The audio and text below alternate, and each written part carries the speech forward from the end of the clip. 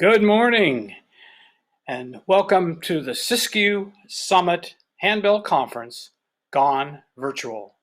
I'm Glenn Haskell, past chair of Area 10 of the Handbell Musicians of America, and I will be your host and MC for today's event. I will be assisted by our Area 10 chair-elect, Shelley Geyer.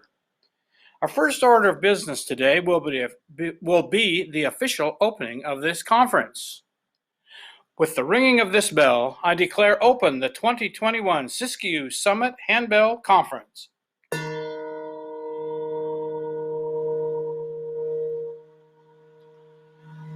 Okay, so we're on the way. Now, if you look at the bottom of your screen, you'll see a link to this event's website.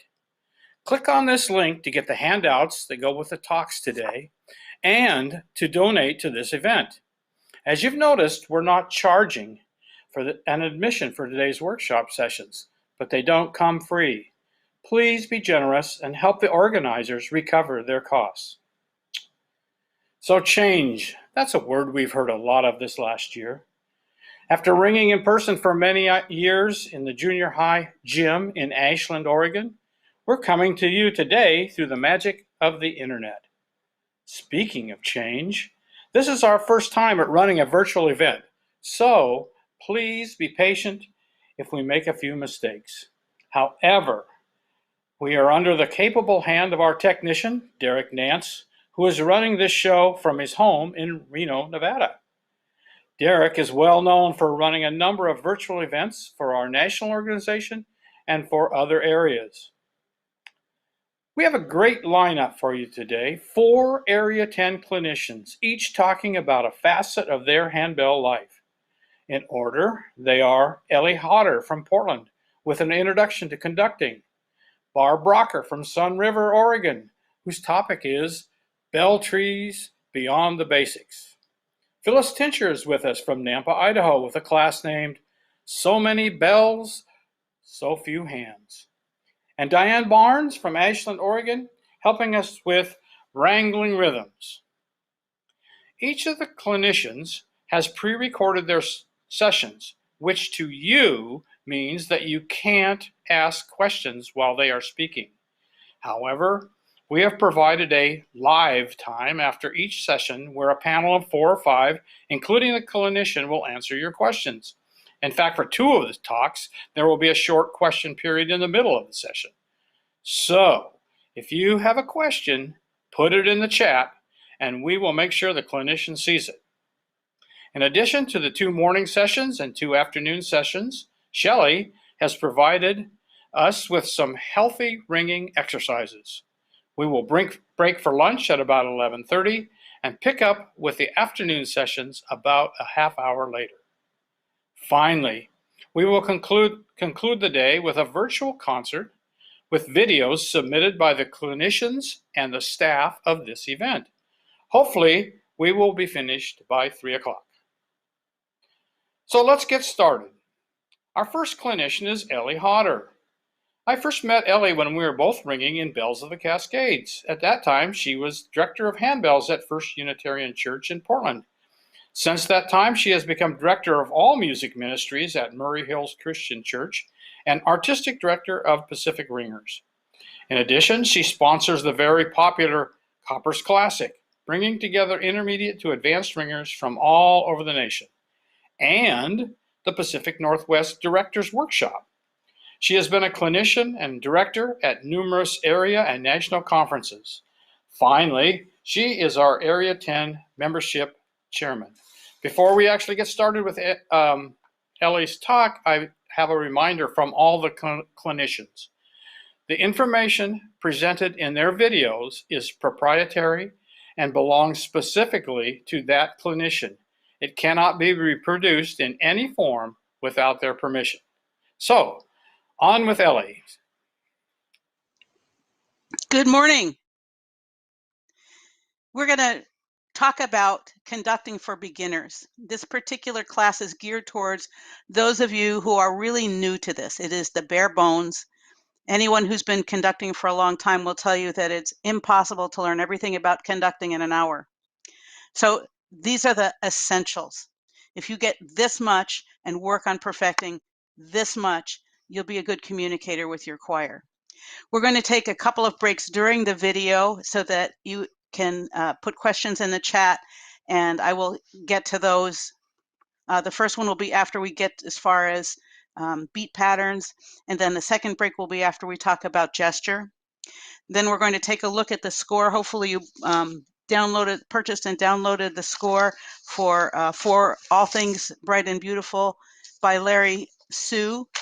We'll take a look at the score, not from the standpoint of teaching the music, but from the standpoint of what you need to do as a conductor. And then at the end, have your music ready, because the last thing we will do together is direct the piece. So, Derek, let's go.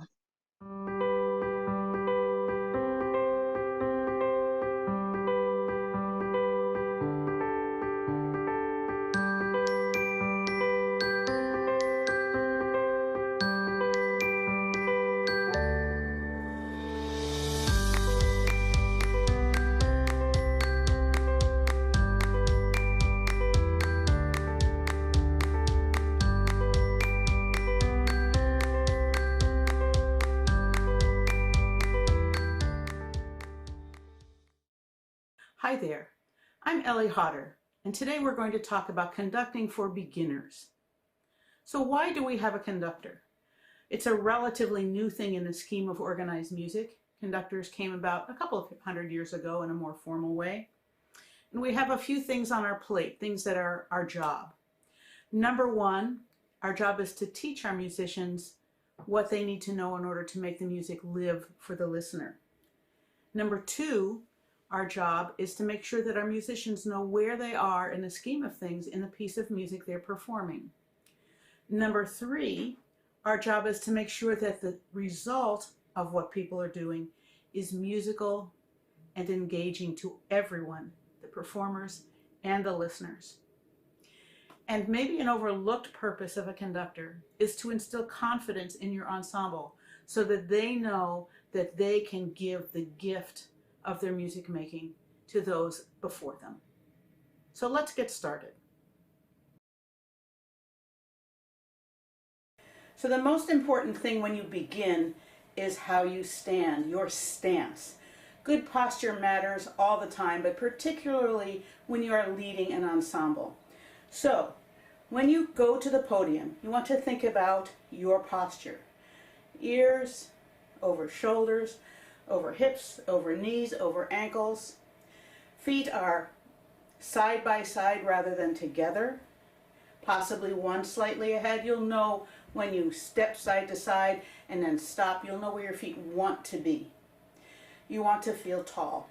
When you are conducting, it's important that your gesture not only communicates to your ensemble, but is also going to keep you going so that you can conduct for the rest of your life if you choose to.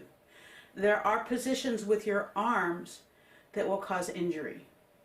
One is reaching forward.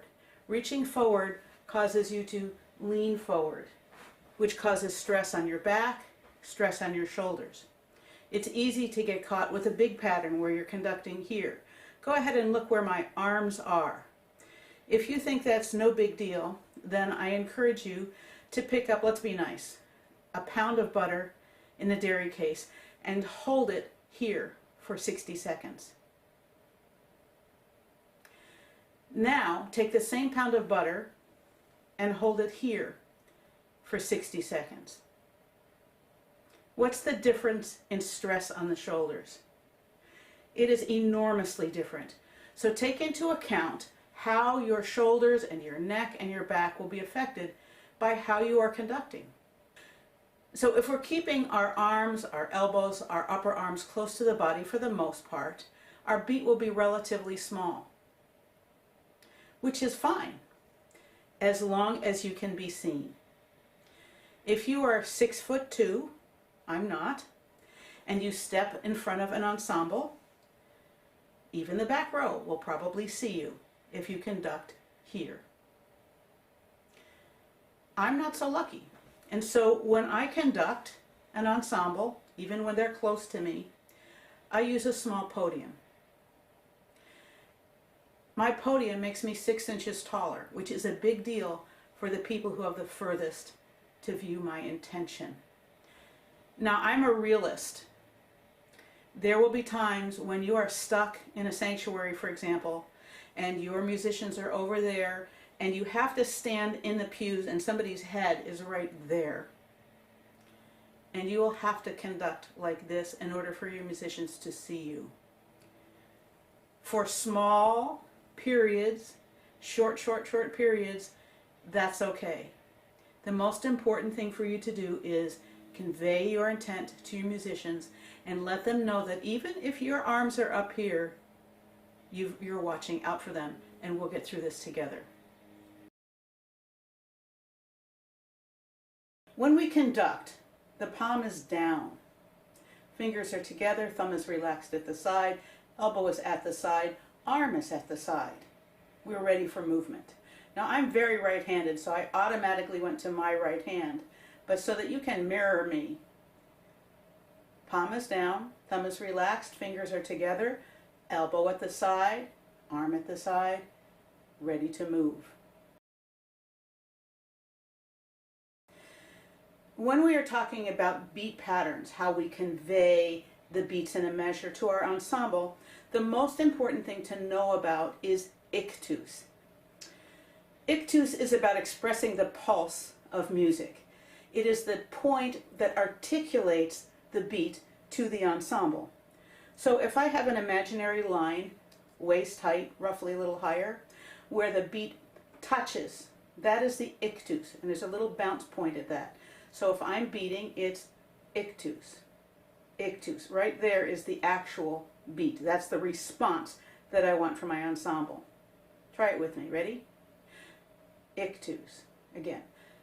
Ictus. Again. Ictus.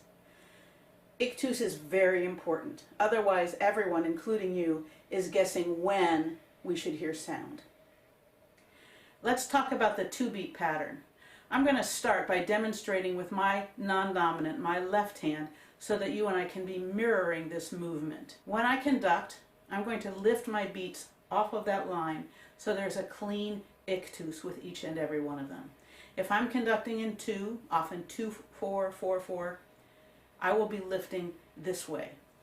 1 is in the center, and 2, I bring my hand to the side and bring it back almost to the bass line in the one spot, maybe slightly above, and still have a clean ictus.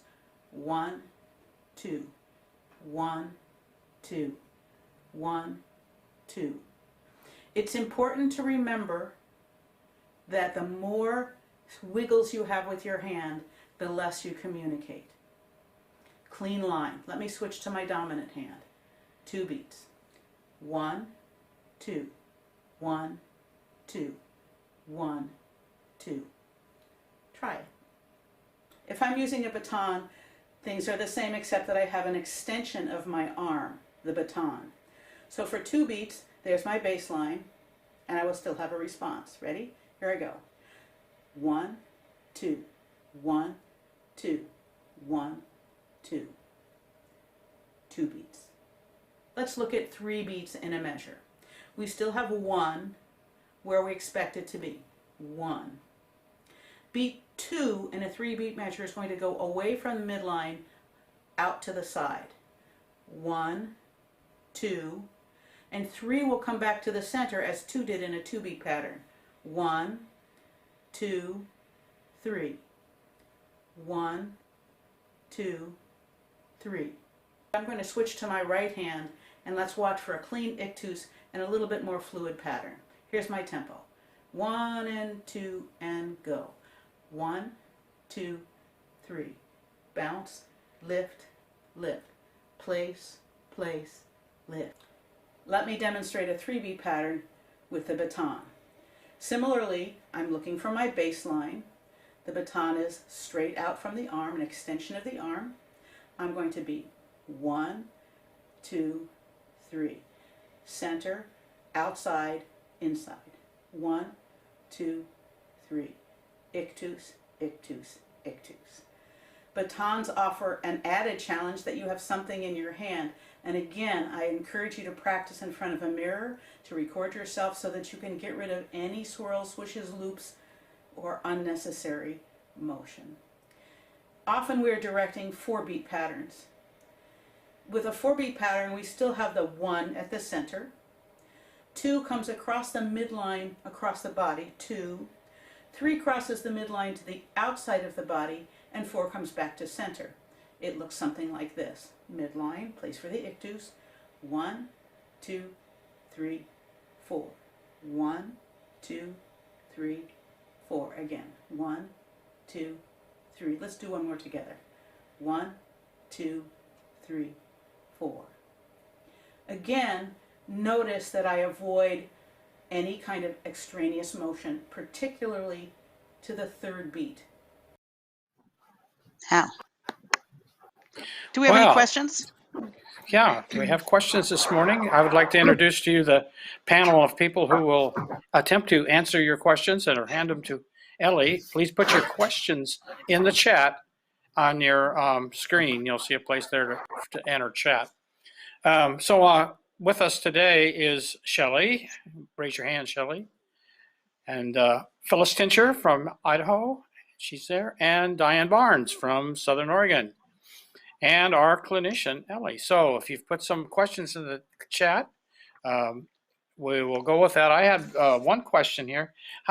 Ellie, how do you direct a 3/4 piece, but you want to felt in 1? So that's 1 beat, which is where we started talking about ictus for 1. 1. Yep. So if it's in 3, you have 1 beat, and that's the one. That's where it is. I'm going to see if I can find the screen. Okay, there's my baseline, which is higher than my waist. So when I'm directing 1, 1, 2, 3, 1, 2, 3, 1, 2, 3, 1, 2, 3. Does anybody else have any questions? Shelley? Yeah, Ellie, and you may be going to address this later, but wondered about, someone's wondering about baton usage and how do you, is that coming up? Am I jumping the gun? Because I'll well, the next segment is about batons. Do they have a particular question about batons? Just use or non-use, and how to decide with handbells. So how to decide with handbells. If you can communicate really clearly without a baton, no baton, then if you put a baton in your hand, there's at least a chance that you will still communicate. A baton will not make you clearer. It has to be there first. So I rarely use a baton anymore. I used to all the time, and I've stopped. Bill Payne no longer uses a baton. The weight of a baton, as little as it is, bothers a shoulder injury that he had from a fall off a tall podium, which I recommend against. If you can learn to convey things with your hand, then when you put something in your hand, this is my blue baton, you can continue to convey your intent. But first, just the hand. So as a beginning conductor, you would say to use a baton or, nope. Or just use your hand? Just use your hand. And if that's being challenging, the pencil, in addition to being a substitute baton, is a really handy tool for learning beat placement and ictus. So if you take the pencil in your hand and there's your line and you see this pencil is giving you a horizontal line, and beat across the line. So here's 1, 2. Here's 3. 1, 2, 3. Here's 4. 1, 2, 3, 4. This is one of the most illuminating tools for everything from arithmetic to conducting. And if you can get good with this, and then you can turn it and point it to your D4, D5, E5 ringer, then you're going to be clearer. But it has to feel good in your hand. I have all sorts of batons. You'll see that in the next segment. Can I ask a question? When you stopped using the baton, what was the reaction of your group? I mean, there did wasn't they say, one. oh, they miss it? There wasn't one. Okay. And actually, I do believe you were at the last Coppers Classic. Is that right? I did not use a baton at Coppers Classic, which is a huge room of people. And no one said, I can't see you. And that's, that's an interesting thing. People will say, well, I can't see you. And my response is, oh, that's interesting. We need to learn each other. So I'm going to show you what I'm going to do, and then you'll know what I'm going to do, and then you know how to respond to that. So rather than saying, oh, you poor dear, I think I'll stand on a house so you can see me, or I'll get my lighted baton, I express how I'm going to communicate. If people understand how you will connect with them, then they have the tools they need to do the next thing, which is play in the right place at the right time musically. I think Diane had a question. Yeah, I've looking at the chat here, there's quite a few from some participants. The first one is sort of two parts. When you use the baton, she noticed that you put the ictus was placed below the waist. Was that on purpose, or was that just how it went? Well, the line is not exactly perfect. I'm still learning the software, but what I can tell you is when I direct with my non-dominant hand, there are differences. There's a little loopy-doopy when I conduct left-handed, which I don't have right-handed. So all of the rules are the same. The baseline is the same. It's at waist height or slightly above, and the ictus is on that line. Okay, we're not robots, so there's going to be slight variation. But that's the goal. So, but it needs to be a spot. That's what you're just doing there. So keep doing what you're doing. Keep doing what you're doing. Do that. Take a look at what Diane's hand is doing. That is something that you always want to avoid, because do I watch the pencil? Do I watch the wrist? Do I watch the fingers? Do I watch the elbow? So thank you for that demonstration. What I was trying to say is that she noticed that when you use the baton, the tip of the baton ended up lower. That's a camera angle. That's a camera angle. And there's another question that's sort of a really important one, because I was asked this from one of my choir members when I was conducting. The person states, when she learned to conduct, she learned to place her 3 or 4 ictus at the top, and then you're conducting so that that's, of course, in the middle at the bottom. Why are you doing it that way with the 3 or 4 in the middle at the bottom versus the 3 or 4 part way up? Because things have changed. Okay. So, and some of you are going to go to YouTube and you're going to watch some of the greatest conductors in the world, and here's their 3 pattern. Right? Right? Yeah. That's a whole different thing. This class is about, if you do at least this, you will be clear to your musicians. And then there are 3 more classes about how to communicate clearly, because your words make a difference. And the other thing is about how to do score study so that you can have a musical result. But these are bare bones. There is still an agreement now, in the last 50 years, that there is a baseline and the ictus responds to the baseline. So I think there's a couple more questions we might pick up later, but I think we should move on and keep on schedule. Let's talk about batons.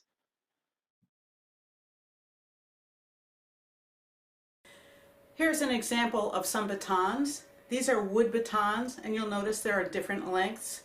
This one is about 10 inches. This is about 12. This one is about 14 inches. They're lightweight because they're wood. They have a bulb at the end, a handle. That is one of many designs for the hand. And you need to test the batons in your hand to see what feels right to you if you choose to use a baton. These batons are fiberglass. The weight of the baton is slightly more, microscopically more. I particularly enjoy these more than the wooden batons because of that. And you'll know when you put the baton in your hand if it is right for you. You will be one with the baton. And that's a plus, because if the baton feels awkward in your hand, your conducting will suffer. When I use a baton, this is the one I use most often. It's a 12-inch fiberglass baton. It has a teardrop handle, which fits my hand very nicely. This is a special baton. It lights up, and I only use it on rare occasions when I conduct in the dark. Watch. But as you can see, it lights up.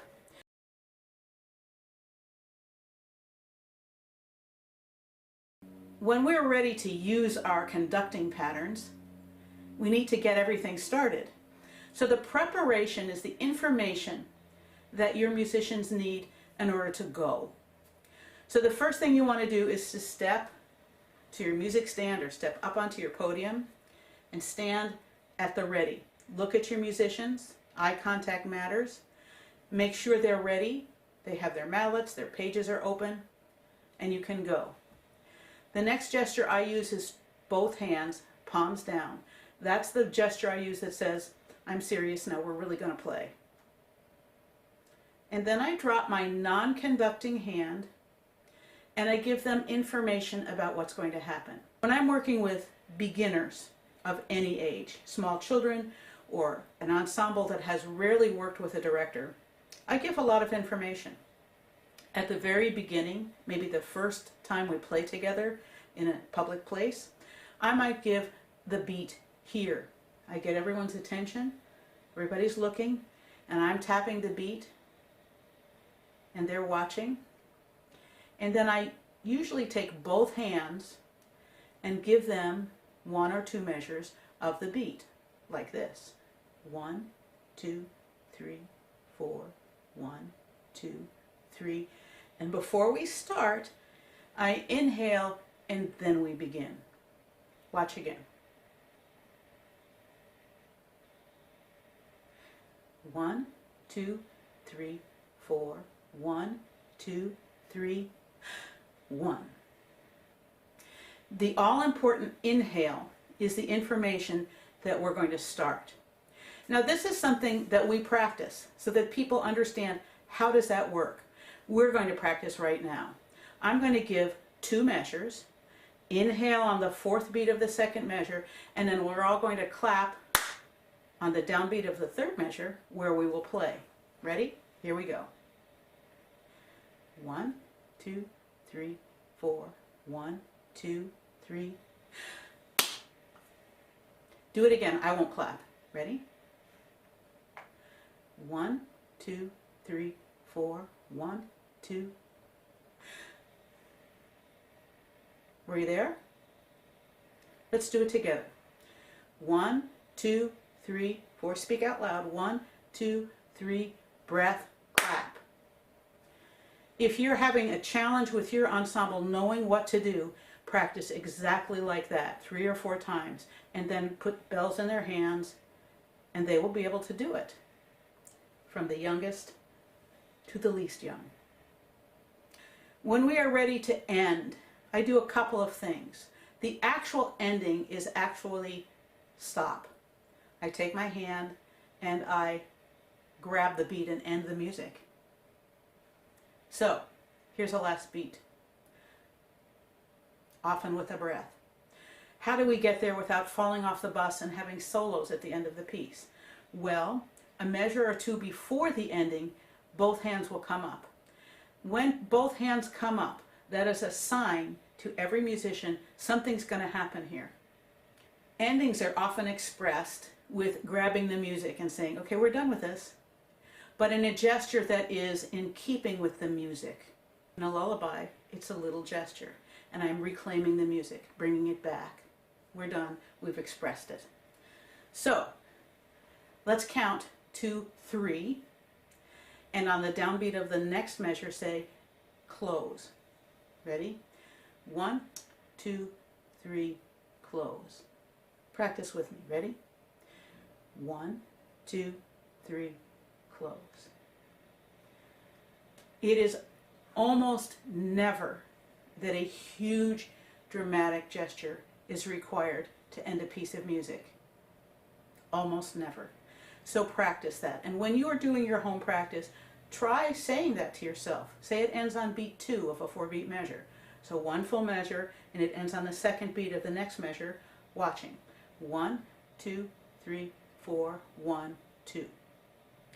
1 and 2 and 3 and 4 and 1, close. may I suggest that you use words and mime practice with your musicians and then have them practice with their instrument, whether it's voice, tubas, or handbells. And you'll find that they will learn to understand your gesture.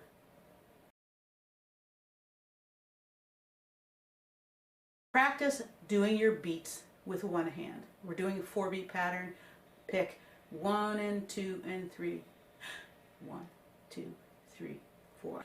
Now, there is a tempo change, a retard coming. A 2-measure retard, and the downbeat of the 3rd measure is a fermata. A 2-measure retard, and the downbeat of the 3rd measure is a fermata. Is a fermata stop? No.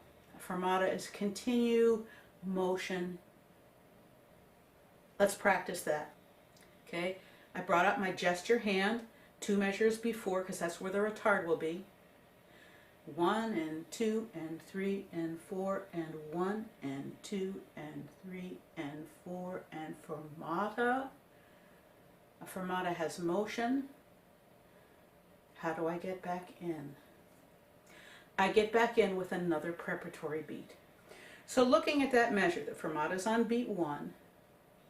Let's just say that something happens again on beat 2. Everybody has a fermata on 1, and some of the ensemble come back in on 2.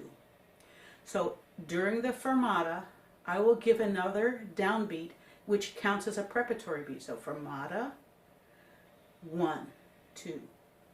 Will that be wonderful the first time you do it? Maybe. How do you get your ensemble to learn? Practice.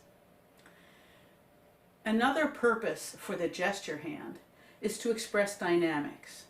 Now it makes sense to say, this means more, I'm getting higher. We tend to think of higher as more. So that's a good gesture for more dynamics. So I'm beating in 3, 1 and 2 and 3, 1 and 2, and here comes a crescendo, 2, 3, 1, 2, 3, and I've brought that hand up and I've expressed that to my musicians. Meanwhile, this is telling them where they are in space. Let's do that again. Ready? Here we go. 1, 2, 3, 1 and 2 and 3 and 1 and 2 and 3 and 1 and 2 and 3 and so on. How do I teach them to do that? I use my words. They do it with me. They repeat the words. Words are powerful. We learn music first, a baby's cry is first, and then we mimic what our parents are saying, and that's how we learn to speak. So use those tools when you are working for your ensemble to understand what you mean. Supposing it gets softer. Much of the music you do where it gets softer, there's an expression of, I'm bringing this back to my heart.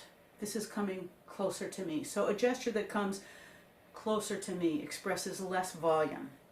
So I might be going along and I might come this way, or I might do this to bring the dynamics down. Let's be in 2. 1, 2, 1, 2, 1, 2, 1, 2. My gesture might become smaller, but this hand is coming in closer to my heart. Ending.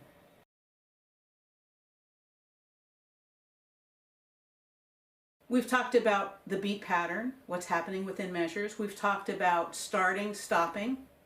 We've talked about using your hands to indicate tempo changes, fermatas, re-beginning.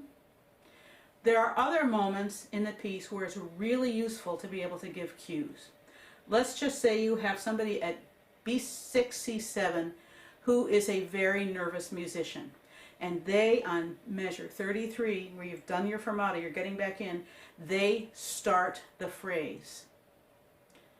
You need to be able to look directly at them, get their attention, take the breath, and smile at them. And practice doing that with them so that they can do that. And so on. When people have something that's unique and special and different, maybe a melody starts in the middle of the piece, give yourself a couple of measures ahead to look directly at the people who will start. Maybe your battery is starting together. This is a good motion. This is, okay, the middle, the belly of the choir, the battery. We're ready to go on beat 1, 2, 3, and practice with them. This is what I'm going to show you. If they know what you intend, they'll respond. But practice your gesture. Here we go.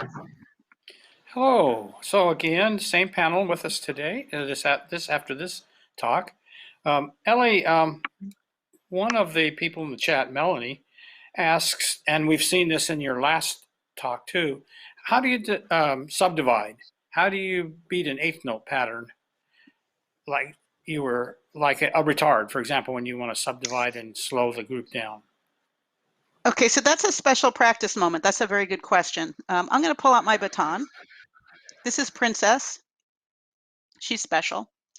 And so if we're slowing at the end of a piece and subdividing, I give an ictus to every eighth note. So let's just say, for argument's sake, it's going along 1 and 2 and 3 and 4 and 1 and 2 and 3 and 4 and. So let me see if I can keep this in the camera. So I'm conducting, I know something's happening, so the other hand is up. 1 and 2 and 3 and 4 and 1 and 2 and 3 and 4 and. You can't see that, can you? 3 and 4 and. Where's the camera? 3 and 4. Anyway, so along that line, relative to where the beat is. So if the retard is really slowing, then I need to do eighth notes on 3. Let me mirror. So 3 is here. 4 is back here. There's an additional ictus. So 3 and 4 and then the ending, however that is. So it's an additional ictus on the and. And I encourage you very strongly to practice that more than once with your musicians and memorize the end. We're going to get to memorization. Look at that together, because what I know is you will channel the room, which is different than doing it exactly the same every time. So the Okay. spirit will tell you this is the speed. So you have to have them looking at you. So practice that. Great. Any other questions, ladies? I had one. So Ellie, you talked about eye contact being so important between you and your group. And I think I'm going to bring up a question that a lot of directors have, and that is how do you encourage your ringers to then also look back at you looking? And do you have any little that's the next section about getting... Oh, I'm always jumping ahead. I'm sorry. No, that's good, because the next section. One of my dear friends, I sub a lot in their bell choir, and when that person wants to start a piece of music, they say to their ensemble, I need to see your eyes. And they go 1, 2, 3, 4, and that's what what the ensemble sees is the bald spot. So we practice, and I encourage you to memorize as much as you can. You're going to see the first stage of memorization in the last video is I consciously, you'll hear in the next section, memorize the beginning and the end. That's important because I need everybody's eyes. Otherwise, we're going to have a lot of solos. But there's a path to memorizing the whole score. And I think it's easier to memorize the whole score than it is to memorize the F and G5 part. I do. And so you'll notice that I'm not looking at my score as I'm turning pages. That's the first step. And then the next step after that is to move my stand away. Will my ensemble forgive me if I make a mistake? Unless they hate me. And the other thing is, if you want your musicians to look at you, they need to see affect on your face.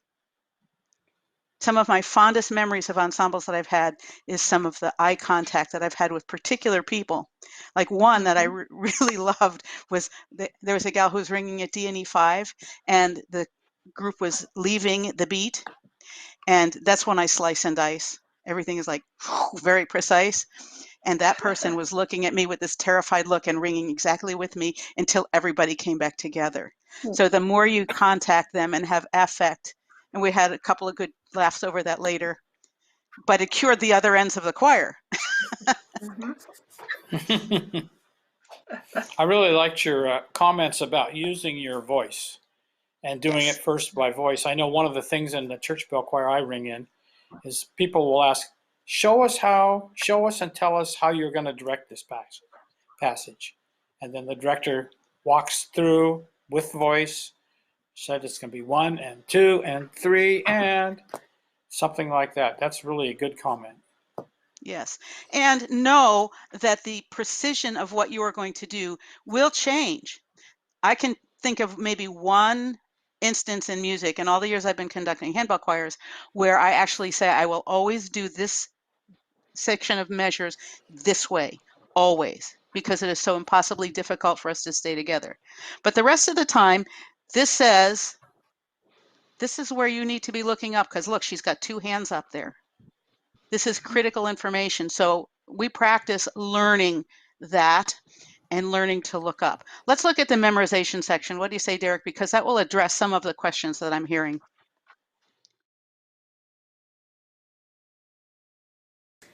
One of the most interesting things that I hear from directors is the statement, "I want to see your eyes," which is really important. If I see my musicians' eyes, I know that they are really working hard to stay together and with me, and that's a good thing.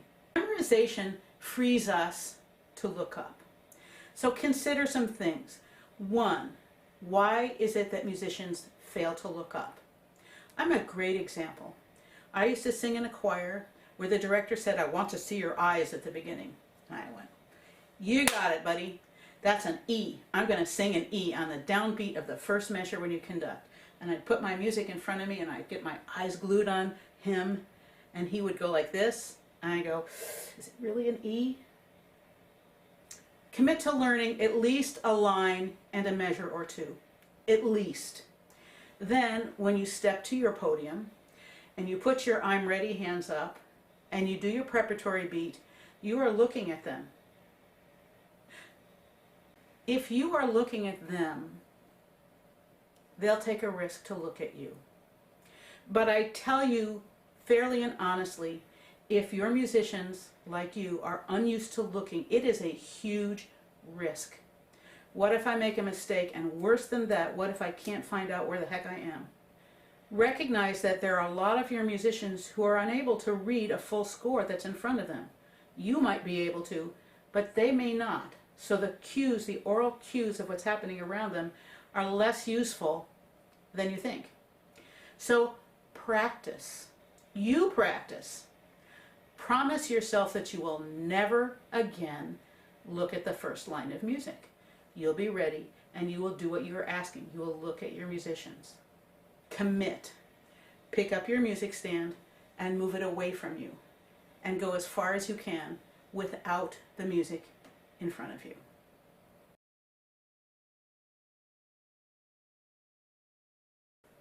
Thanks for watching this video.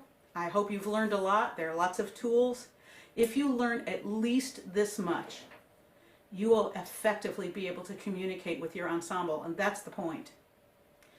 I hope that you will choose to continue studying, that you will go to workshops, that you will put yourself on the other side of the table and actually ring under conductors that you respect. It will teach you as much as moving your hands.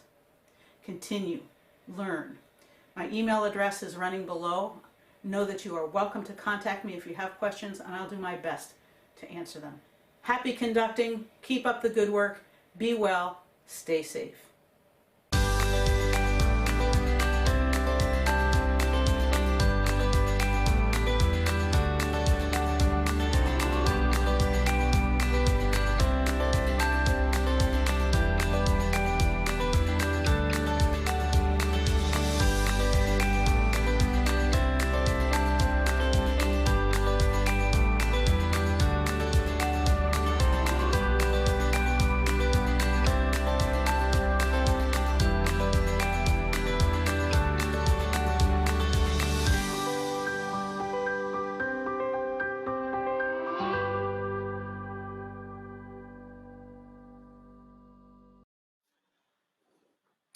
So the There you panel's go. back. How about questions for Ellie? Did you catch any in the chat, Shelley? I did not. Okay. Diane, I didn't notice any new questions. Did we miss some? Specifically for conducting. No, from the last time. Though there was one question I was going to check at the break, but you might be able to answer now, or we can talk about it later, is that will your video be available for purchase later since you have it copywritten? No, not yet, but it will be up for a while. Derek has assured us that this workshop will be on YouTube for a while, so you can watch it again. That's but great. I'm available as a Yes. clinician. There you go. Okay, so Ellie has another Yes. portion of her talk where we're going to actually direct a piece. So you should have gotten Larry Sue's For the Beauty of the Earth. Hopefully you all got that. If you didn't, I've prepared a PowerPoint with some of the things we're going to talk about. And after we go through looking at the score from the things that you need to do as a conductor to convey beat and tempo changes, dynamics, those sorts of things, there's a lot more. That's a whole other class, more than an hour. But let's take a look at that video, and I'll show you some of the markings that I have put on the video. So, or on my score. So go back to the first page. Next page. There we go. Whoop, back one. Should be the one with it. There it is. So the first thing that's okay. The first thing that you must look at is under the bells used chart, and I've highlighted it in yellow, is what you need to pay attention to for the size of your ensemble, and we forget about that. So a 3-octave choir, we're told to omit all the notes that are in parentheses, plus all the other notes that you don't have the bells for. 4-octave choirs omit the ones in brackets, and 5 to 7-octave choirs play absolutely everything that's there. Pay attention to that. You may have a note that's in parentheses, you may have the bell for that, but the reason that the composer has put that indication there is that it changes the chord structure going through, and they don't want that sound. They want what they wrote. So that's important. Note the tempo. Get a metronome. I actually, in rehearsal, use an old-fashioned battery-powered metronome because I can find 88 on this mechanical beast faster than I can find the app on my phone and get the app to respond and then dial up. That's tomorrow. So for rehearsal, use the old-fashioned mechanical one. The dynamics at the beginning are mezzo piano. The bottom of the first page has that good old fermata. Now I've marked that so I remember to do that, and you'll notice when we conduct the piece, the page is turned, because the next thing that happens is we're back to a tempo. We've stopped and we're going back to the tempo we started to, and the chimes are playing in the battery, and there I have the melody. And next page is, yes. So you see there's the a tempo and the dynamics mezzo piano. And I've made some marks where the leading lines are where the chimes go. Next page. I need to get rid of the chat so I can see what I wrote on that slide. How do I get rid of the chat? I'll work on it. There it is. Okay. So page 5, look at that. There's a 2-2 measure.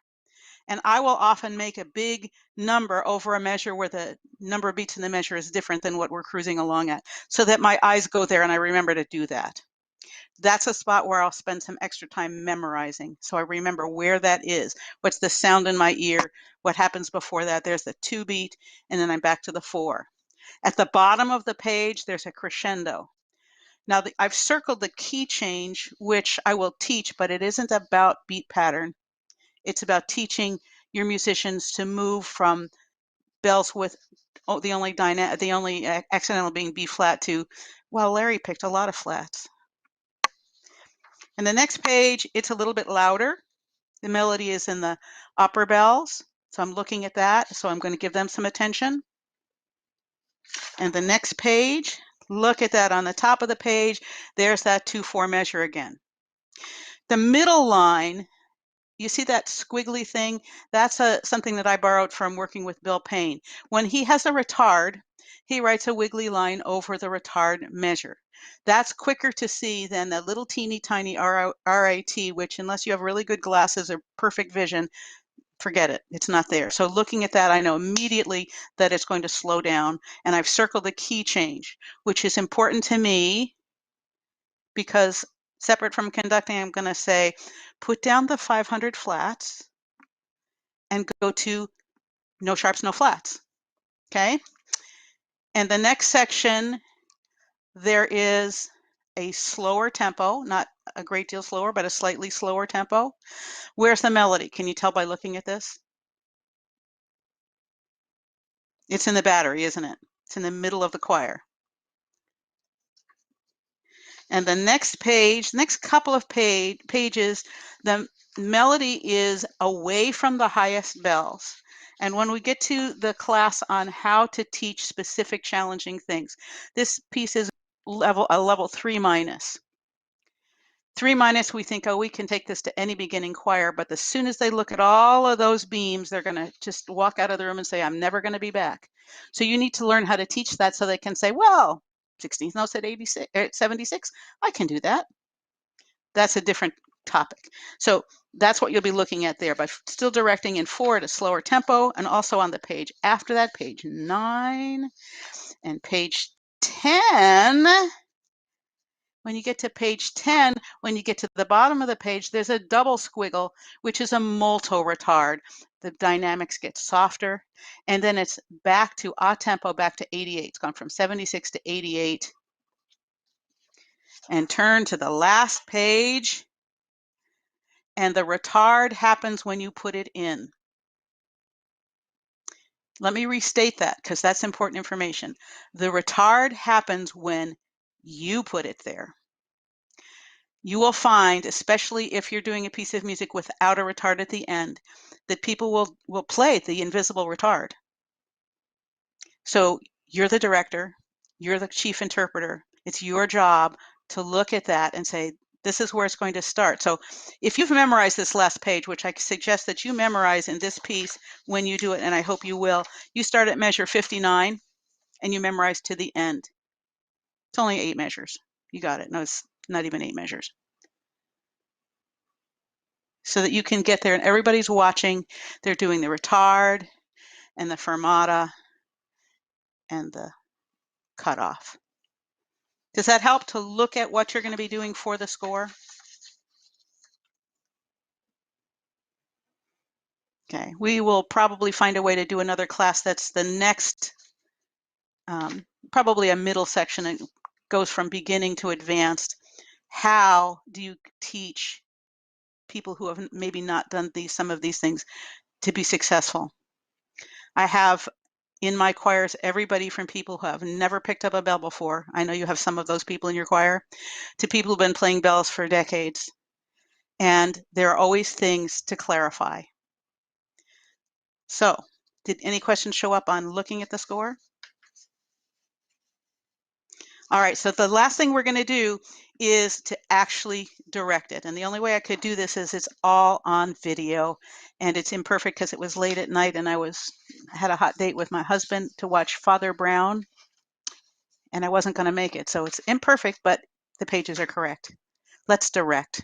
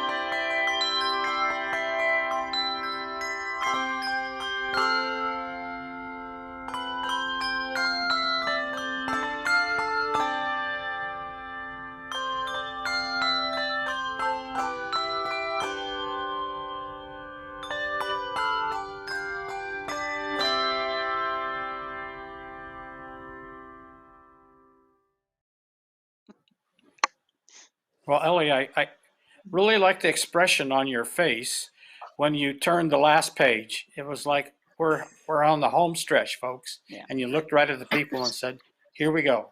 We did it. Who's surprised? Yep. Not me. Yep. I had one question going back, and you talked about memorizing.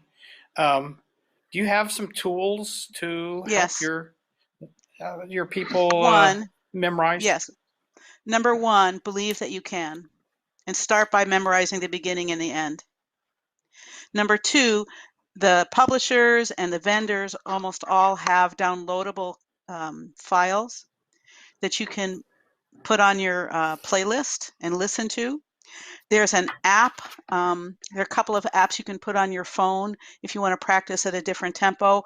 One is Audipo, Audipo. Another is All Slow Down. There are a couple of different apps that you can listen at a slower tempo so that you can practice. Go to a middle section. Go to the place where you have to do 2 measures before that 2/4 and then 2 measures after. Take a look at that, get it in your mind and get in your ear, and then practice directing it and getting that, and then back up for a ways and go over it. And then the other thing is that you have to take the risk of falling on your face. This is information for both you and your musicians. What happens if you make a mistake? Put this to your pastor. I've asked many clergy. I ask them, if we make a mistake in church, is it likely that there will be thunder and lightning and a big booming voice from the heavens that said, never again? And they all laugh and they say, oh, no, no, except one retired Methodist bishop who looked at me and said, not yet. So, you recover and go on. So this is the most important information about everything, including memorizing. Handbells is the repeated act of self-forgiveness. Repeated act of self-forgiveness. If you miss a note, it's gone. I need the next note. And if you take nothing else into your life than that piece, you're going to have a great life. Great. Ellie, Thank you for that advice. Sorry. Go ahead. A long time ago, I was at a workshop with you, and you said something that really made an impression on me, and you haven't said it in your class, and I was wondering if you still say it. It was direct what you want, not what you hear. That's right. Yeah. And that is totally that important. Just stuck with me. Yeah. And that goes back to the time that I was looking at my D&E 5 musician and the ends of the choir weren't paying attention, is that the only way back, and this is hard as a musician, is to go to the baton, go to the hand. That is the one person who's actually driving. The person who's in the 15th row of the bus isn't driving. You're not going to give you the control over to them. So conduct what you want, even if what you hear is different from that. And when you do that in rehearsals as well as in performance, your musicians will get used to going, uh-oh, I better look. And it will be transformative to everything you do, because then you stop being a robot who's pounding out a beat pattern and become a conveyor of the essence of music, which is extremely spiritual. So I really liked your comment. I was wondering, I was going to ask you, how does a director practice? And you mentioned it. Jeffers now has just about everything in their library as an MP3, and you can download them, you can listen to them.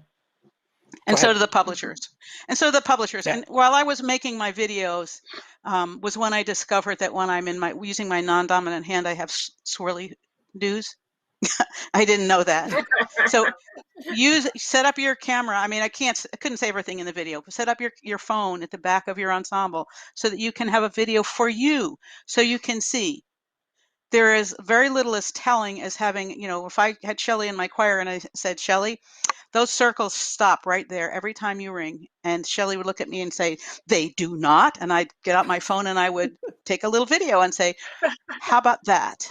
And Shelley would start moving her bell. And the same is true for you. A picture is worth 1,000 words. Use it. Okay. There's also one question here. Are the terms conductor and director interchangeable? Yes. You probably are hearing my bias. In this context, out of the professional realm, and I'm not sure if I would disagree in the professional realm, you are first a teacher, first. And then you're a colleague. Your job happens to be to provide the beat and the interpretation and bring everybody together. But you are first a teacher. Okay.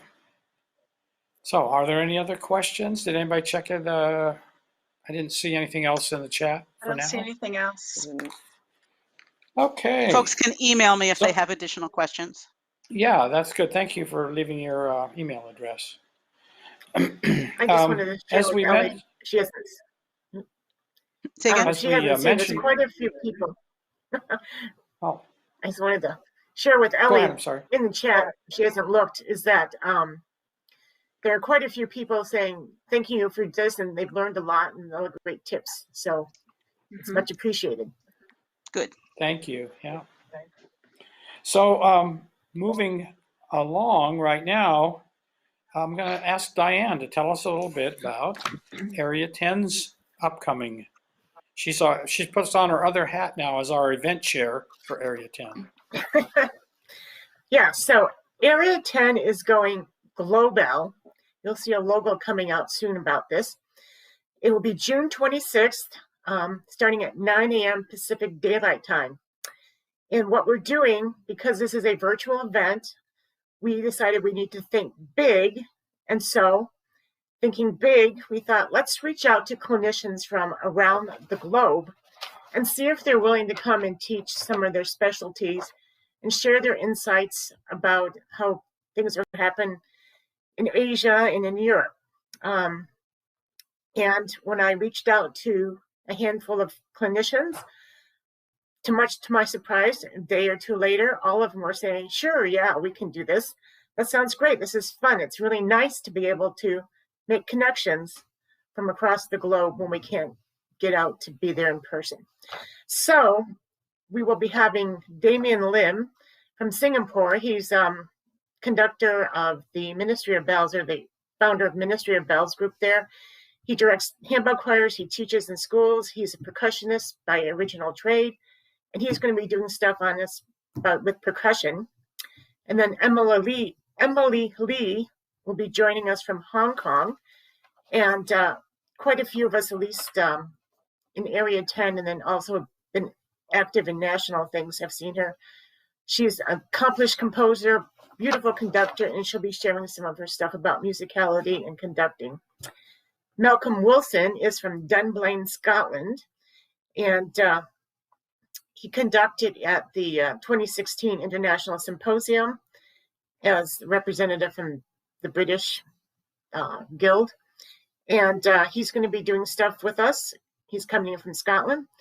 Bruna Marino, I'm not sure if I pronounced that correctly, is a ringer, a teacher, enthusiastic, passionate person about handbells, and she'll be joining us and helping us along our path. She is just really enthusiastic and sweet person. Anne Hill from British Columbia will be joining us. And I'm waiting to hear back from a couple other people from around the globe, but I haven't yet. Also, we will be having clinicians from other parts of the United States, Jason Krug from Indiana, Stevie Berryman from Texas, and there's a few other ones that are in the works. And so it's going to be a Area 10 Global Festival, incorporating a lot of fun people with a lot of great information and insights that we may never, ever get a chance to meet up with unless we attend international or national seminar events on a frequent basis. But all these will be great classes. June 26th, starting at 9 a.m. Ellie Hodder will also be there as a conductor of massed ringing. We are going to try to have a massed virtual ringing event where Ellie is conducting a rehearsal choir.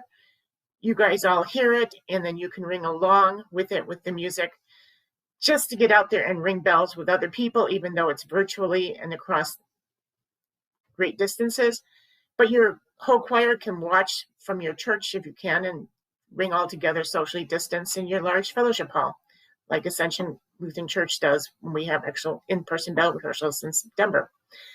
So one more information will be coming up soon. This on your calendars. It's going to be a great day, full of a lot of great information and great connecting with people around the world. Thanks. Great. Thank you. Thank you. So, okay. So right now, we've been sitting for quite a while. Shelley has prepared some video, a short video on healthy ringing exercises. So let's have that video and get up and do a little stretching. Hey, it's break time. Go hit the bathroom, get a beverage, get a snack, and then come on back, because we're going to work the kinks out of your body and wake up your brain. I'm Shelley Geyer, and I'm the Handbell Director in Central Oregon, and I'm also the Chair-elect for Area 10. Before COVID, when my groups were meeting together, we would always do body and brain warm-ups before rehearsal, and I was asked to share that with you. And I said, sure, I'd love to. And I find it kind of amusing that just days after I said I would do that, I broke my arm. So I'm going to have to adapt some of these for my left side, but you'll get the idea of all the exercises. I've practiced these and I know what I can and I cannot do. Now, the exercises that I'm going to show you today are not, I did not develop these. I learned these from really smart people. Sue Berry, Tim Waugh, directors at seminars and festivals I've been to, and from the internet.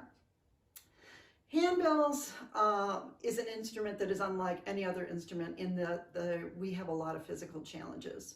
You know, from the way if we just did this, if we just rang, you know, there'd be no problem. But what about foreign hand ringing? What about picking up those big heavy bells, weaving, passing bells, turning pages? Okay, it's a physical activity and we really need to warm up the body before we do any rehearsing. So we're going to do some stretches right now. These should feel good. If they don't feel good, please stop, because one of two things are happening. One, you're either doing it wrong, or two, your body is just not ready to do that particular stretch, that it's too challenging for your body. So please take care of your body and stop if any of these don't feel good. The stretches should be slow and controlled. You should feel resistance, but we're not going to overstretch. We're not going to bounce. And the static stretches that we're doing, you should hold for 10 seconds. Now, because of the time factor, we're not going to be holding all these for 10 seconds, but just know that's where you should be, is about a 10-second hold.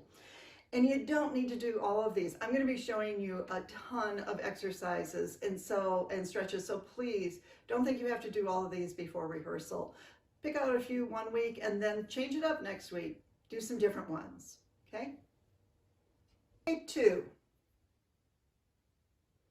So let's do some stretching and wake up our body, okay? The very first one we're going to do is a full body stretch. It's called sunshine stretch. So your arms are going to come up over your head. You're going to grab one of your wrists and you're going to pull it to the other side. And when I say pull, I'm talking very gently. You're going to come across here. One thing I want you to do is lower ribs should stay in, okay? Shoulders should be down, because you're going to want to do this, all right? That's not what we want. We want shoulders down, all right?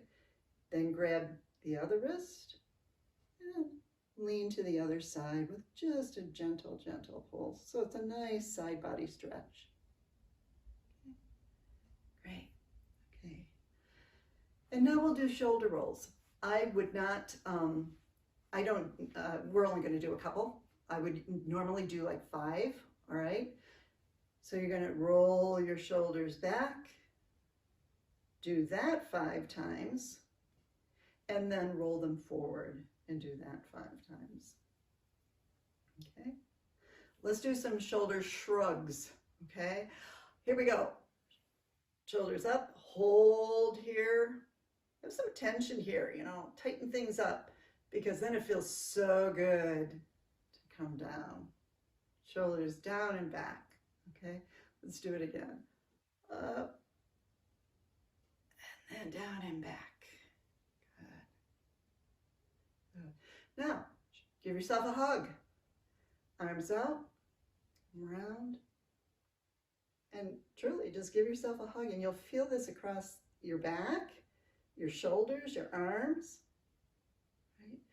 Make a mental note right now which arm is on top, because you're going to give yourself another hug, but this time put the other arm on top. Right? Yeah, if you do it one way, make sure you do it the other way, because it does make a difference. Okay? All right. Let's stretch out the neck. I don't know about you, but I always have issues with my neck.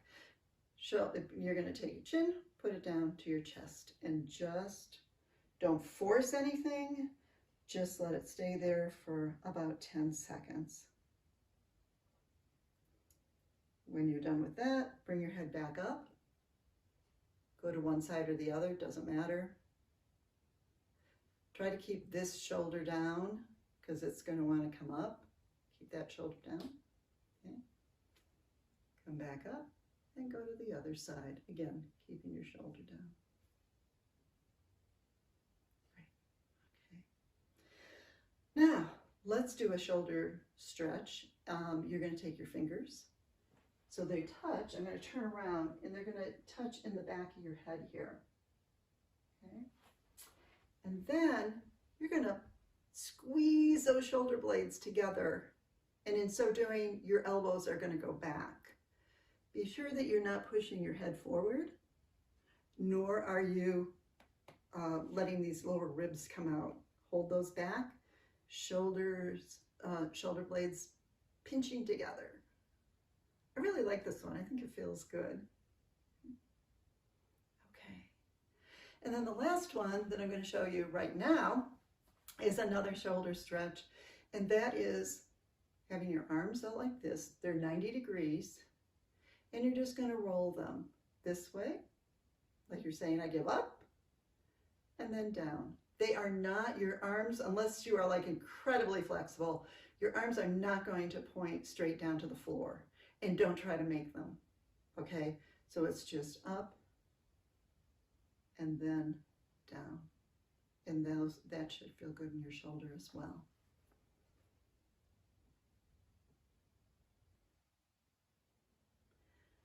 All right, so we've stretched out our body some. Let's wake up our brain. These brain exercises that I'm going to be giving you, the object of this is to get both sides of our brain talking to each other. All right, we're going to be crossing midline, which means the brain has to move back and forth. Also in bells, there can't be a dominance in bells, or should I say, there will always be a dominant because we have a dominant hand. But we want to make the non-dominant hand less non-dominant, all right? So that will help with that as well. So the first exercise we're going to do is I want you to take your hands and make all your fingers in a little crunched up ball like this, okay? Both of them do this. I'm going to try to do this against my black sweater so you can see. Okay, and what you're going to do is you're going to touch them in front of you like this. You touch. One hand opens, the other hand touch, touch, touch, touch, touch. This one, I think is probably the easiest one. It's more of an alerting brain exercise, get your brain awake. And then of course, as you get good at it, you can do it faster and faster. Okay, like that. So that's the first one. The second one is to touch your thumb to each finger. And I know we've all done this before, to the index, middle, ring, pinky. Then go back the other way, pinky, ring, middle, index. Do it with both hands. Okay? Do it with both hands at the same time. Now I want you to do the opposite. So if you start with your index finger on this hand, start with your pinky finger on this hand. Okay, do that and go back. Now I want you to cross your arms. Cross your arms and do that. So starting with your index, pinky, and do that. and go back and forth. So far, it's probably been pretty easy for you because you crossed your arms in the way that it's most comfortable. Unknowingly, you did that. Now I want you to cross your arms the opposite and see what happens, okay? Starting with the pinky on one, index on the other, okay? Now, I don't know about you. I can do it, but I have to think about it. I have to think about it a lot more when it's crossed my, I guess it would be my non-dominant crossing, because the other one is very natural, the way I did it the first time. So try that. That's an exercise that will help your brain. Okay, palms up. Now they're getting a little trickier. Palms up. Palms up. You can do it like this. I'm probably gonna do it like this, my palms facing me, just because of my arm. Whichever way is most comfortable. And what you're gonna do is on one hand, you have your thumb extended and the other one that your pinky is extended, right? And then you're going to switch it and switch it again. I don't know about you. This is another one I can do, but I have to think about it. It also helps if you look at your hands. Sometimes I have to look and see what my hands are doing. Right? So that's a brain wake up one. Next one. One finger on one hand, one finger on the other, and you're going to point. So here's 1, here's 2, here's 3, here's 4, here's 5. And then you start over again. 1, because it's the opposite. 1, 2, 3, 4, 5. All of these exercises you're going to start out and do them very slowly so you can be successful. Once you get very successful at these, they don't do your brain any good. It's been assimilated into your brain. You don't have to work at it. It's the working at these, the stimulating your brain. That's what we want. We want your brain working. So take these slowly, and then probably as you get better and better, you'll be able to do them faster and faster, and you'll say, well, I guess I don't need to do that one anymore because I've mastered it. Okay. Here is the last one. I think for me, it's most difficult. Peace sign to the I love you sign. Okay, peace, I love you. And go back and forth. Do it on your other hand. Of course, whatever you do on one hand, do on the other. All right. Here's where it gets tricky. You're going to have the opposite, right? And you're going to switch them. So you're going to go here. You can see I'm not great at this one. Here.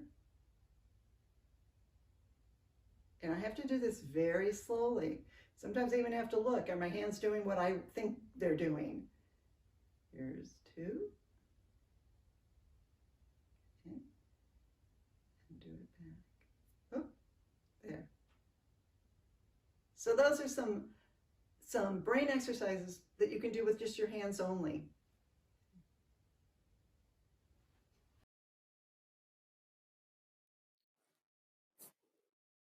Hello, Barbara.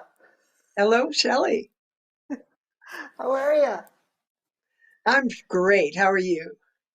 Okay. Well, let me tell you what job I was asked to do. And in fact, I really don't consider it a job. I consider it an honor. I'm going to introduce someone who needs no introduction, but I'm going to introduce her anyway, because it's Barbara Brocker, the Queen of Bell Trees. And we are so fortunate to have you here in Central Oregon, where we get to experience you and you share all your expertise, and in Area 10 that you're here today. Barbara's journey with Bell Trees started all the way back in 1985. And she was new to handbell. She and her husband had gone to a new church, and she was asked to join the bell choir, which she did. And they went to their very first festival. And it was there that she saw a high school group that were doing a processional, and the processional was led by a young lady playing a bell tree. And Barbara's quote is, "It was heavenly." And from there, she went back to her church, and it was, I think, on Christmas that she put a bell tree together, because the service always ends on Christmas with Silent Night in the dark. And it's hard for a bell choir to play in the dark. And so she strung some bells together, and that was her first bell tree, was playing along with Silent Night.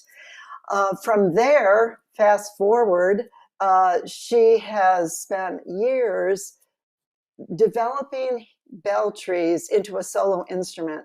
She has written more than 30 pieces for bell trees that are published. She has written a book called Bell Tree Keyboard Manual. So if you are into bell trees, get her manual, because it's got everything that you could possibly need to start your own bell tree career. The past 20 years, she has been performing, and she's also been teaching at festivals that are national and international. And she's here today. Let me see if I forgot anything, Barbara. Oh my gosh. Yeah, I forgot to mention that she founded the handbell program in Sun River, where I get to direct there. And she plays in the 5-octave choir there, and she teaches bell trees to anybody who has any interest. She wants to share this passion and this love of bell trees to all. So Barbara, I'm going to let you take over, but before you even do, can I ask you a couple questions? Sure. Okay. So I know that you have more that you're going to share a video with us today, but I know that you have more than just this one video. And so if you just talk about a little bit about, like, what was your goal in developing these different videos, and tell us about the videos that maybe we're not going to see today. There are 3 videos. The first one is Bell Trees in the Beginning, and it's starting from scratch and goes into the very basics of stringing up and playing. It covers a lot of basics, because if we do it right the first time, there's so much we don't have to relearn. And I've relearned plenty. I think it's good to start good. Then the second one is Bell Trees, the Bell Tree Keyboard. And it goes over what is it, how was it developed, why was it developed, and then by the end of that video, you're actually starting to play the bell tree keyboard. This third video is one that that I think has the rest of the story in it, because we spend a lot of time with the basics, but in the 30 years I've been playing bell trees, I've seen a lot, and a lot of it is wonderful. Some of it is, oh, I look at it and say, oh, if they only did that, or it's so simple if they could do this. So this video is my chance to put all that in one place and to put it out there to just give some ideas that might help some people along. And I would imagine that your goal in making these videos is to share your passion for bell trees, because it's been part of your life for a long time. Yeah, it has. I never expected to go on this journey. From the first time I saw a bell tree to even be sitting here now and having a conversation, it was never in my wildest dreams. And that's kind of one of the reasons that the bell tree keyboard is important, because it took me a while to stumble on it. And it took me a while to realize that that was a much easier way of doing bell trees for me. And if I can help people along in that journey, I really want to do that. You're a wonderful teacher, and we're going to see that today. But what we're going to see, is it going to be just lecture, or are we going to have an opportunity? Go ahead. To do to do hands-on. Yeah. The first bell tree class I sat in was all demonstration, and I wanted to get up there and try it. So all my subsequent classes have been hands-on, where I'll get a few people together at each bell tree setup, 5 max, and we'll have setups like this around the room, and we'll go through things step by step. So I'll give an idea, and then people will have a chance to really try it. I think that's really the best way to learn bell trees. Now, getting thrust into this video environment has been a challenge, and I think it's still unknown whether or not this is the most effective or even an effective way of teaching bell trees, because you really have to try it. So what this is an abbreviated form of the first hands-on, complete hands-on video, because we find that a lot of people tuning into these videos, these festivals don't have bells with them. So if you don't have bells, you can pantomime, but I'm really hoping that you have a chance to get the idea, try it, even if you're just using your hands. The videos are set up so that there's an idea, time to try it, and then a pause. And then we move on to the next idea. Okay. All righty. Well, we're going to go to your video, but Barbara wanted me to share that the quality of the video is not as good as she would have liked. She did this very early on during the pandemic, and we've learned so much over the months that we have been in lockdown. But anyway, she just wanted you to know that she wished the quality was better, but the content is wonderful. So let's go to the video.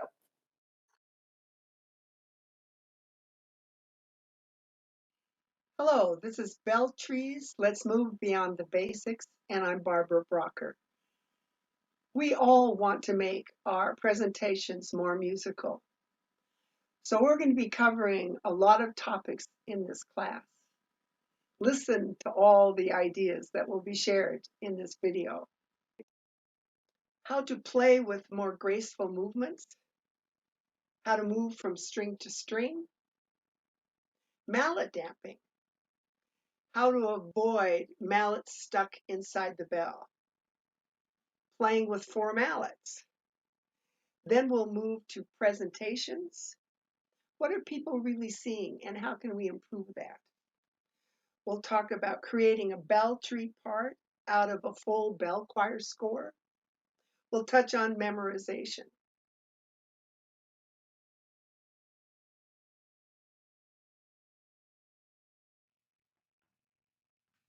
If you have the C6 to C7 bells as shown, you can set them up now with a C6 casting pointing to your left. You can hang those bells on your bell tree stand. It also would be helpful if you had 4 mallets.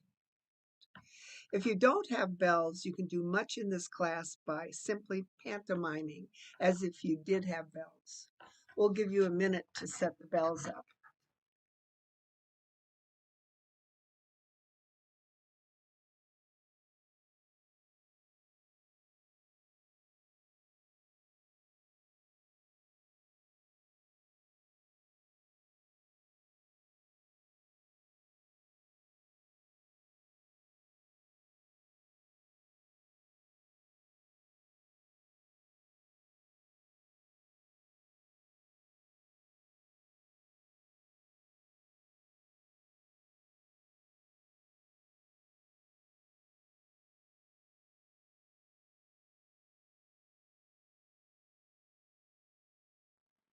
When we begin playing bell trees, we're just glad we can hit the right bell.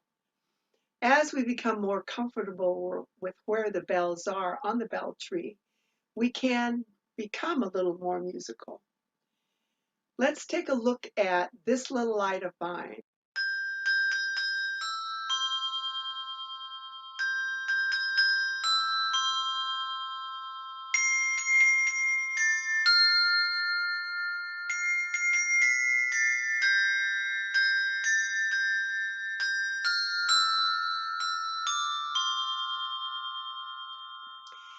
Now that's fine, but we're not woodpeckers, and to peck consistently on the same side, it's okay, it's fine, but you can't get much speed there. Listen to this.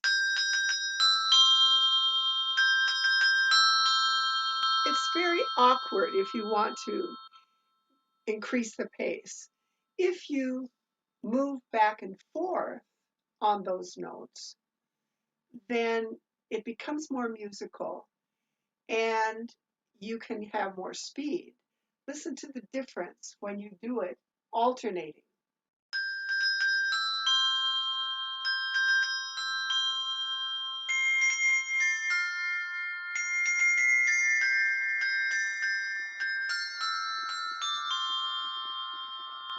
It's simply easier for your audience to watch it. It looks a little more beautiful. So now take a moment and try playing it both ways, both just one side with one mallet, the other side with the other mallet, and then try interchanging and see if you can sense the feel, how it's different. If you don't happen to have any bells with you right now, you can try pantomiming, playing air bells. And for those of you who want extra credit, there are two ways you can play this. If you start every phrase with your left-hand mallet, it'll work out one way. If you start every phrase with your right-hand mallet, it'll work out another way. One of those ways you will trip up.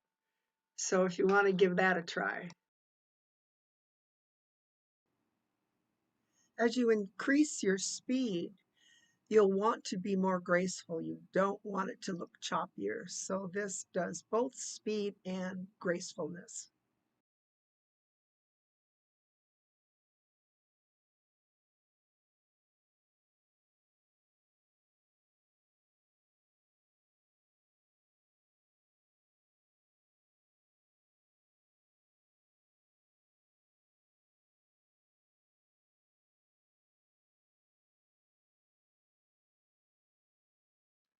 Question: which side of the bell tree string do you normally mallet? Normally, it's the left side bells with a left-hand mallet and the right side bells with a right-hand mallet. But we just saw how there are exceptions. And one of the exceptions has to do with distance. That was speed, this is distance. And if I'm moving from the front string to the back string, I don't want jerky movements like this. If I can go like this, move my left hand mallet over to the right hand side, it's just so much easier to get back to the back string. Here are some examples you can try. Try playing it straight with the left mallet on the left side and the right mallet on the right side. And then try it moving the left-hand mallet over to the right side and the right-hand mallet over to the left side to see how different it is and how much easier it is to find that string. If you don't have bells with you, this is going to be a challenge. It might help if you know that the B5 on the top line and the G5 on the next line are on the right side in back on the string.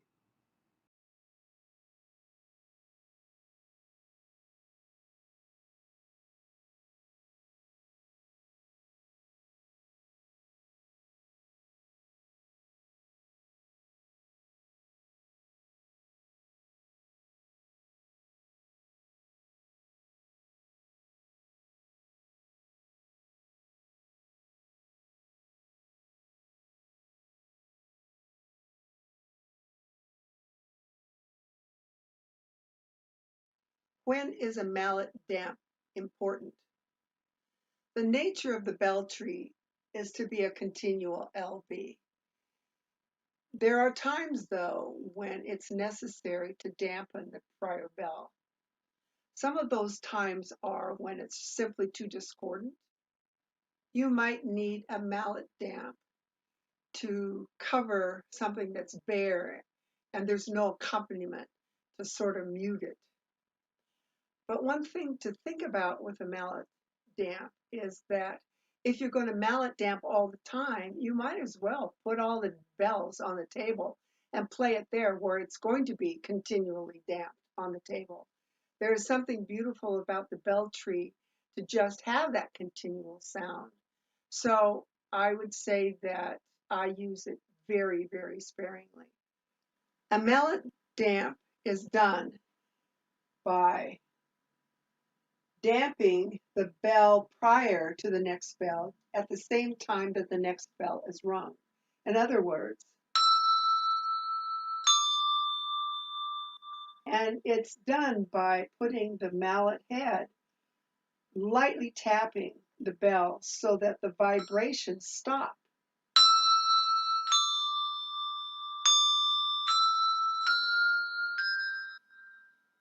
This is a new skill and it took me a while to learn because it's just so much against the nature of what we do. But it's a very handy tool to have in your toolbox. So take a little bit of time to practice going up and down the scale, damping the prior note as you strike the next note. Let me give you an example.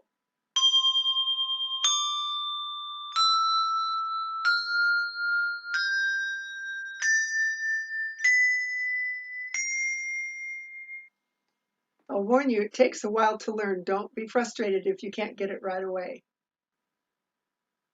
Here is a score to practice the mallet damp.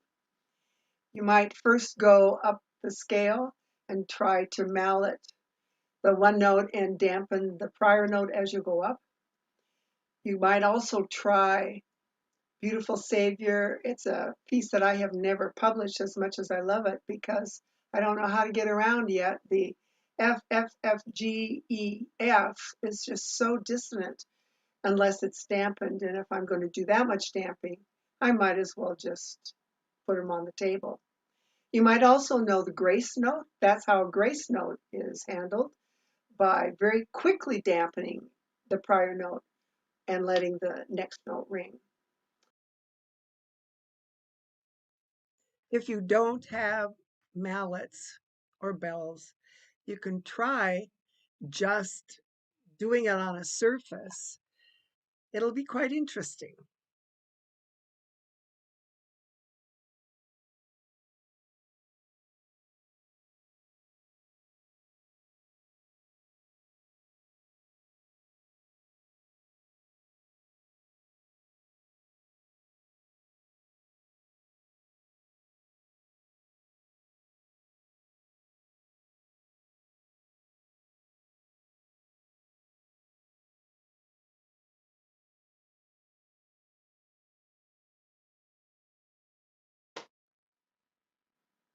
I would imagine that you think it's odd that I would include avoiding mallets stuck inside the bell in a class.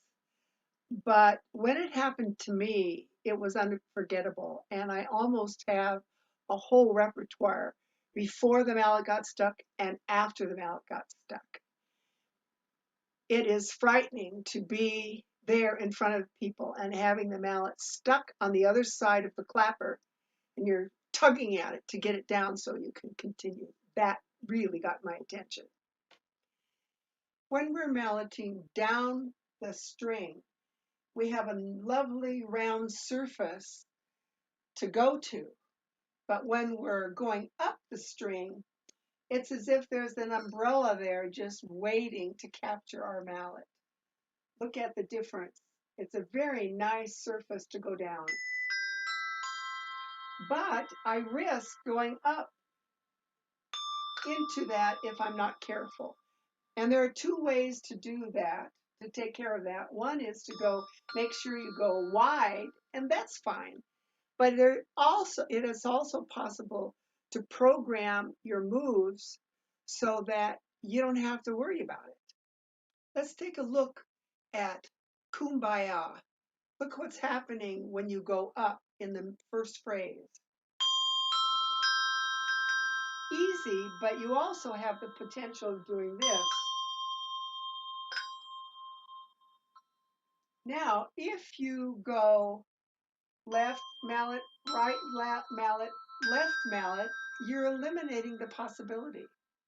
Let's look at another example. 'Tis a gift to be simple. At this part,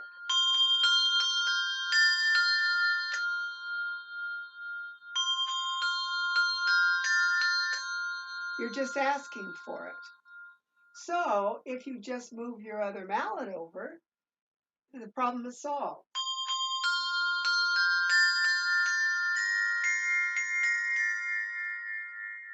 Let me do it again.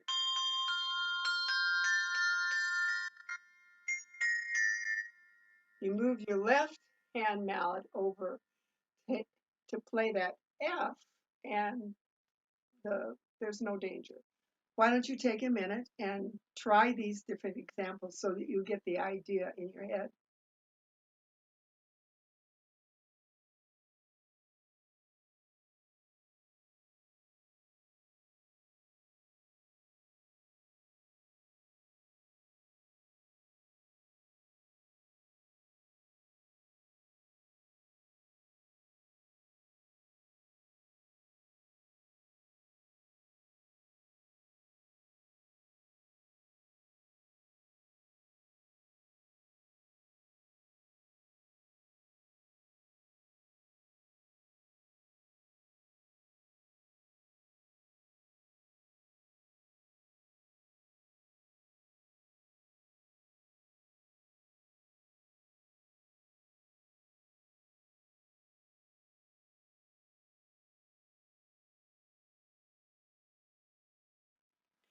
It is difficult to find a mallet that will go the entire range.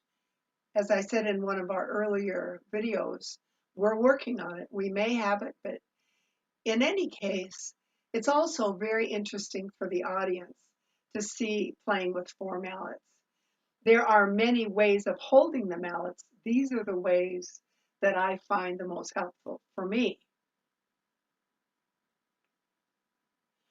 I put the stronger mallet, the harder mallet, on top so that when I'm playing in thirds, the melody goes out stronger.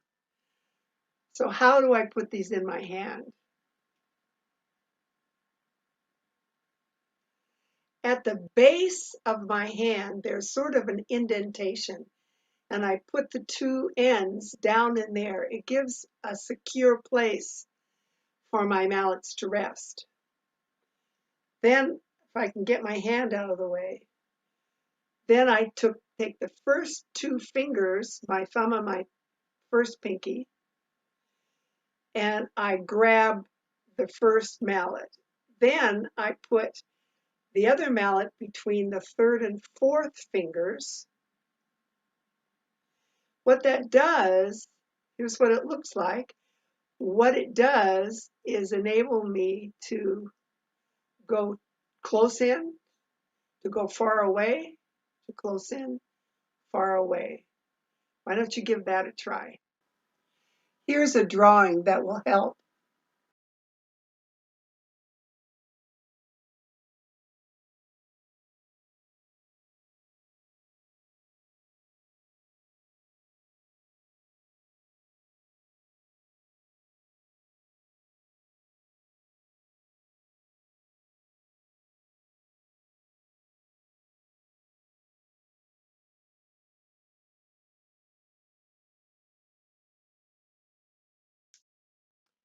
Now take a minute to practice going up and down the scales. Be kind to yourself. This takes a little bit of time to get.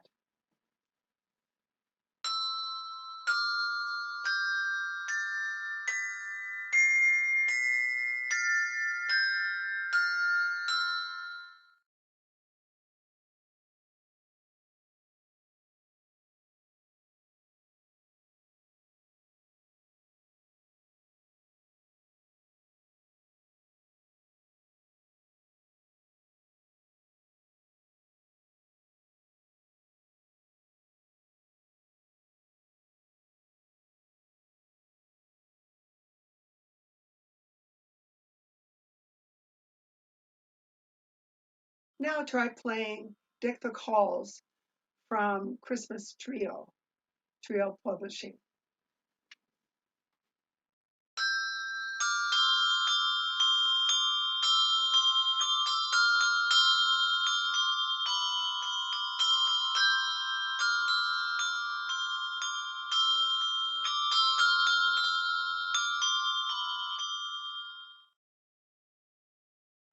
I just wanted to mention that gravity is at play when we use our mallets on our bells on the table. When we're upright, we don't have the advantage of the gravity pull, so it does change the way that we mallet.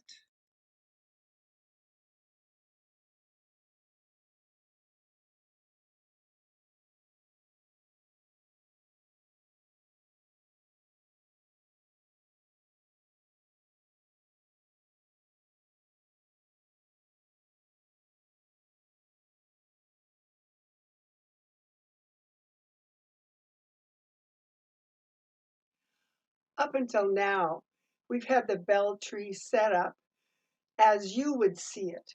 Now I'm switching to the bell tree setup as the audience would see it. What I'm wanting us to look at is, what does our presentation look like? How do we come across to the audience? Ron Bellamy said it very well. The visual is a substantial part of what we do. So we're going to look at a couple of things, and you now get to be the audience.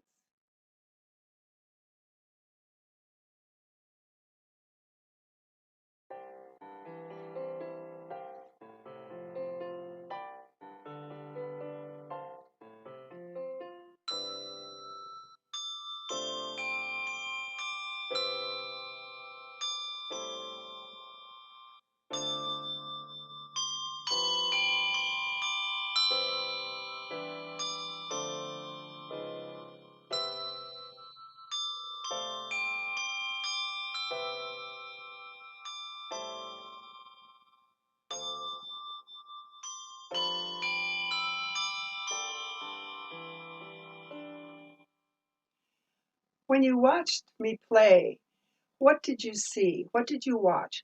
Did you just watch the bells? Sometimes we think that's all people are watching. Did you look at my outfit? Did you look at my face? When we play for an audience, they're looking at everything. So everything that we present is important. What about my outfit? I'm playing a piece that's called Peace is Flowing Like a River. And my outfit doesn't look very peaceful. It looks like a fireworks celebration. Does what you wear match what you're doing is one of the questions that I think we need to ask. Another thing we might want to think about is, I don't have a model's figure. I have to be very careful what I wear. I don't always know what looks good on me. My husband will tell me. Friends will sometimes give me advice. But that's very helpful to not just assume that what we wear is fine. But if we want to present our best and not have it distracting, then we have to think about these things. I didn't wear dangly earrings today, but I did one time when I performed, and one of my fellow ringers said to me as we were driving away from the festival, she said, "Don't wear dangly earrings. They're distracting."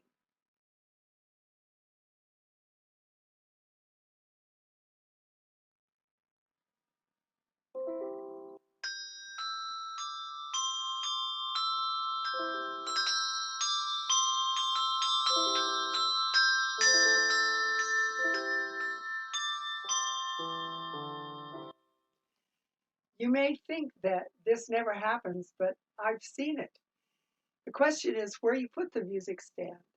Of course, it's best if you can memorize it, but sometimes to be assured that you know the music is there in case you need it, you might need one nearby. I've seen it work if the music stand is behind here because you can glance down You can also have it low here where it's not so obvious. The one thing you don't want to do is cover up what you're doing.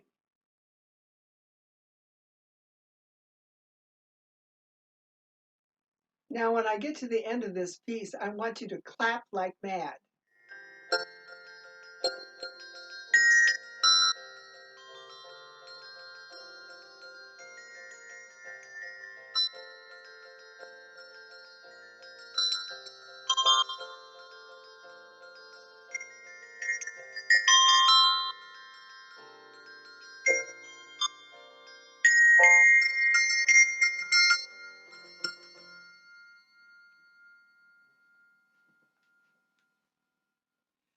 Now, how did you feel when you were trying to tell me that you liked what I did and I just totally ignored you and walked off?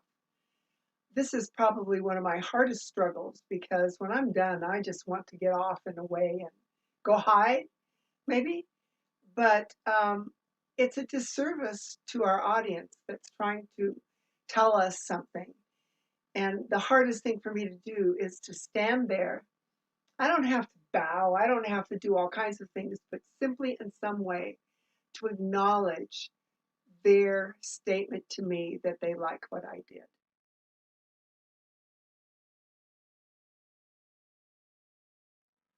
I wanted to mention something about the positioning of the stand. I don't like it if the stand is going straight forward and back because the people out there can't see the bell tree. All they see is just the end. I don't like it going sideways totally because it feels like I'm playing to a wall. If I have it at a 45-degree angle here or a 45-degree angle there, it doesn't matter. It mainly depends on where you're playing in the room. Then the audience can see the beauty of the bell tree, and I am still somewhat engaged with them.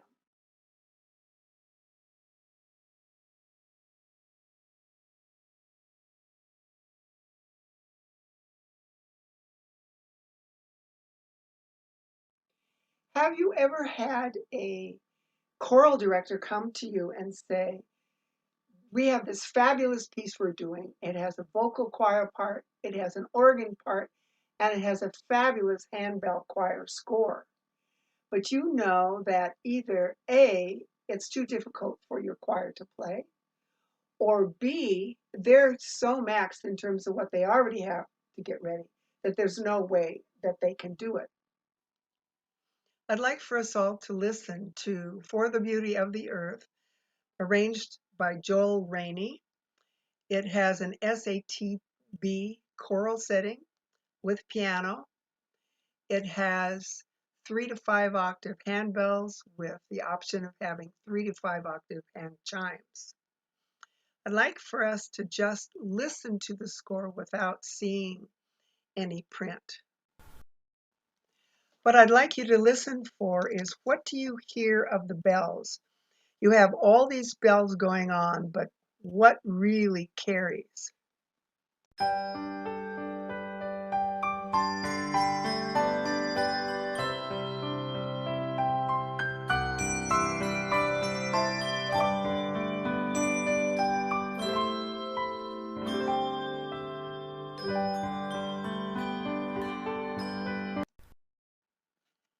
Now what I'm hearing is the top bell.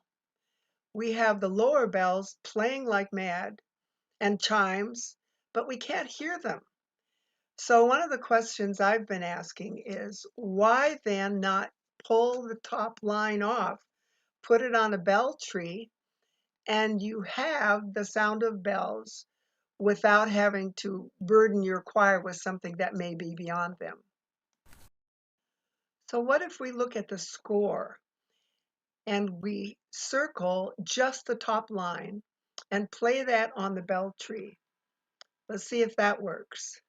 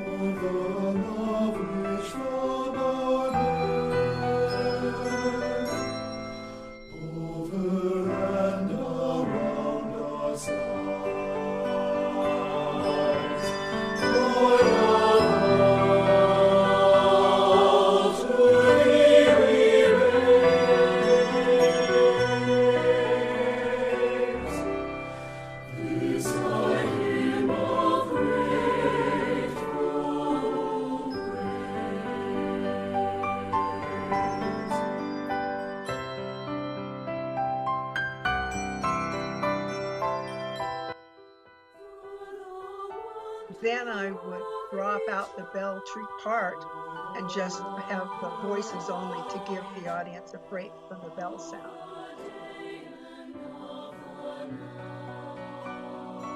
And of course, the bell tree player is the happiest of all because he or she has been able to add the sound of bells to this fabulous piece. This concept of what I call cherry picking the bell tree part you want to play is something that you can also use for handbell accompaniments to hymns. In our bell choir, it's all we can do to get our main piece ready. We don't have the time to continue and add a hymn accompaniment, a full 3 to 5 octave score. But if you look at a hymn accompaniment in our libraries, if you just take the top part, just the top bells, and cherry pick what you want to play. If it's too hard, you don't play it. You find something simpler to play, and all of a sudden you have hymns that just sing across the singing and the organ or the keyboard, and it can be a marvelous addition to your worship services.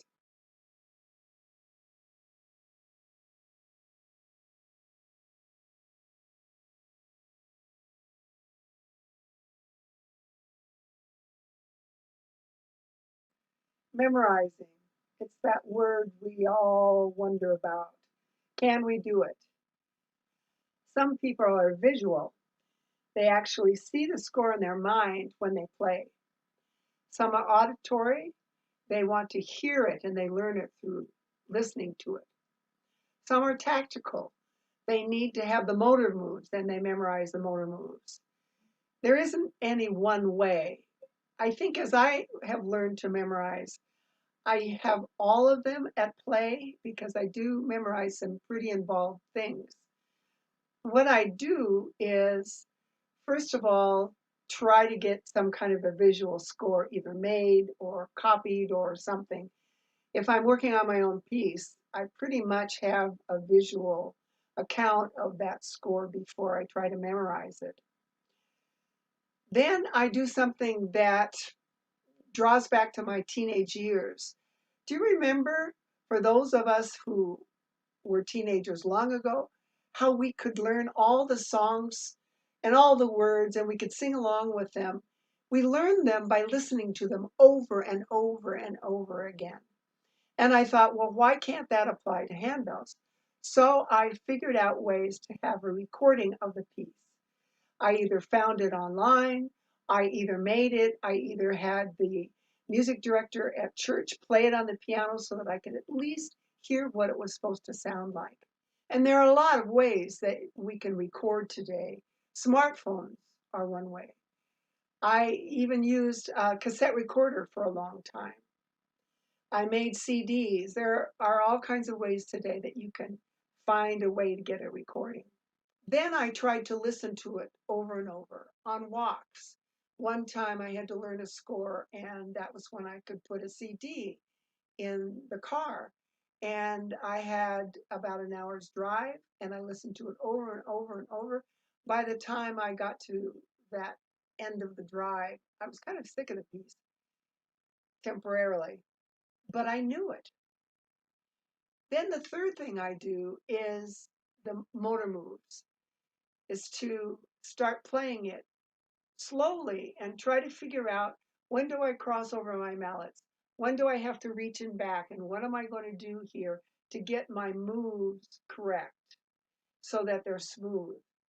And then I just keep going over it and going over it and going over it and trying to get the speed up the more I learn it. Sometimes I was able to break it into sections. If I had a lot of easy notes, but I had one section in the middle that was tough, I tried to figure out a way to cut that section out. And here you can have your music director just play that section so that you can go over and over and over it. And that helped, so I didn't have to listen to 3 minutes or 4 minutes when I only needed to go over that small piece. All in all, it just takes, for me, doing it over and over and over. And that's just one way, but I give you that idea as one that might help you with your memorizing.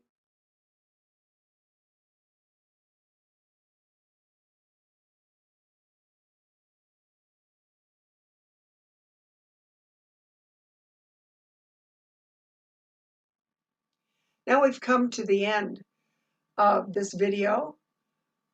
I'd like to mention a few resources. This is a booklet that's called the Bell Tree Keyboard Manual. It is available at some vendors. It has a lot of information that relates to this setup. We also have a Bell Tree repository on the web.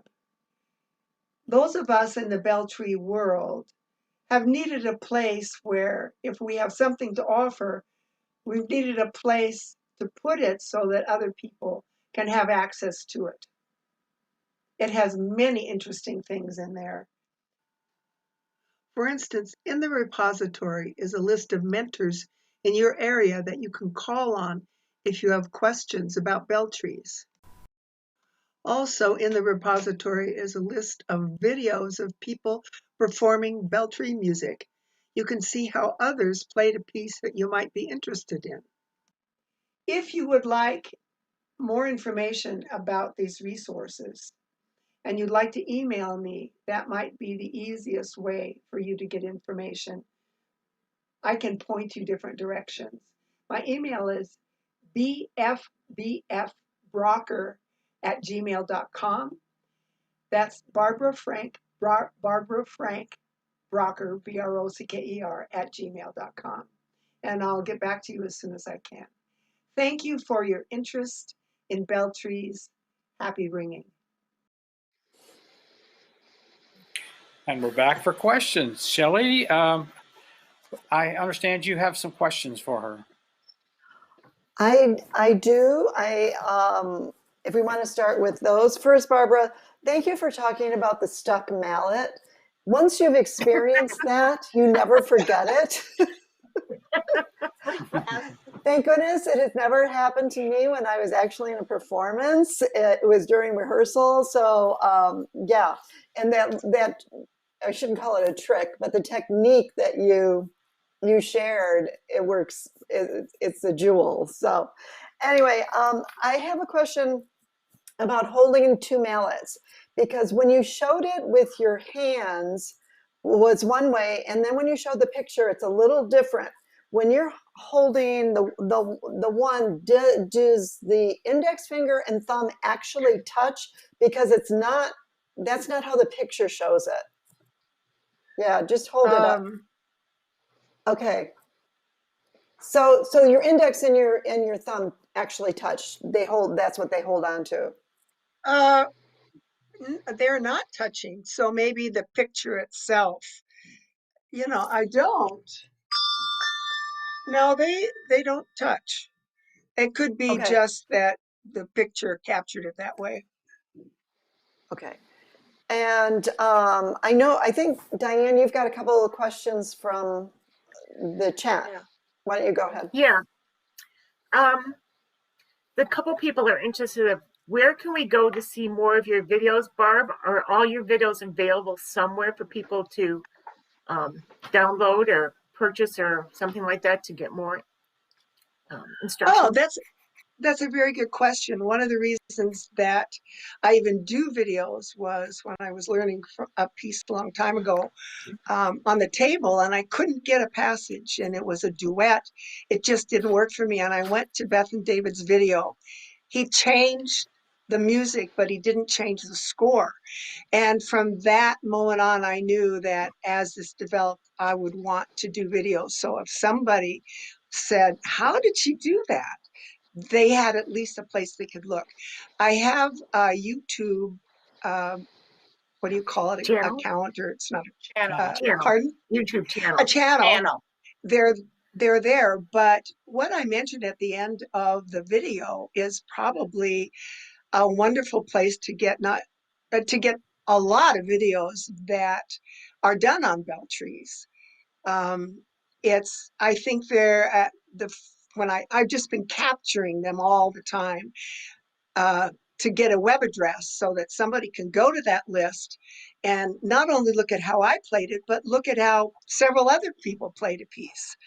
And you can get all kinds of videos on there. The repository, email me and I will connect you with that. But it is my YouTube channel that I use. I try to Do you post have? as They're much as also I can. they're looking for the What? instructional videos. The She instructional said this was videos. number 3.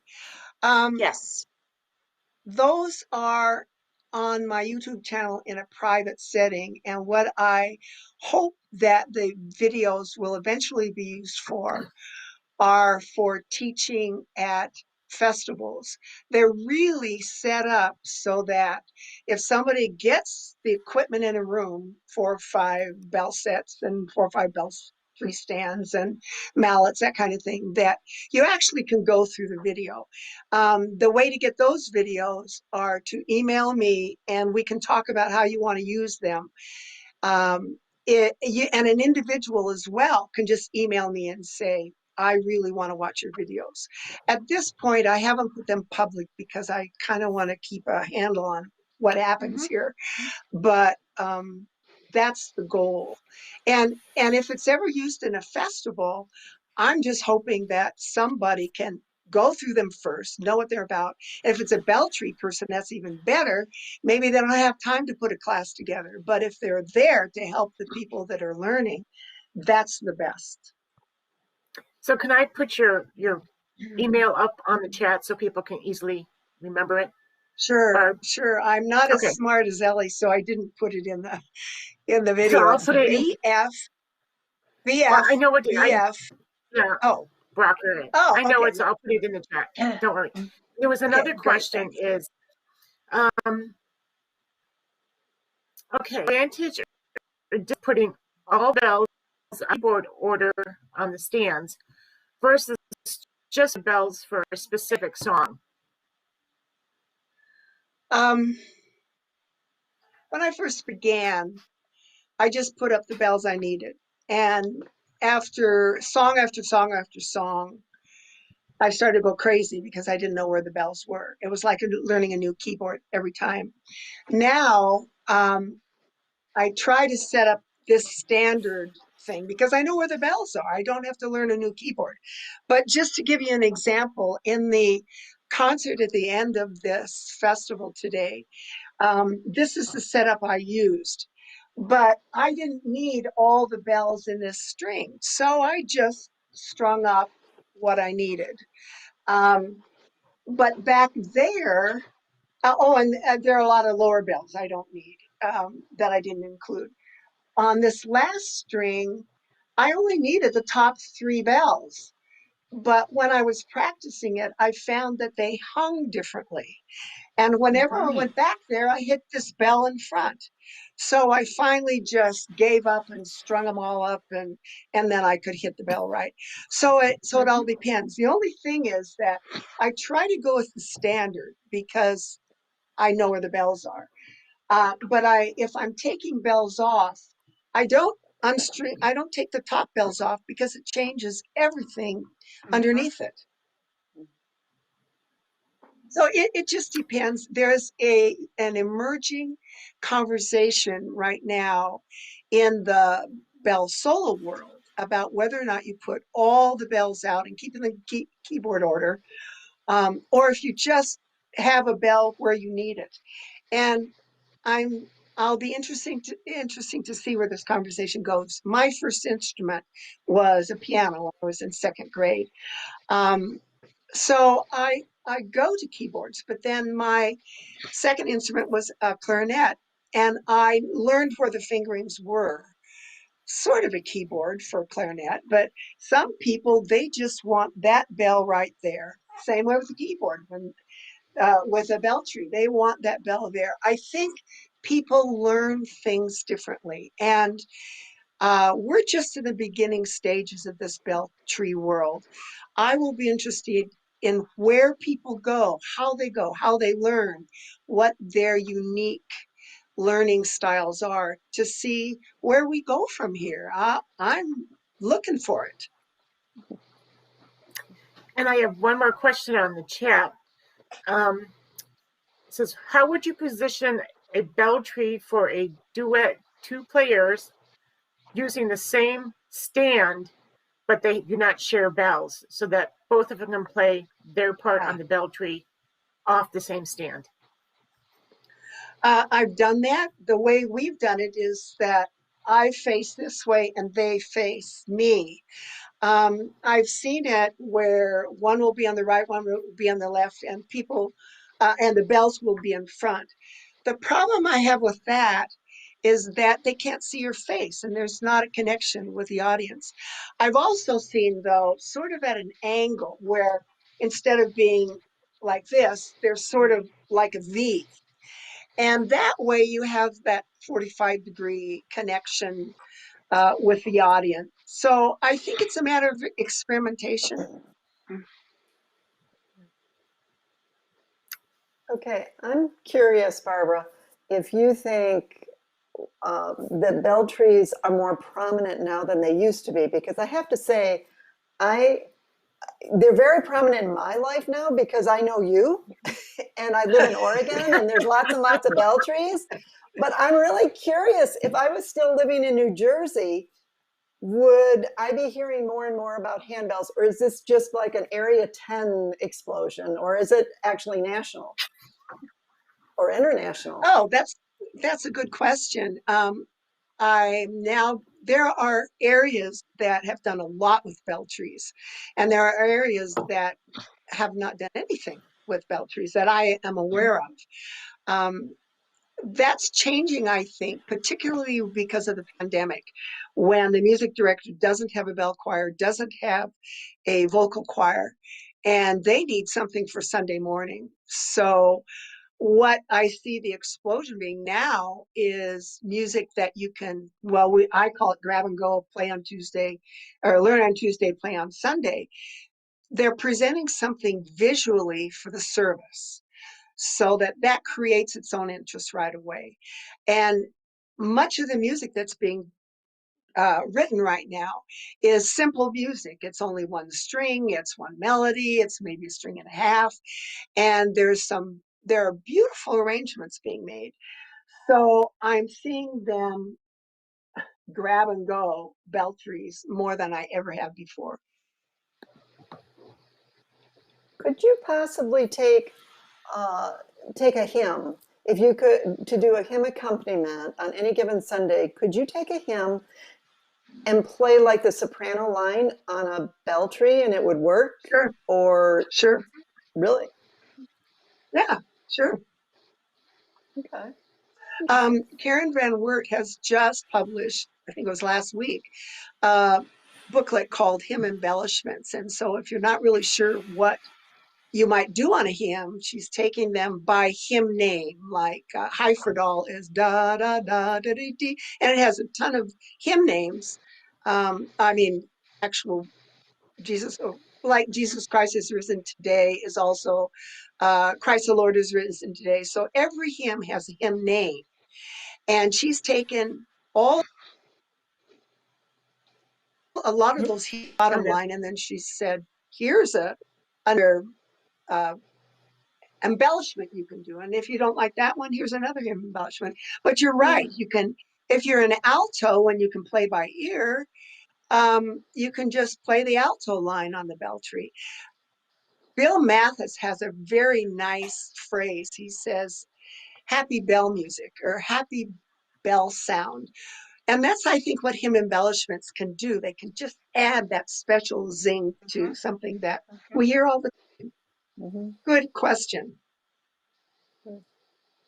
Are there others on the chat? Because are we good? There's one on the chat that sort of got covered in the questions before, but this is, okay. You can cover it again. It says, if we have the equipment, can more than one player play a piece with their own bell tree that's just part of the whole piece, like making a duet out of a single? Can someone explain the question here? Yeah, I'll try to explain. So if there's a solo, bell tree solo, and you want to split it between 2 people and have one person cover like C5 to B5, and the next person C6 to C7. split Sure. out either half and have two people do it. Yes, yes, great idea. I've heard a lot of people say, oh, I'd never do a solo, but I'll play a bell tree with my friend. I wish there were more duets. Get on it. I know, I knew somebody'd say that. So Barbara, I know Barb? that you have mentored many, many people on Beltree, but I'm curious, who were your mentors? Oh, the first was Louise Fryer. That was the first piece I saw. I sat in on her classes. She created the magic of the high Beltree in the sixes, the battery being chimes, and malleted bass. The combination is still magical, and I've not really heard anybody pick that up and run with it since Louise. I think she's most influential with me. The rest of all this happened by accident and survival, but I also now enjoy the people that are doing phenomenal things with bell trees. I just absorb what they do. Some of them have setups that I don't even understand, which I think is great. And I think that's the place we're going to go next.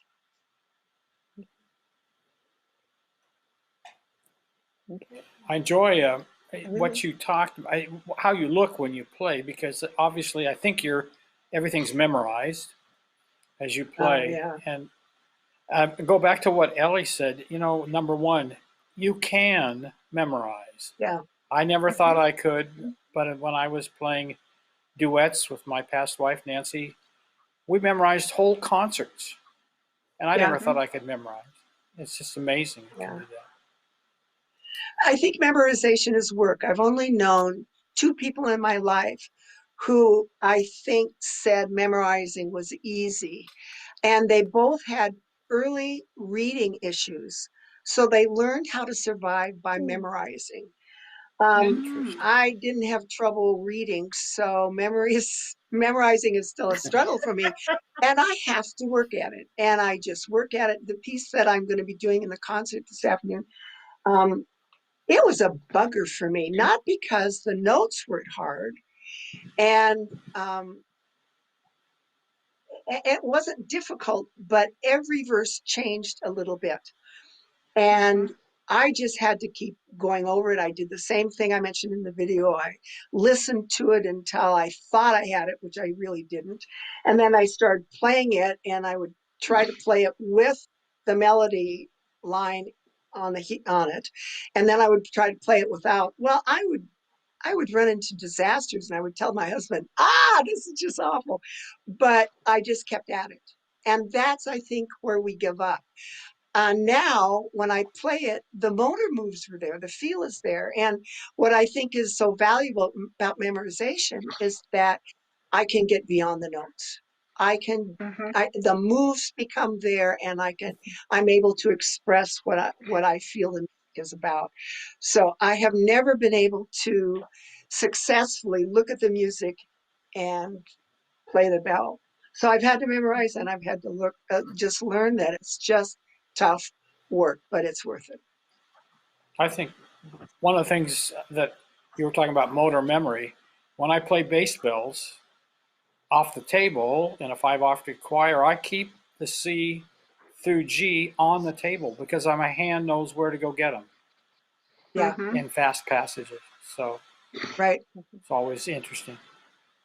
Yeah. So I want to remind everyone. Oh, go ahead. Go ahead. I'm sorry. No, I was going to wrap up. To me, it's exactly the thing you're talking about is that if you know where those bells are, you can move beyond just, where's the bell? And that's what the keyboard does for me, is that it allows me to move beyond just where's the bell. So thank you for bringing that up. Yeah, thank you. Well, I wanted to remind everyone that the same link you used to get on this morning on YouTube will be there for as long as we keep it up. And so if you want to do Barb's exercises, just go skip through until you get to her talk and listen to it. And you can do the exercises that she said with the pauses, set up your own bells, and do it.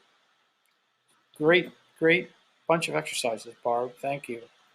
Thank you. May get my bell tree out. I think it's in the garage. Yes, yes. Haven't played it for a while. Okay. Any other questions before we move on? I have just one last Hearing one, none. Barb. Okay. No, wait, sure. wait. Here's Shelley. Just one question. Barb, where do you think handbells are going as you look to the future? What would you, or where would you like it to go? I'd like to see youth get involved. I think until youth pick it up, seriously run with it, it's going to stay with us older generation people. I think that's going to be important. I think that the area that I would love to see it go into, and I'm actively working at sort of hopefully having that happen, is we have bell choir concerts and we see the row of bells and we watch the bass ringers because they're so interesting to watch. But visually, there's not a lot of variety.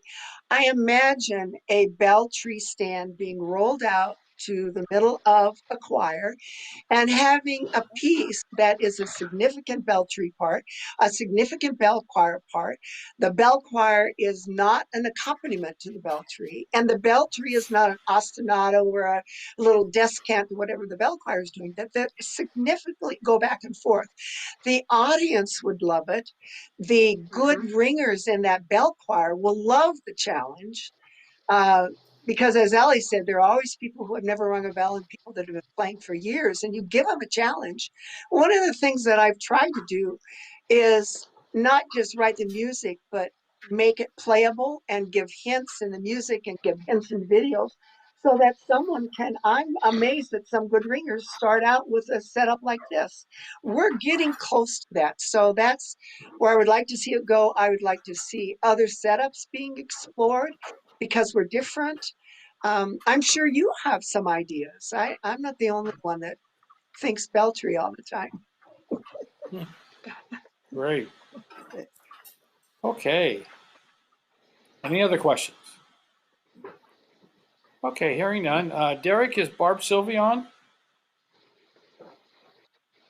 Okay, I'd like to introduce to you our Area 10 chairman, who this is a very busy weekend for her, but she stopped by to welcome you in the name of Area 10. There she is in her car, driving along. Can't see that, Barb. Muted. We can hear you. Yes. Good. Oh, hooray! Wow, now I'm going to pull over so I can actually look in the camera. Because I think otherwise it would be rude if I was just looking out into the space of the road, which would be better though. I apologize if you hear cats meowing. I am taking some farm cats to be dropped off at a no-kill shelter. They have, I'm helping a friend move who's very sick off the farm, and so anyways, if you hear them meowing, that's their unhappiness with being in a crate in a car when they've only been on a farm. So I am Barb Sylvie, and I am your new Area 10 chair. Is that right, Glenn? That's right. Oh, good. And I just wanted to tell you a couple of things that we have been doing in Area 10 that I'm pretty excited about. We have already met as an area, and then also with the national folks. And one of the things we're going to be able to do is to get some resources from the national office in lieu of money that they generally give us for, is it membership, Glenn? Is that right? Yeah. I'm still learning Yes. stuff from Glenn. If you ever need to learn anything, ask Glenn. He knows all the things. Thank goodness. Thank you. You too. I figured I would also give you a little bit of a heads up. I think lots of you who are not young, who are older like me, experienced, not old, experienced, probably know me already. I've been ringing bells for 34 years. I don't know, a long time. And I found bells just by going to a church where some friends of mine went, and bells were playing. And I said, what are those? And I should play those. And so on the next day, I actually played through the entire hymnal because I figured they were just like a piano. And I have been badly in love ever since. So I am hoping we are going to be able to get more and more people in our area involved. And I'm very excited that Ellie Hodder has spearheaded our virtual workshop for Area 10 that's going to be June 26th. And it's going to be really fabulous. We are talking with national and international people, and you'll be able to ask questions of directors from all around the world. That's our plan anyways. So it's going to be pretty exciting. We're going to have concerts like we normally do, and God willing and the creek don't rise, we hope to be in person in 2022. Just a reminder to everybody that we do have a Chime loan program, and you can contact me. All my information is on the Area 10 webpage. And Glenn, did I forget anything? Nope. I think you're doing great, Barb. That's Good. Okay. Yeah. So my email and my phone number, they're all on the Area 10 webpage, and you can ask any questions you need to about anything we're doing at Area 10, and I will find out who knows it, because I can guarantee it's not me. But I have the best board on earth, I just have to tell you. They're so knowledgeable, and we are in such good hands, and I am proud to be the figurehead. Okay, thanks, Barb. And have You a good bet, time thanks. moving your friend.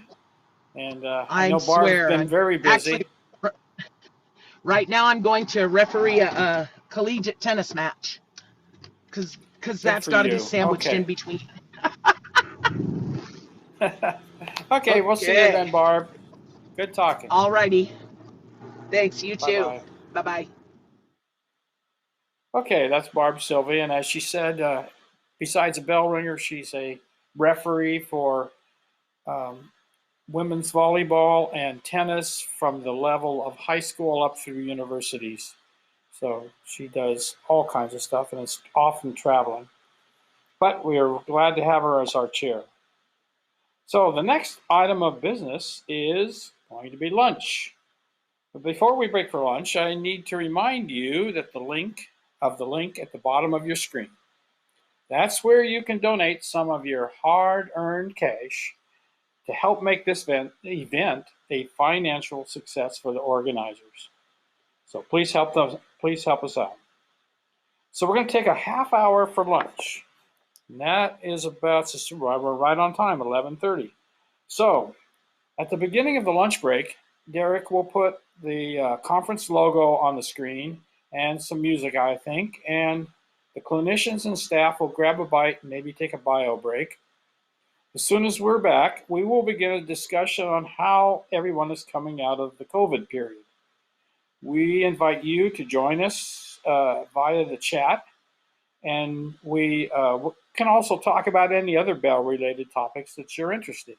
So I think unless there's something else somebody wants to add, we will take a break, and the staff and panel will be back in maybe 5 to 10 minutes. Have a good lunch.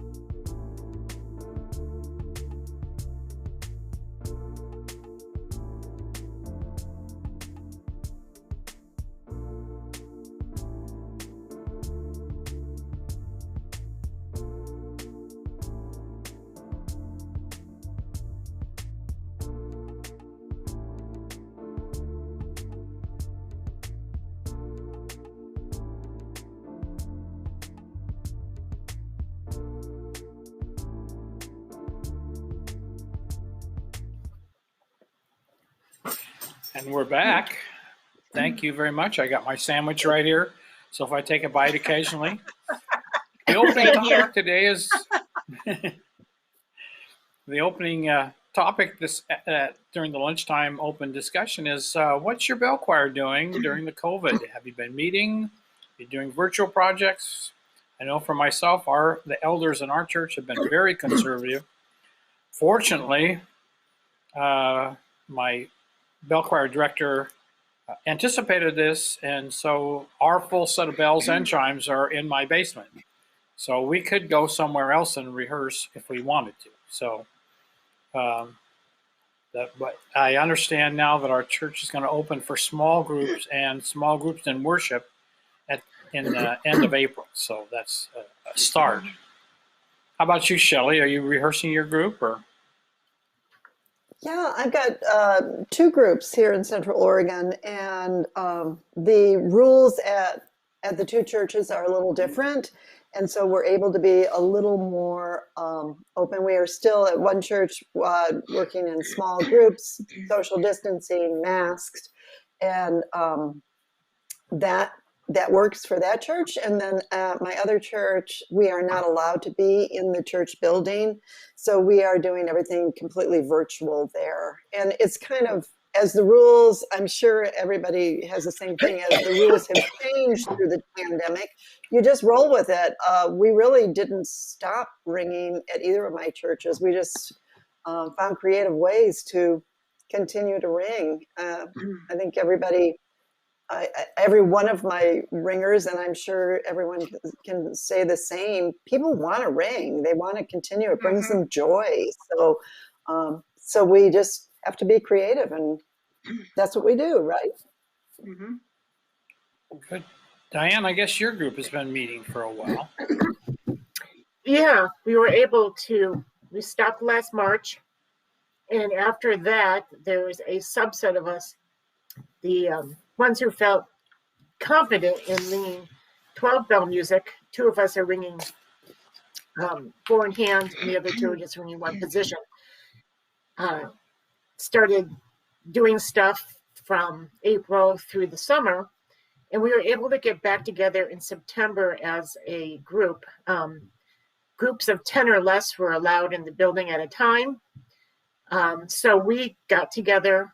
I put out a protocol thing for approval by the secretary, who's also the COVID protocol manager or whatever, person that makes sure we follow all the rules. Anyway, of separating our tables.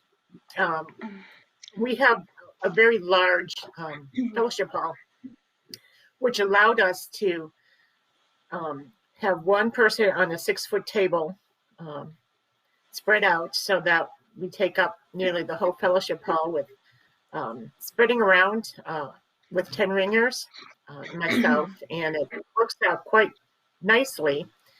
Took a while to get used to, a few rehearsals of these, separation for the sound and listening to other people and finding a setup that worked. We tried several different things. We finally landed on something that works. We've been using it ever since. And I kind of like that setup, and the group just loves coming back and ringing. And we learn a couple pieces and record them, produce and service on the online service. And unfortunately, the only thing with that is that our guys doing the online service and all that kind of stuff are learning on the fly. So always the sound quality of them putting these videos in now, when we're doing a live stream, which is just the pastor, the musicians, and the video guys videoing them, it doesn't come out nice. It's not balanced well, so you end up having it blowing out your speakers at home, and you have to be aware of that. But anyway, it's been fun. It's been great for us to get together, make music together, and provide the music to the congregation, because we've had a lot of feedback from people watching the online service saying how much they enjoy when the bells are part of it, whether it's just the 4 of us playing some 12 bell music or the whole group, that it makes them experience more worshipful. They've really enjoyed that. So it's been really great to be able to do this in September. we'll go through May and then take the usual break in the summer, and hopefully can get back to ringing with a normal setup next fall. That's the plan. Great. However, I find I really like the sound when everyone's separated a little bit more. I find that I can hear, and when you listen to the recordings, the different lines of the bells come through clearer because they're not getting mushed up with the bell next to them. So you can hear a cleaner, crisper melody line, or the bass line or middle bells, particularly the battery bells, come through a little clearer. And it's just, I think they have more space before the sine waves going off the bells producing the sound start crossing each other and mixing it all up. But that's just how life is.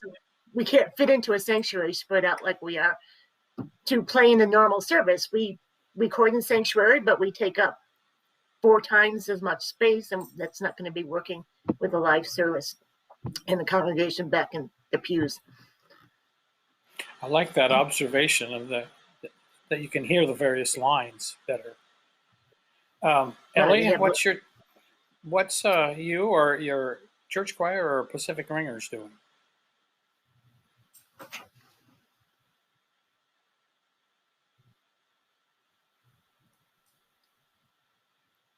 Oop, while she's refreshing, are you there, Ellie? No. Nope, I guess not. Phyllis, how about your church choirs? You're not talking either. I'm not? Oh, there you are. Oh, okay, now we're on. Yeah. Church. Okay. My church, where it's a senior ladies group, we're not doing anything. But where I direct in Boise at a church, they're very restrictive. And what we've been doing is 12 bell music. I will do 2 pieces a month. I will send them out a copy of the score. I record it on the piano so they have it to practice with. We get together about 30 minutes before we do the live stream to practice, and we perform it. And it has worked very well. People have been so receptive of it. I'm so thankful to the composers that have been working on getting more accessible 12 bell music out. It's been wonderful, extremely well received. Great, great. Now we're back to Ellie. Still not there, Ellie, sorry.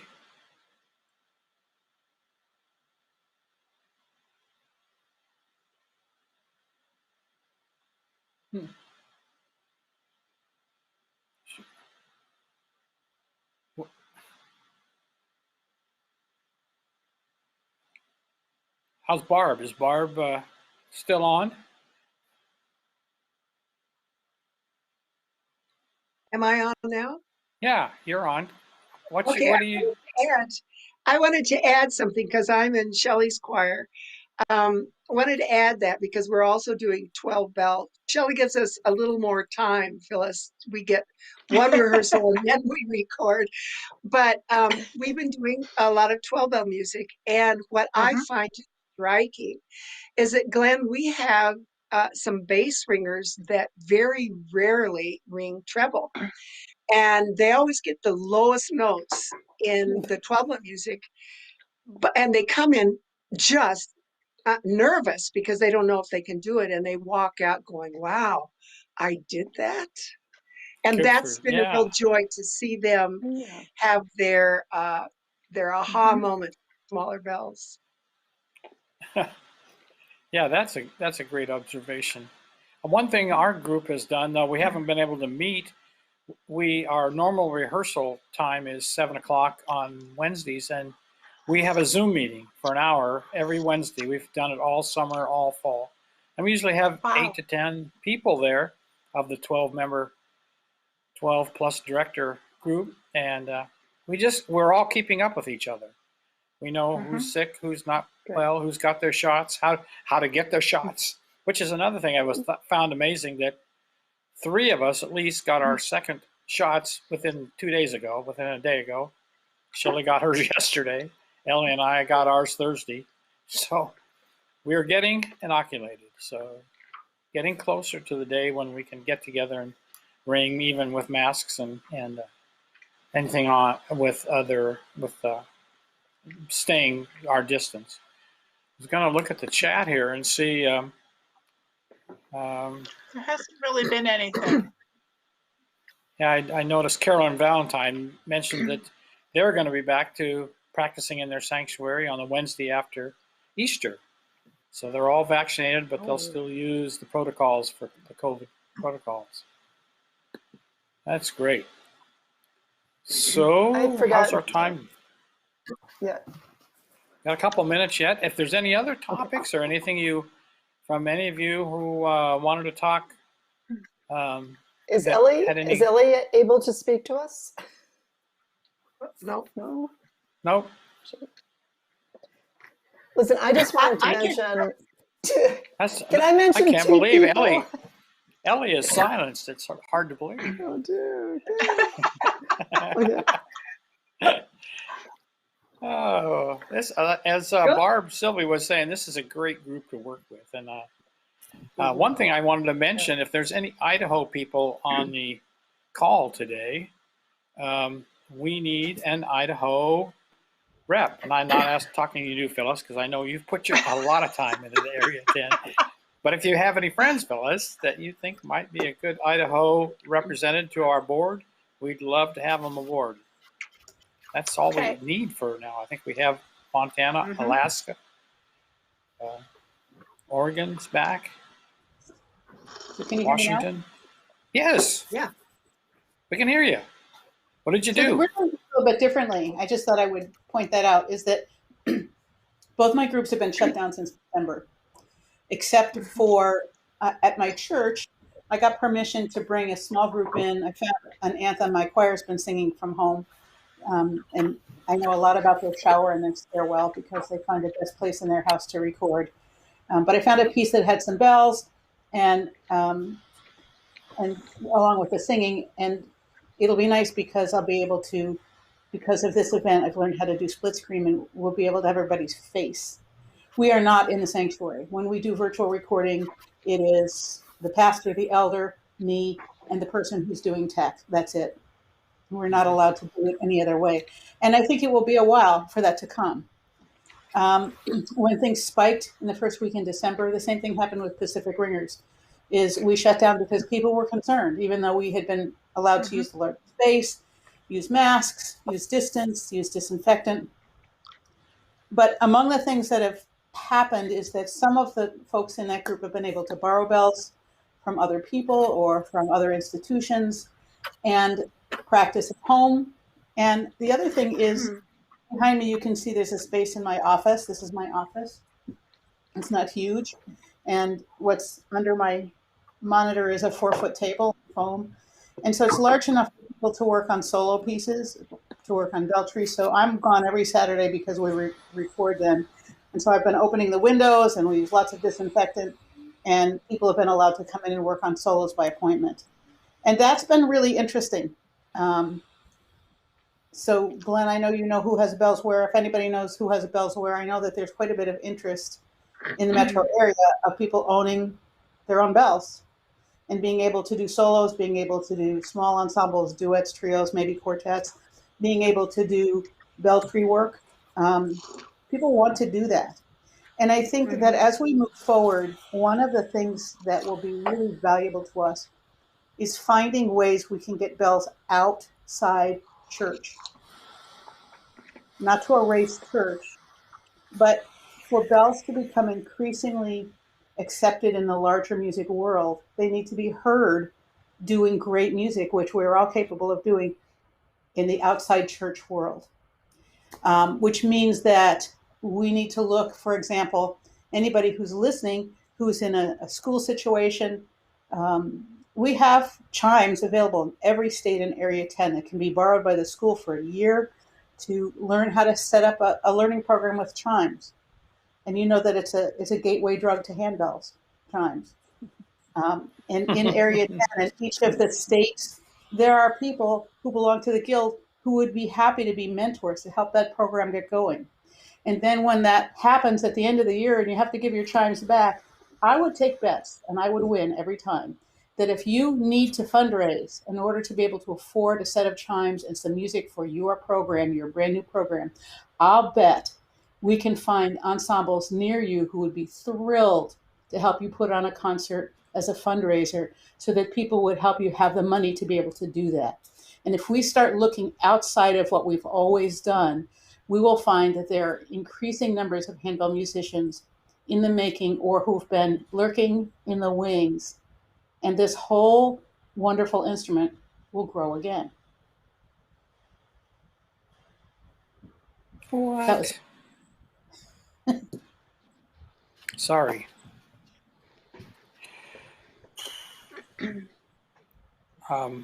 Derek, I've lost my picture. So, Diane, would you pick up here? The next thing we're going to do is have Ellie put on her other hat as membership chairman and give us a little bit about the benefits of having an HMA, Handbell Musicians of America membership. So Ellie, can you take it away? I don't have a new hat. I'll put on a new scarf. Belonging to organizations is sometimes out of favor. But what all of the people in this group, listeners as well as presenters, will tell you is that we have learned because of each other. So the organization is critically important to how we learn and grow as an ensemble. Membership, there are several kinds of membership. There's a full ringing membership, and you need that membership if you're going to go to nationally sponsored learning events such as the conducting work seminar, the composing seminar, the master series. You need it for things like the Distinctly Bronze East and West. You need it for Copper's Classic. And those organizations are supported either by their areas, as Copper's Classic is supported by the area, Distinctly Bronze is supported by everybody, but particularly by the national. And when we put our 5 cents in the bucket, everybody benefits. And the learning that happens in those is enormous. But there are other levels of membership. Those of you who are not currently actively directing, who are over the age of 65, there's a retired musician membership, so you can continue to support the organization for about a third less. There is also student membership, which is quite low. I think it's about $25 for student membership if you're a full-time student in high school or college. I've gone back to school. See, I qualify as a student now, except that I'm directing. And the other thing is this level of membership helps you be a supporter. You need a full membership to go to things like Distinctly Bronze, but is a sub-membership. So if my community ensemble has a membership, and if you ring with Pacific Ringers and you can't afford to have a full membership or it's not timely for you, you can sign on as a sub-member, and that's only $10 for the year. You get all kinds of things like overtones, access to things that are online. There are many virtual learning events. But by far the most important thing that you get by being part of Handbell Musicians of America is all of us, all over the world. One of the things that the pandemic has done is pushed us to be outside of our neighborhoods. And many people think that's a really good thing. I've learned from watching Bruna. I've learned from watching Damien Lim in Singapore. I have done things with my friends in Canada, all over the world. And if you choose to go to an event like National Seminar, or if you choose to go to a small event like Siskiyou Summit or the Area 10 Festival, you will meet people. You'll meet composers. You'll meet everybody who's on this presentation. And the great thing about Handbell Musicians is, number one, they're accessible. You can walk up to any one of them and start a conversation, and they will welcome you to that conversation. And number two, you will learn with everything that you do. How many of you know what Shelley is? How many of you know who Shelley is? Shelley would not have made it even to a footnote in the handbell community had there not been for events. The Shelley was invented by a young kid, a high school kid in California, I believe. And the way she rang the bells together became popular, and because of events, it became widely known. So consider learning. Consider coming and being part of it. And If you are in a financial position and you can be altruistic, there is always a need in all nonprofits, and particularly in arts organizations, for assistance with donations. And your donations are so gratefully accepted and welcome. So do go to handbellmusicians.org, check out membership, check out the opportunities for study, and check out the other possibilities for donations. You make a difference. Thank you. Thank you, Ellie. That was great. I asked her to talk for about 5 minutes, and I think that's about where she was.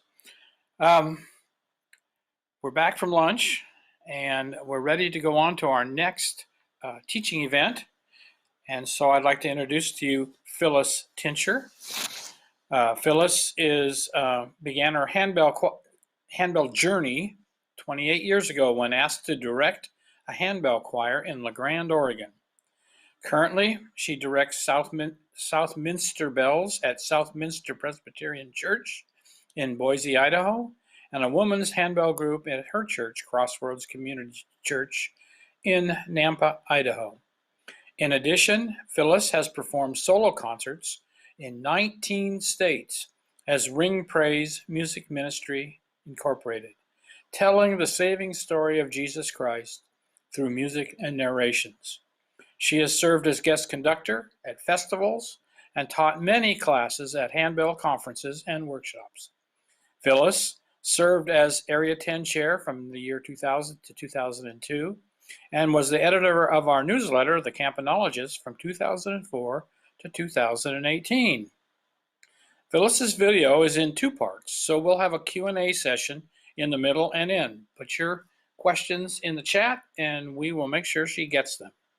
So, without any further ado, we have Phyllis. Good morning, fellow handbell musicians. Thank you so much for joining me today for my class titled So Many Bells. What do we do when we need more than 2 bells? I'm Phyllis Tincher, and I'm just happy to be able to be here today to help you with that. I have been ringing handbells since 1993 when I started directing a bell choir, not knowing a thing about a handbell. Then in 1997, I began solo ringing and have continued with that and continue that even presently. Haven't done much during the pandemic, but have done a lot. So I'd like to start with a quote. This quote is from Don Alured's book, Mastering Musicianship in Handbells. Consistent with achieving good musical results is the emphasis on training ringers to avoid mistakes by having the right bell in hand. Most mistakes are made because the right bell is on the table and the wrong bell is in the hand. When a ringer needs to change either hand from one bell to another, the first bell is always table damped at the end of its note value, not shoulder damped, then put down on the table.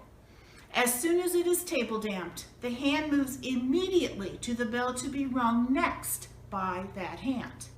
It doesn't matter whether there are 2 beats or 2 pages of music until the bell is needed. If the correct bell is in the hand ready to be rung, at least it has a chance.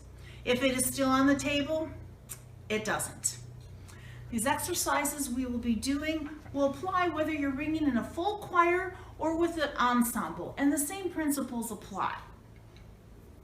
First one, don't cross your arms. You want to get the ringing bell out of the way so you can get the next one. You don't want to go like that, but you would rather want to get the bell out of the way. It is much smoother and you're not going to get all crossed up. Try to keep the bells in line with your shoulder as much as possible. Might need to turn a little. We'll work on swaying our body to be able to achieve that.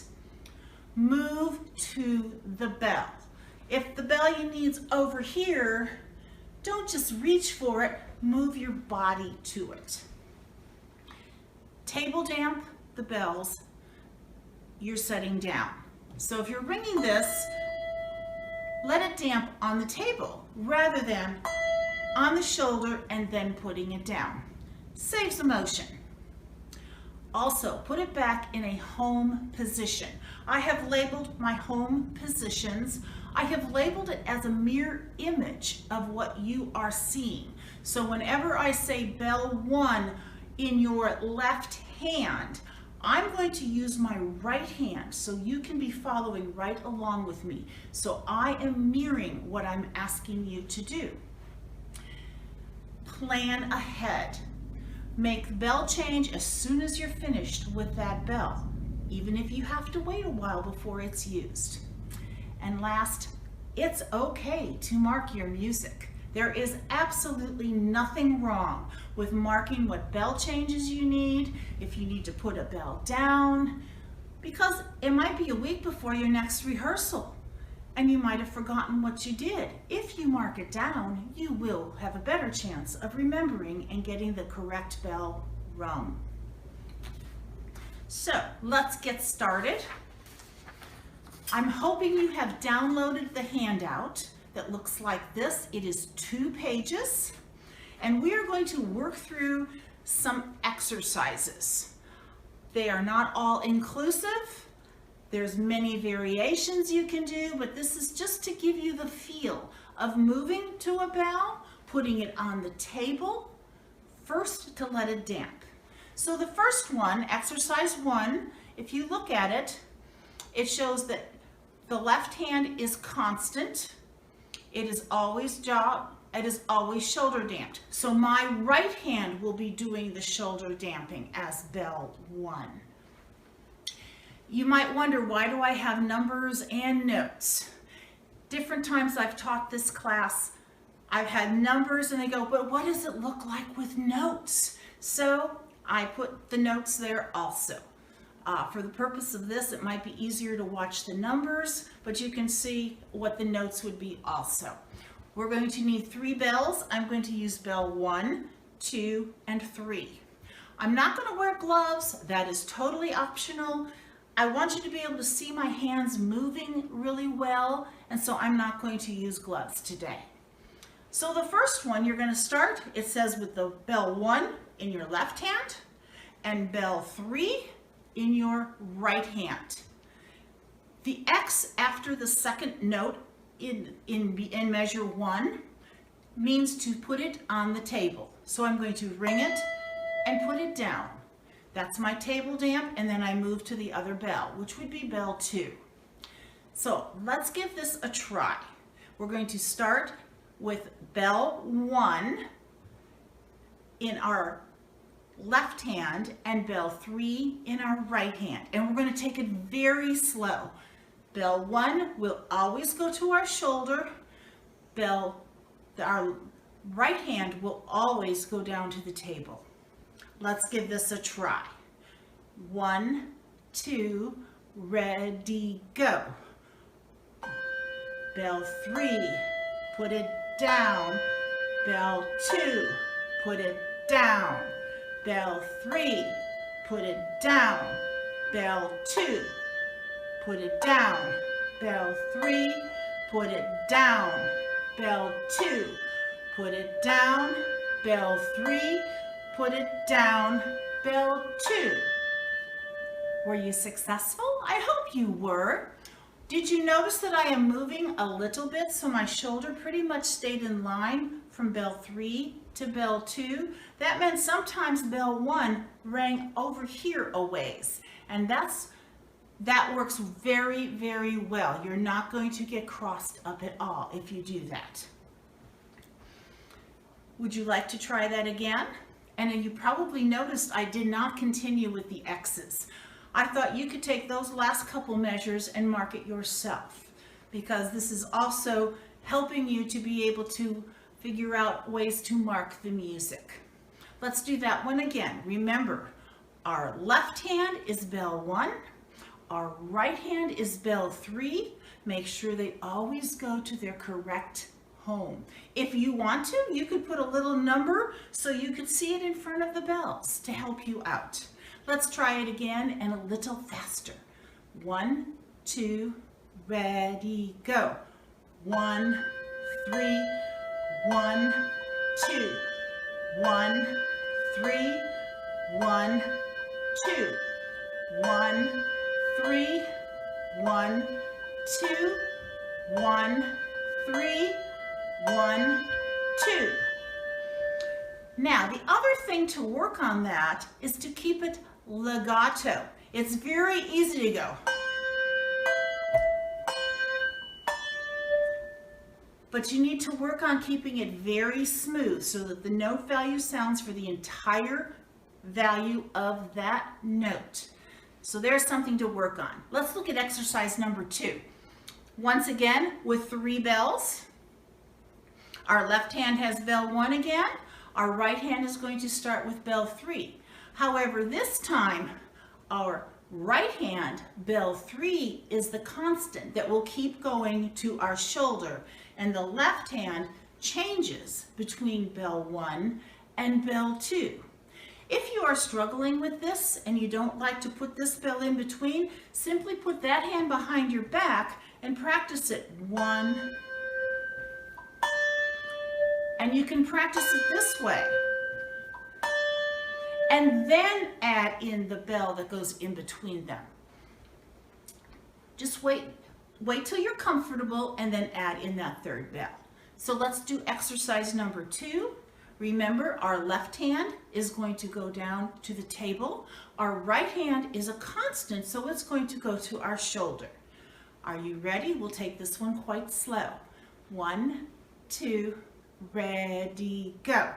Bell 1, down, bell 2, down, bell 1, bell 2, down, bell 1, down, bell 2, down, bell 1, down, bell 2, down. How did you do? I'm hoping you're getting the hang of this. Let's look at the next exercise, number 3. This says it takes 4 bells, and we are going to have our left hand on bell 2, our right hand on bell 4, and we are going to always alternate hands. If you want to look at the X, what gets put down, go ahead and do that, but we're always going to alternate the hands. Let's give this one a try. We start with bell 4. And where's that bell going to go? You're going to ring bell 4, put it down. The next bell is bell 1. You're going to move all the way over to here. Pick it up, put it back down. Then you're coming all the way back here, and then move over. A lot more movement of the body, especially as you get into the larger bells. We'll take it quite slow. And if you notice in measure 3, it reverses what is happening. See if you can figure that out. I know you can. We are going to start with bell 4 and bell 2. 1, 2, nice and slow. 4, move over for 1, 2, back over here for 4, 2, 1, repeat 2, 2, 3, 4, 3, 2, 3, 4, 3. How did you do? I hope you didn't get tripped up too much at measure 3. Ready to move on to the next exercise? The nice part is you can take these and work on these at any time with yourself, by yourself, or with your choir. This next one is also 4 bells. Our left hand starts with bell 2, and our right hand starts with bell 3. And notice what happens. One hand is constant for 2 measures, and we always alternate our hands. Are you ready to start? So it's 2, 1, 3, 1. Oh, I messed that one up. Let's try that again. We are going to go 2, 3, 1, 3, 4, 3, 2, 3, 2, 3, 2, 4, 2, 1, 2, 3. Had some different twists in it, didn't it? Sorry about the mess up on reading the numbers. Are you ready to move on to the next page? Let's go for it. This is again with 4 bells. Our left hand is going to have bell 1. Our right hand is going to have bell 2. And you're going to go 1, 2, 3, 4, 4, 3, 2, 1. That's where you're going to find you're going to need to get a bell up out of the way before moving on. Let me demonstrate that. 2. The bell's up and ringing, moving way over so I can pick this up. And then you come back down. At no time are my arms crossing. Let's give that a try. Are you ready? We will take it nice and slow. Remember, bell 1 is in our left hand, bell 2 in our right hand. 1, 2, ready, go. 1, 2, 3, 4, 4, 3, 2, 1. Repeat. 1, 2, 3, 4, 4, 3, 2, 1. How did that go? Is it getting easier, I hope, to make some bell changes?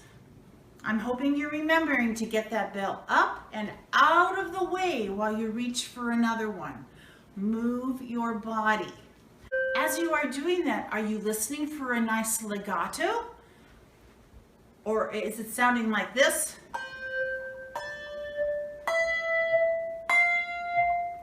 Or is it sounding legato, where as one bell goes down, the other bell is rung?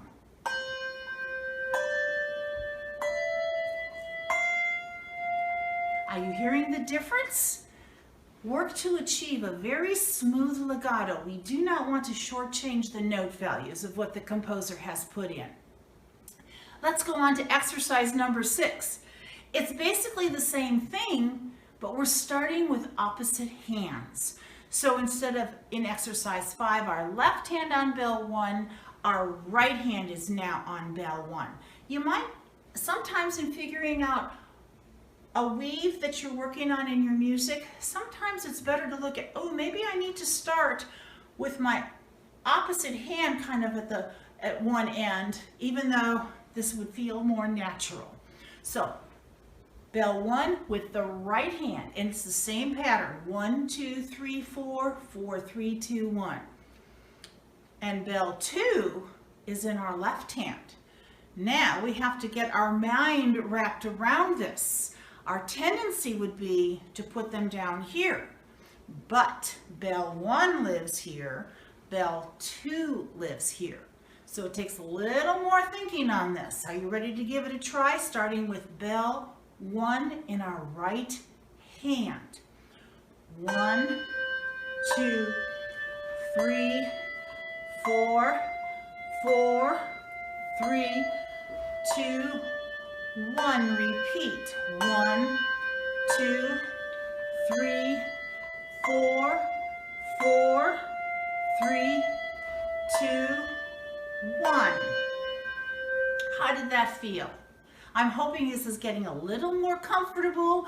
You're getting a little more used to moving your body and keeping the bell in line with your shoulder and not crossing your arms. We just keep adding more things to think about. And then, was it legato? I wish I could be able to see you and help you with this, but just keep working on it. This next is a 3-bell exercise, and it's doing a pass. The way I like to do passes, I will ring the bell. I will open up my hand so my thumb and index finger are holding the bell. I'll bring my other hand up underneath and literally take the bell out of the first hand. So try that. By opening up your hand and taking the bell out, you're probably not going to drop it, especially if you are doing this with a neighbor, which would be the next step, but I don't have somebody here to pass it with, so you can work on that. You're going to ring it, open the hand, The other hand comes and takes it out, and this just pulls out. So let's give that a try. We're going to use bells 1, 2, and 3. Bell 2 is going to get passed from one hand to the other. They're nice half notes, so we're going to go 1, 2, 3, 4. 1, 2. Pass. Pass it back. Pass. Pass it back. Okay.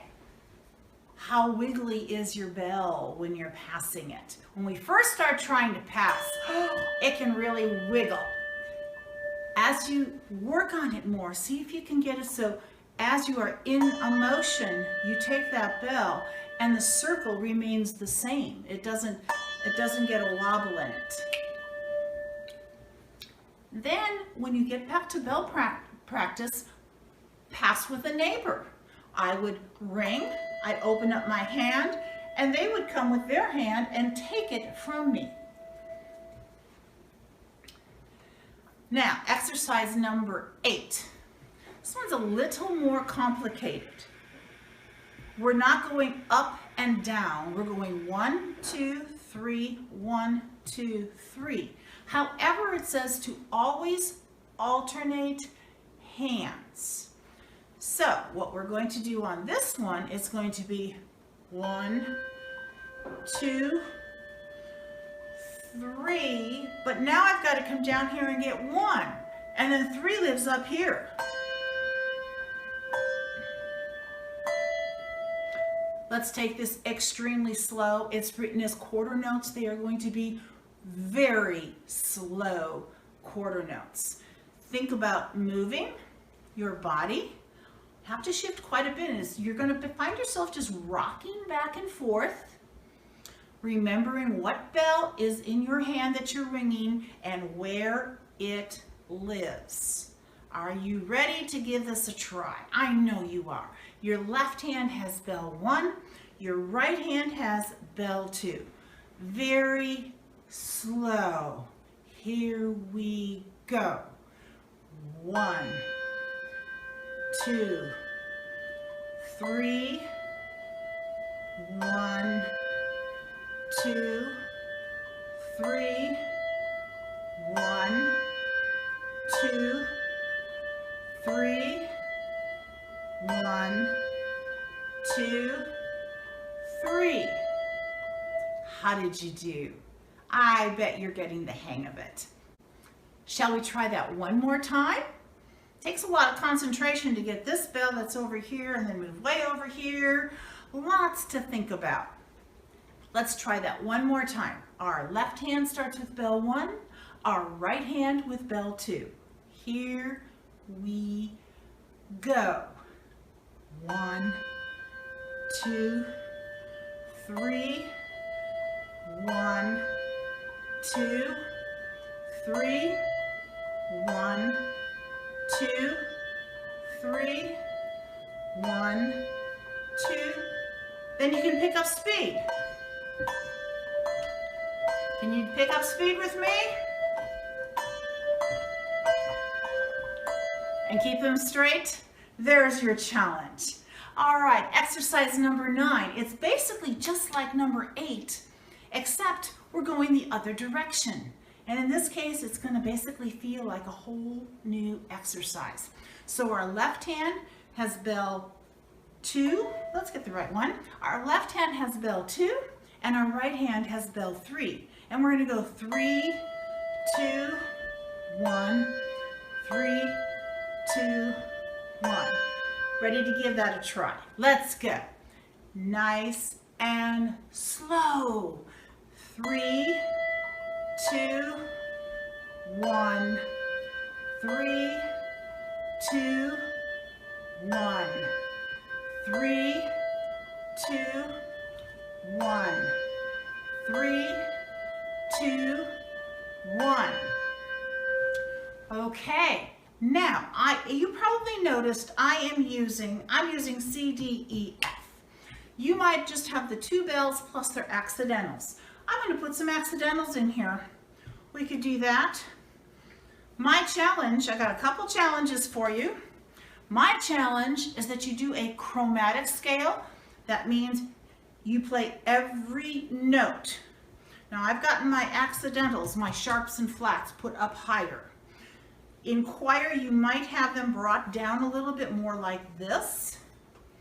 We'll try that. I'm so used to having them up high. So we're going to start on bell 1 and we're going to play the chromatic. I have just a short chromatic, up and back down. Always alternating hands, putting the bell back where it belongs.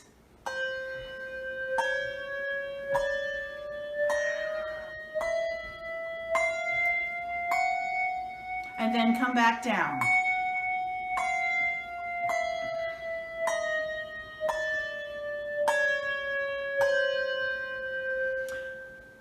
Now, sometimes people find that it's easier to make a bell change if you don't have to share it with your neighbor, or you can get it back to them to actually move a bell out of order.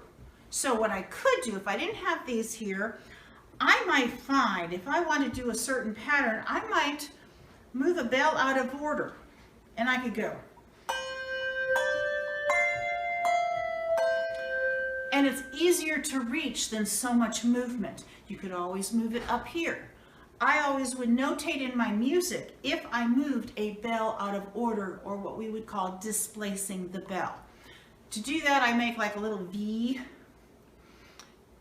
and I'll put the name of the note I'm moving up on top and where it's going between, or if it's in a place of one bell. But to be sure to notate that so that you'll remember what to do. The last challenge is that you play the entire scale and not the C scale. Start on any bell. Start on an F. Got to remember, oh, if I start on the F and do the scale, I need to remember B flat. Be sure to reach up for that B flat and then come back down that scale. You will find you'll have to keep inching yourself up and back, and that'll work just fine. It's a great choir exercise to have your choir line up on one side and play the scale. The last person that gets to play the scale is probably going to find some bells are not in the right order, which makes it a really fun exercise because everyone starts laughing afterward. Well, I know this was a really, really quick class, and I thank you so much for watching. It takes a lot of practice, and it takes a lot of concentration to be able to, oh yes, I've got to make sure it's legato. That's a really big thing to keep the note value held. If you have any questions, my email is on there. Please feel free to reach out to me, and I hope to see you at some Area 10 event one of these days. And we're back with our panel. That was a fantastic video class. I've taught it myself sometimes, and the problem I have is people say, oh, I can't weave. That's terrible. I don't know how to weave. They finish the class and they say, I still don't know how to weave. No, you do. You just did it. It's right. a word. It's only a word. So did we have any questions in the chat? What's that? No questions so far. No questions in the chat about weaving. Phyllis, what I want to know is, so I don't have a set of bells here at home. How can I practice your exercises? You can just use spoons. You can take any little object. You can take toys. You can even take, like, here's my granddaughter's pencil bag. It's a little fat, but you can just take something and have it there. There's various toys. You can take pencils, anything to just put them out in that order to pretend to be bells, and that works really well. Great. Phyllis, Shelley, could you talk a little bit more? Yeah, could you talk a little more about displacing bells? And I know you said marking in the music. You would do this in a not just when you're bringing solo, but when you're in a full bell choir, like sure. And sure, you could. Yeah. I like to mark it, and you gotta first, if it's in a bell choir, make sure you check with your neighbor that you're going to take this bell, or if you move it out of order, if there's a place later to put it back so that that person Yeah. can have it, that is helpful. But yes, there's many ways it helps you reach a bell easier if you need to just move it out of order. There's nothing wrong with doing that. Does that help? Mhm. Great, great. Anyone else have a question here? Let's see. How do you move from chimes to bells and back? Smoothly. Basically the same way. You have to make sure you know where your chimes are set out so that you've got them, but always at the end, put it down and then reach for that chime. But you just have to make sure you know where you've got it, that it is in an accessible place to be able to do that. Okay, I have And move as soon as you're ready. As soon as you're done with that bell, get the chime in hand, like that beginning quote I used. It doesn't matter how long you have to wait. Have the correct bell in the hand. You're much more successful. That's a great quote by Don Elliott. That is. Great advice. There are a couple things in the chat. There's at least one or two people complimenting you on the way you taught us how to weave there, the steps. Thank you. Great It's set of very exercises. basic. And you're welcome to use those exercises with your choir. Oh, okay. Thank you. Well, if we don't have any more questions, Phyllis has a second. Let's move on. She has a second video. So, Derek, if you want to roll that. Hi, and welcome back to our second part of our So Many Bells. This is all about four in hand.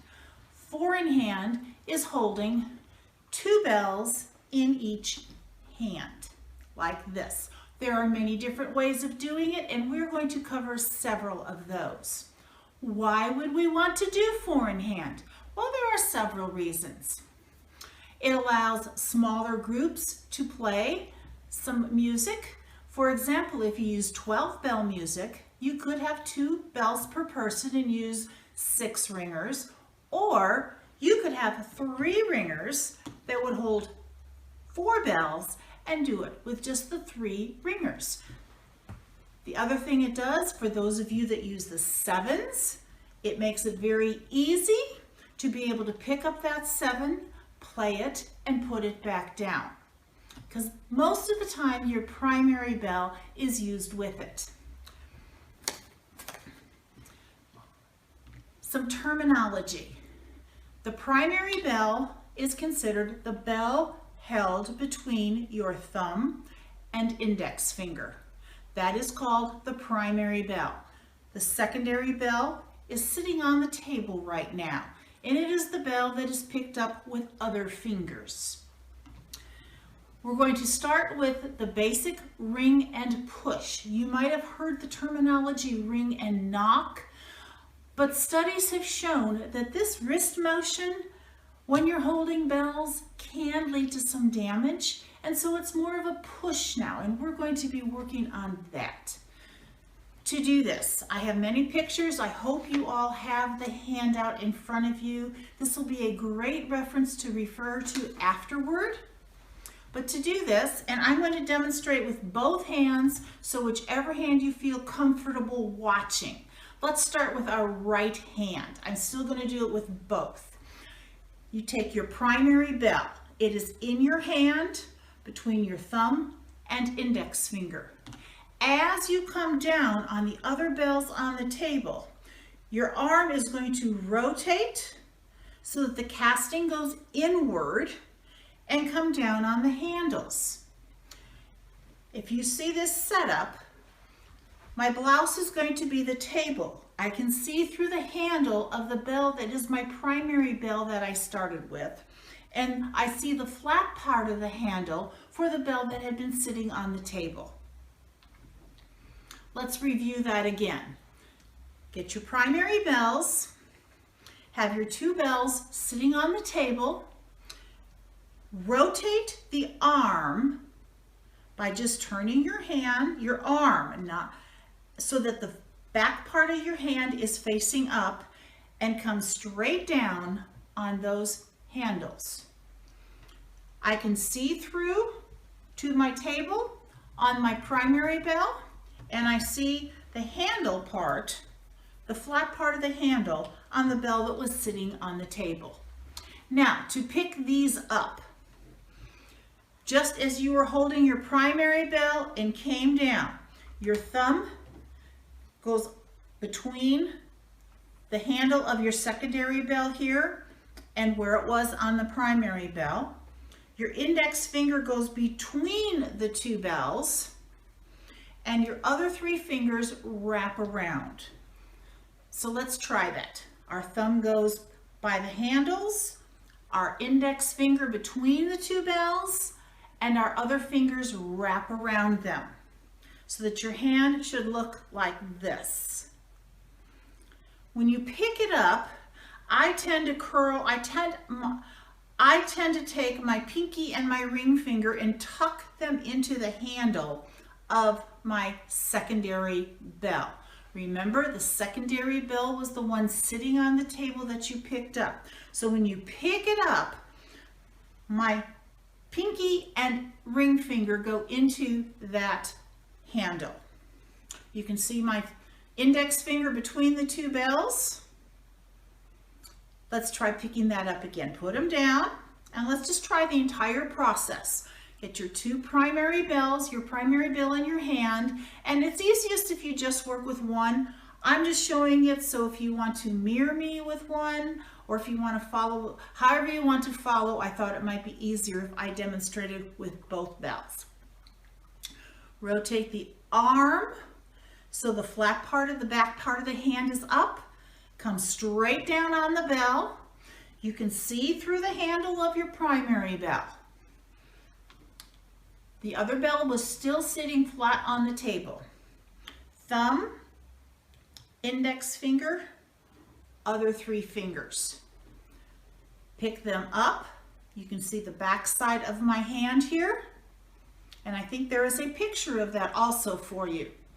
To ring these bells, the way they are right now, the way I'm holding them, my secondary bell has the clapper going toward you and my primary bell does not. So in this position, the bell that will ring is my secondary bell. This is where we have the push, and it's a push out with your hand. I am not, watch from the side. I am not dropping the wrist and knocking. This is where we've changed the terminology and how we do it. It's a push. And it might put a little lift in it, pull it back, and that clapper will easily hit the casting and sound. Let's try that. Pick it up. Think about pushing that secondary bell. Are you ready? Push it. Push it. Are you getting it to sound? And only the secondary bell. If both of them are wanting to sound, check to make sure the flat part of that handle is going straight out to the audience. If you turn your hand a little bit, then that clapper is not going to want to go straight and you might get both bells sounding. We'll get to that in a little bit. You want the flat part of the handle straight out to your audience. And that way the clapper will go straight out. Let's try that again. Can you try ringing that? And remember, it's more of a push. We're not letting our wrist flop. Now, to ring the primary bell, that's the one we started with in our hands. We're going to pick them up. We're going to shake hands with somebody. See how my bell's turned? I am going to shake hands with somebody. Now it's in a regular, now we're going to do it like we would normally ring a bell. We're going to use our strokes.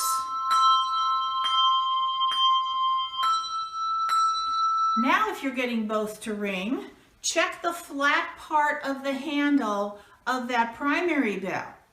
It needs to be going straight out to the audience. So that clapper falls forward. Your secondary bell is going sideways. Try that again. Can you get that primary bell to ring? How are we doing? Is it coming along? Let's pick it all up again and try. Rotate the bells, come down on that handle. We look through the ones that are our primary bell, pick it up. Let's ring our primary bell. That's our handshake one. Now let's do our secondary bell. We turn them to how they were when we picked them up, and we push. Nice, very nice. Now, we have learned that all music is not an LV, so we have to be able to damp the sound of these. Our primary bell is very simple. It comes straight back to our shoulder. It's very easy to damp. The secondary bell isn't quite as easy. If you have time, you can bring it down to the pad. You can come down in here to your hip. Try not to do too much rolling of your wrist. Come in down here. The other alternative, some people can do this, others struggle. You can bring it straight back. It does tip your wrist back a little bit if you have to do a fast stamp. If you have a free hand, you could always just touch it and it would also stop it. Let's practice damping that. Let's just pick up one set and damp your primary bell. You're going to ring, damp, ring, damp, ring, damp. Let's damp our secondary bell. Let's come down to our hips. Now, we don't want to stick our arms out. That doesn't look really pretty. Keep them a little bit back. Some will cross the chest. That does roll the hand in a little bit. You just have to be careful that you're not constantly rolling that wrist too much. You can go like this, here, down here, or come back. Takes a little practice to get the damping on that. Articulations with this configuration of ring and push. Thumb damps. If we only have to thumb damp our primary bell, it's very easy. This is where if you hang on to your secondary bell good, you just put your thumb up on it. See my thumb on there? And you can thumb damp it. This guy can't do that to it. If you need to thumb damp all of them, you quickly set them down, shift the hand up so you're holding, my hand is going to be between the collar and the casting. Shift up, hands between the collar and the casting, and you pick them up. Can you see how I've got my hands in there? I'm holding the castings. And so then and depending on how big or small a bell,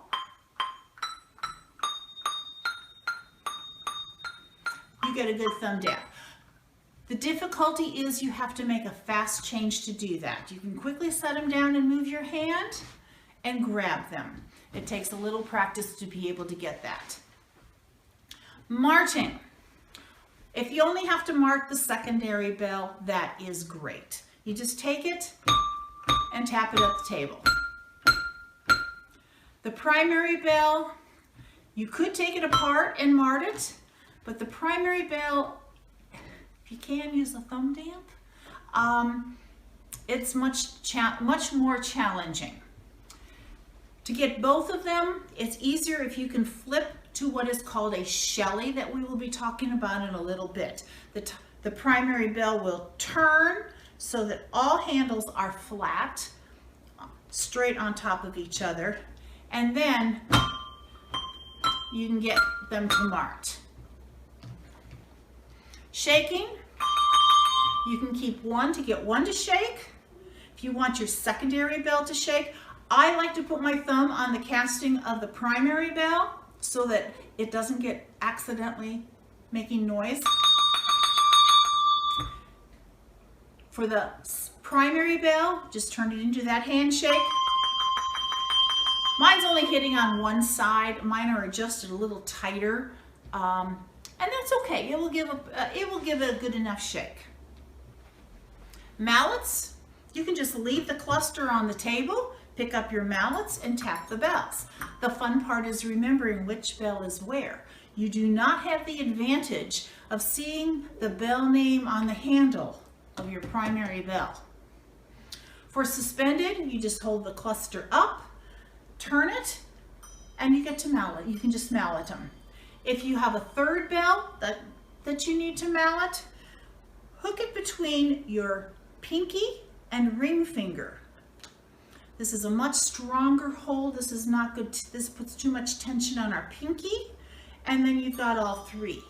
The trick again is remembering which bell is in which position. Dynamics just takes practice. You can control them. You can control how much push you give it. You can control how much ring you're giving it. It just takes a lot of practice. To ring both bells, there is a sweet spot. Partway in between, I've tried to give a description of how to do that, but a lot of it's just playing with the bell up here. How much do I turn it from just my secondary bell or just my primary bell in between a loose grip? So these bells are actually pretty loose. And find that sweet spot in between. Try that with your bells. Let's try a sweet spot. Hold it up for the secondary, turn it part way for the primary, but not all the way. Loose grip.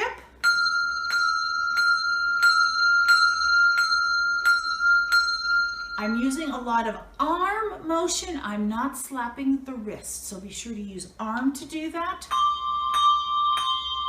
If you try to death grip the bell, it's going to be much harder to do. It's going to feel like, when you first start doing this, it's going to feel like, oh, the bell's going to fall out of my hands. But if you really hook your fingers in there, you can hold it pretty loose. I can just move this bell up and down.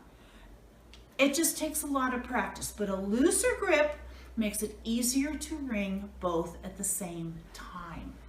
And there would be times you would need to do that.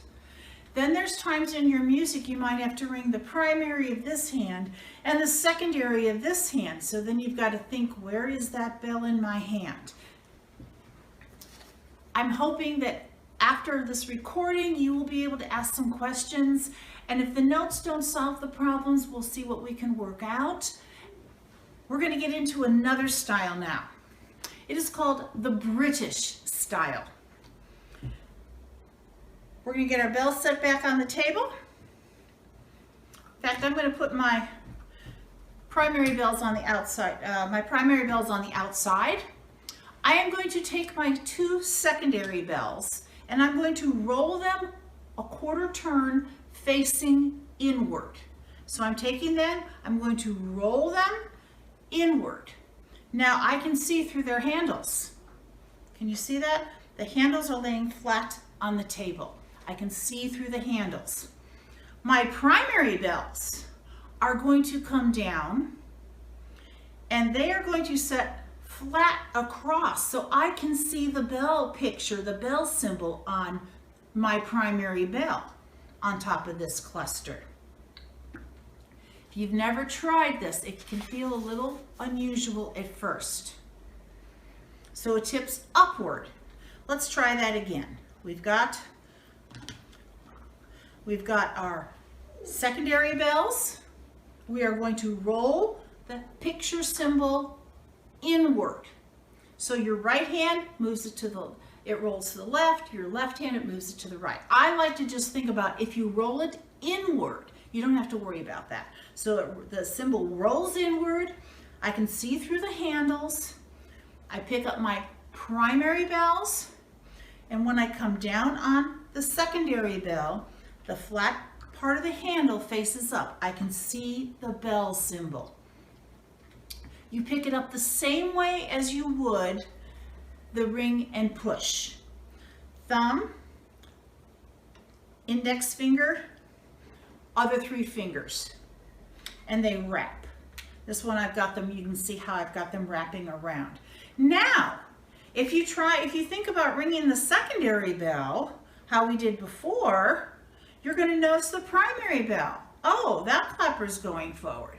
So let's start with the secondary bell again. This one takes the handshake. It's in a ringing position. Little different, isn't it? So you turn it so that it's in a ringing position, shaking hands.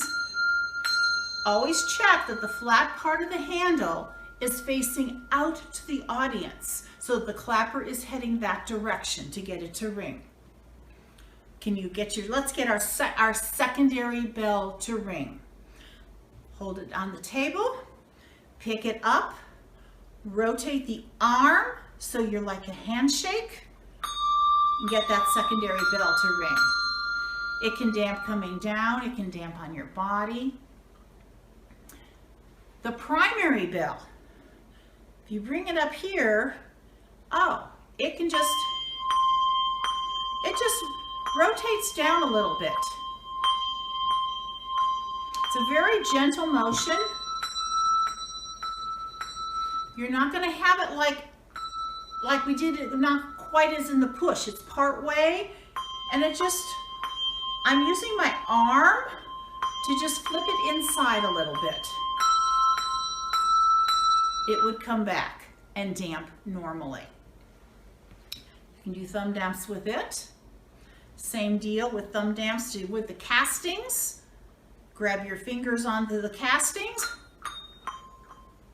Okay, we've got that way and inward.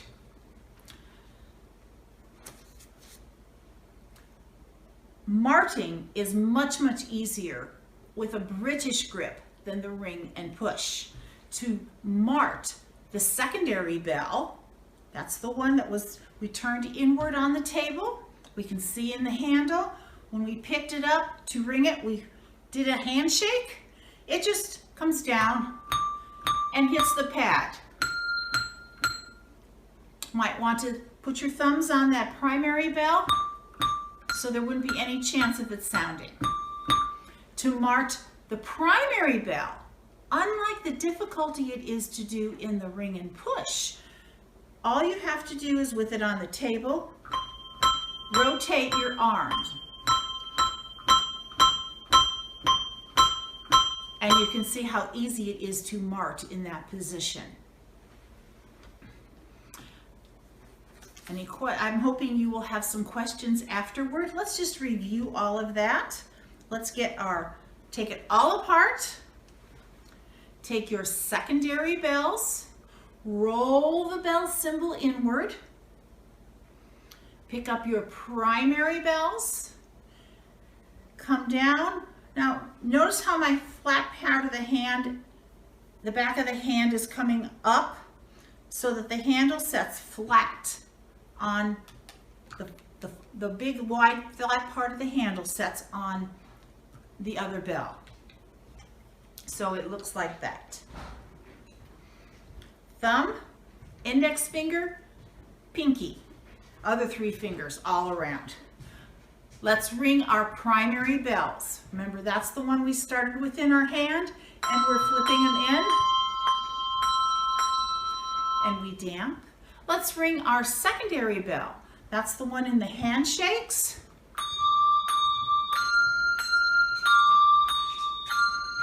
A lot of times when you're playing this, with this in an ensemble, you don't have a table to damp on, so you have to be able to use your body.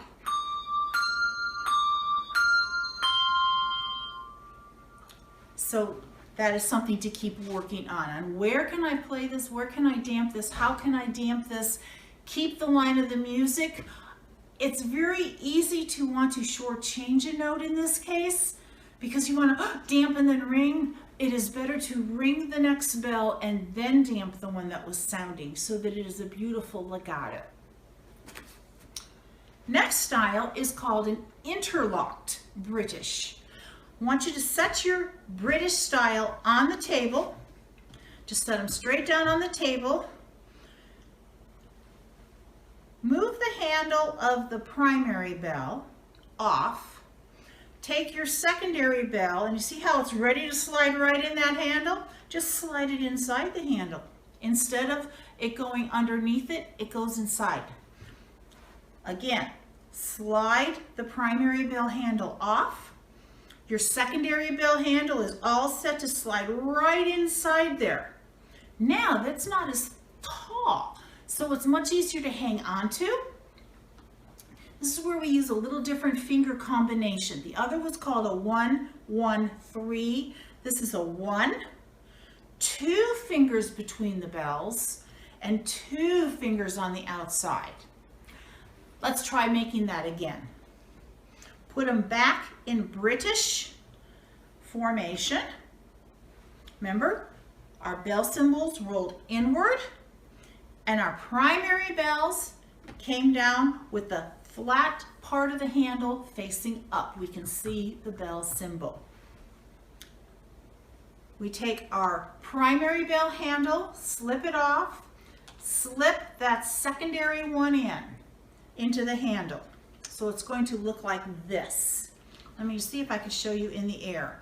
They're sitting on the table. This one comes in and just slips right inside that handle. Same here, take the primary bell off, slip the secondary handle inside of the primary handle. We're going to go thumb, 2 fingers, 2 fingers, and pick it up. Now, just like the regular British style, our secondary bell will ring in a forward motion like a handshake.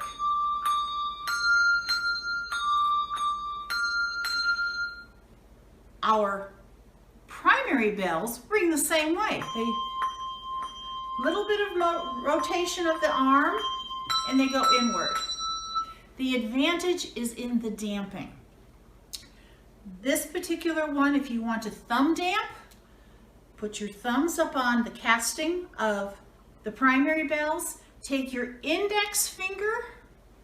My 3rd finger is still wrapped around the handles. Take your index finger and put it up against the casting of the secondary bell. Now I get a thumb damp, and I can get a thumb damp this way. Very easy, isn't it? The other thing, if you want to just damp the secondary bell, my index finger can go up and damp it. You don't have to try to move it somewhere else. If you are doing an ensemble where there are 3 or 4 ringers that are each holding 4 bells, and you're getting into some bigger bells, this is a really, really nice configuration. It's easier to hold. You don't have as much bulk here. The damping is very convenient. The problem, one difficulty is in making a bell change. We didn't get into much of that, a bell change. For this one, you literally have to replace the bell that's here. One way to do that, let's say we've got, here's my interlocked. I want to change my secondary bell. I'm going to come and lay it on the table. Now, my bell symbol is up when I'm doing this, and I'm going to slide this through the handle of my other bell. And I have made the bell change. Sometimes this is difficult if the handles are sticky. That makes it a little more challenging, but it can be done, and it takes some practice, but you can change that bell. Changing the primary one is a little harder. Just like with the British, the plain British, not the interlocked. If you go back to that, to change the bell there, notice that it has to turn. So as you're picking it up, turn the bell. As you're picking it up, just give the bell a little turn, and it'll come right on up, and I'm in the British style that is not locked. I know this is a lot to try to throw at you at once. That's why if you would take the notes home and work on it, it takes a lot of practice. And you have to decide in different situations, what is the best way to do this?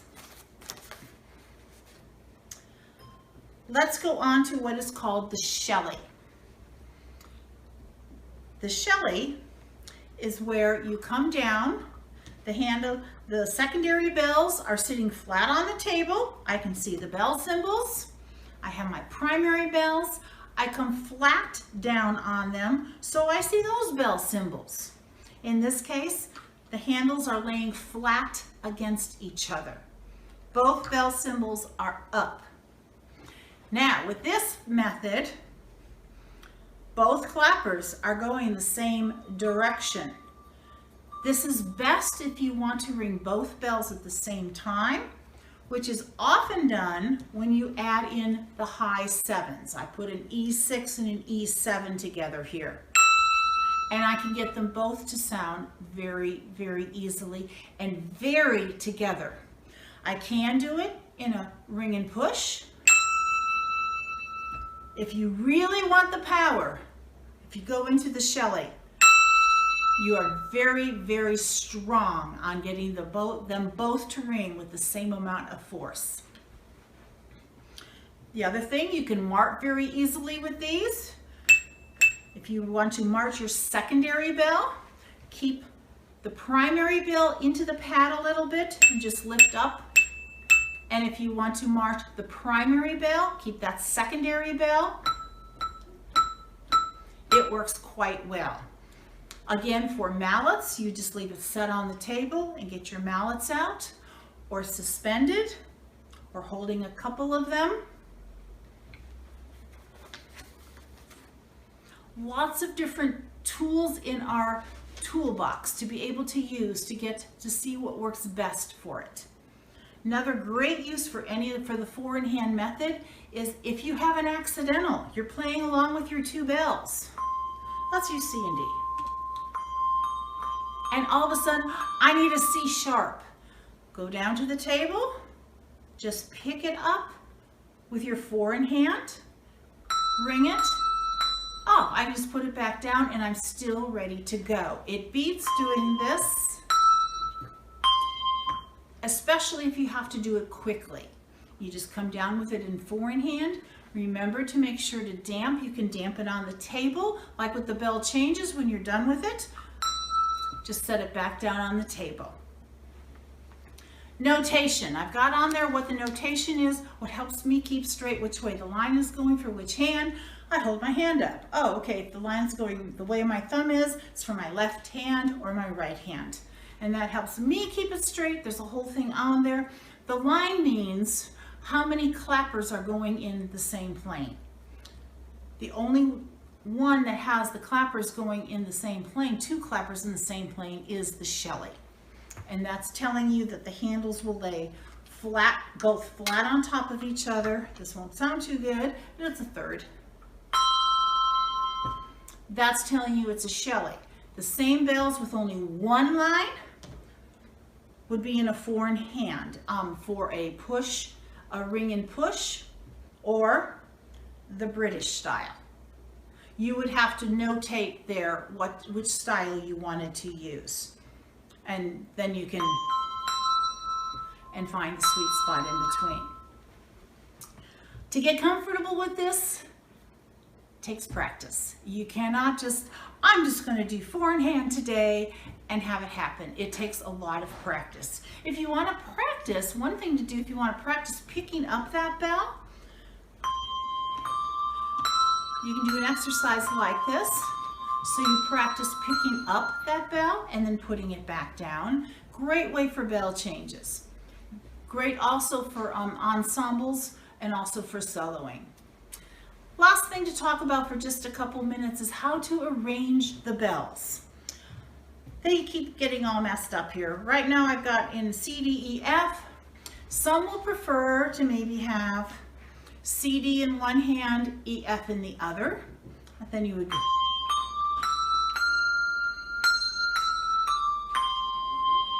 if you have faster passages, might not work as well. You have to decide. Some will prefer to go C, D as their primary and pick up E and F.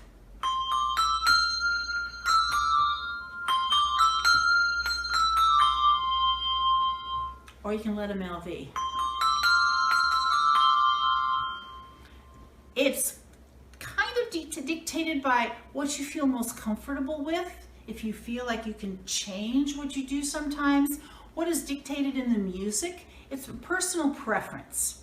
Just like if you like the push and the ring and push or the British, you get a few that you really feel the most comfortable with. But try all of those to see which works best for you.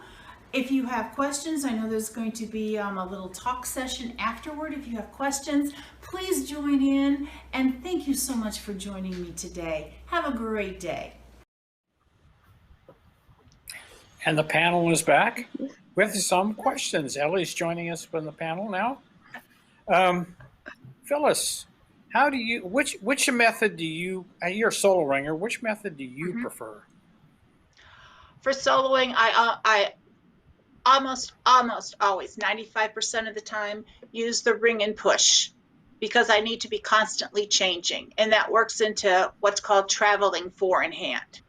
You leave your you leave your secondaries on the table. You've got two bells in your hand and you're constantly changing only your secondary bell. And so I almost always.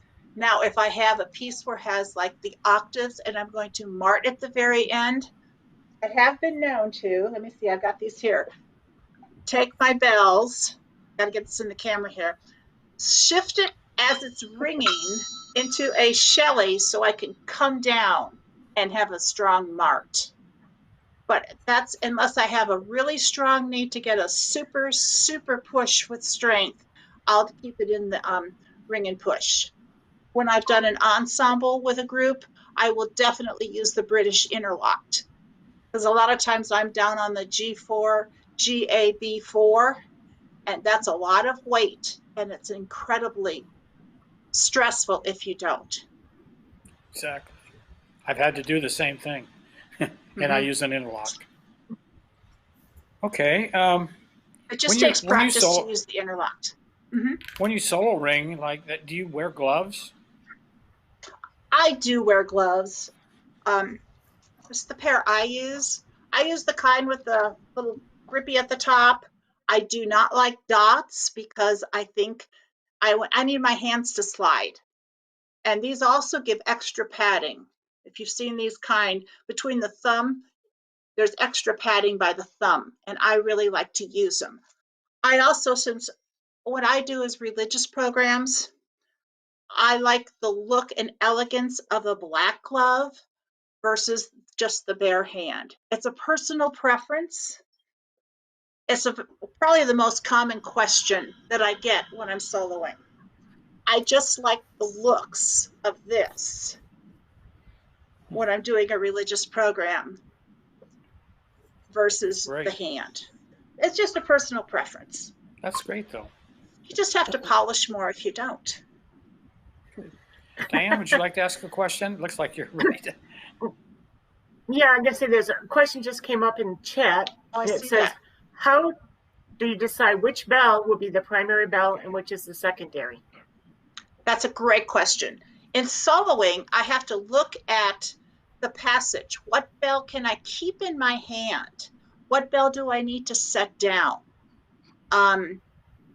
If I'm ringing in a choir for a long time, I rang GABC at the top end, and I always ring it with the G, A, B, C.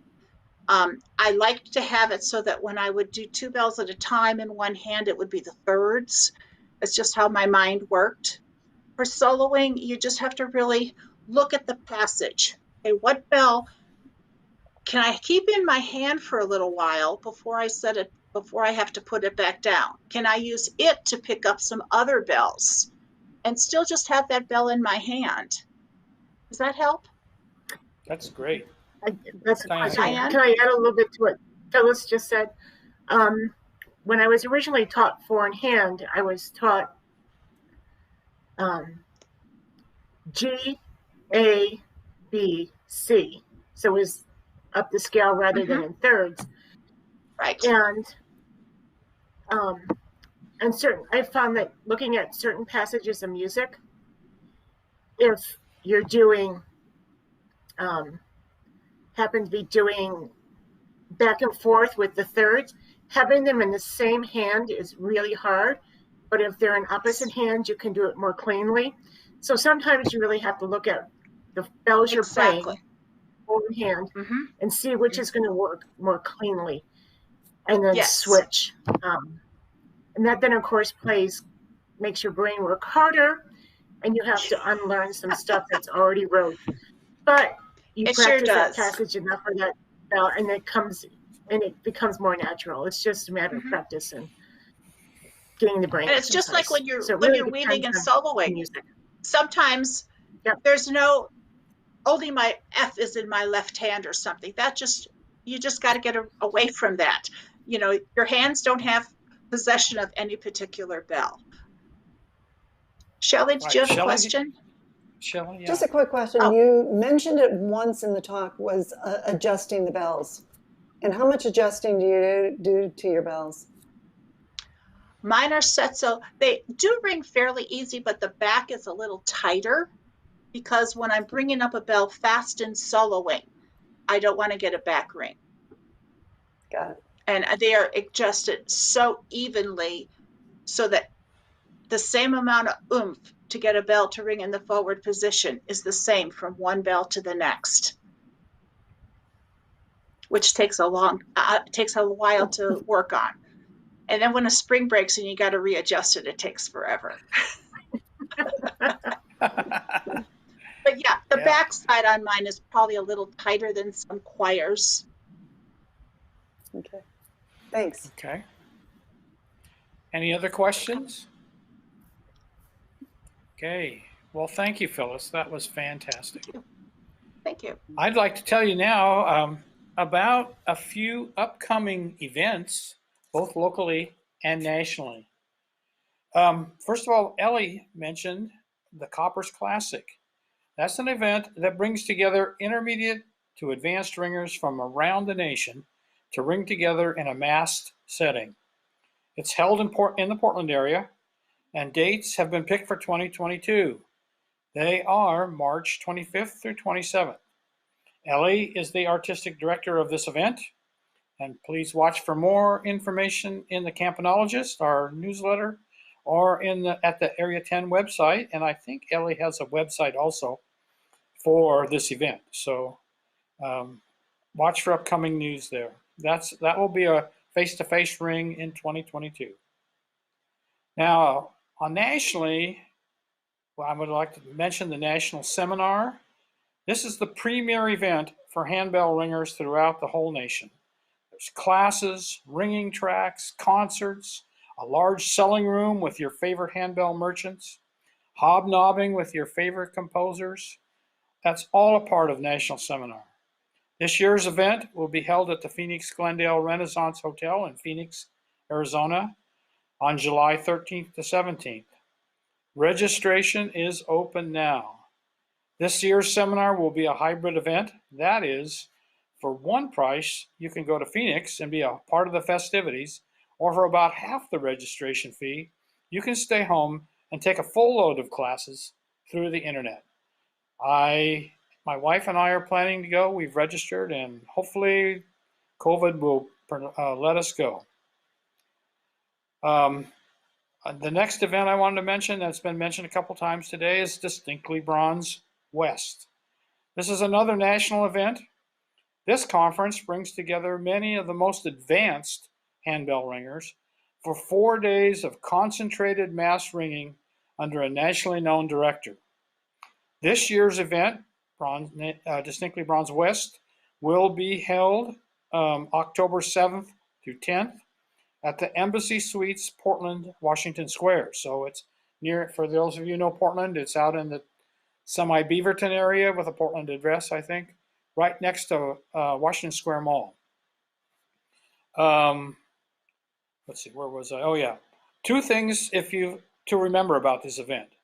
If you're a returning alumni of the event, sign up date and time is April 1st at noon Eastern Daylight Time. That's 9 a.m. here. That means there's always a flurry of people who want their position. There'll be at least usually 5 bell choirs plus a full row of bass down to G1. So everybody vies for position, and then first come, first serve usually.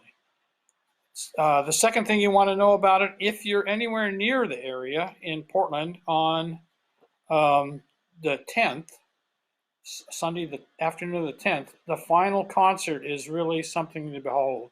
The music that we learn is level 4, 5, and sometimes 6.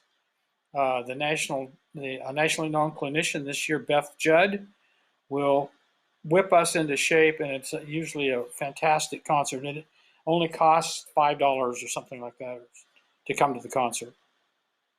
Finally, we've mentioned this before, the International Symposium. Our national organization, Handbell Musicians of America, is only one of several national guilds. England, Canada, Australia, Japan, Hong Kong, Korea, all have similar organizations. Every other even year, so 20, 22, 24, in rotation, one of these national guilds hosts an international symposium.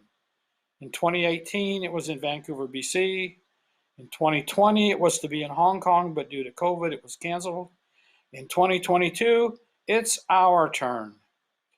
Preliminary dates are July 30th through August 6th, and it will be held at the Gaylord Hotel in Nashville. That used to be known as the Opryland Hotel, a beautiful, beautiful venue. So watch the national website or the Overtone magazines for details. I've been fortunate to go to Liverpool, I went to Brisbane, Australia, and I've been to Vancouver, BC, and I certainly hope to go down to Nashville. So watch for details of that. So again, as Ellie mentioned, to participate in all these national events, actually participate in the event, you must have a full membership in the Handbell Musicians of America. So now we're going to take a short break, get off your chair, and Shelley is going to lead us in some more exercises. Okay, let's get back to our bodies and do some more stretching there. Right? First one's going to be a forearm stretch. You're going to extend your arms straight out in front of you and just bring your fingers back. Point your fingers up to the ceiling and bring them down. You would be doing this with both hands. I just can't do this with this cast on. Okay, and just going back and forth. And if you'd like just a little extra stretch, again, no pain, you take your other hand and just pull gently back on those fingers for a little extra stretch. Okay. Next one is a forearm stretch. And you've probably done this in every exercise class you've ever taken. Okay, arm out, shoulder is down, keep your shoulder down, comes across your body, and the other, either you can do your hand, I can't do it with my hand because of my cast, and just pull, gently pull that arm in. You should feel it across your back and your forearm. Keep the shoulder down. And I like to add one extra thing, and that is I look over my shoulder and it gives my neck just a little bit of a stretch too. Okay, once you've done on that side, switch and go to the other side.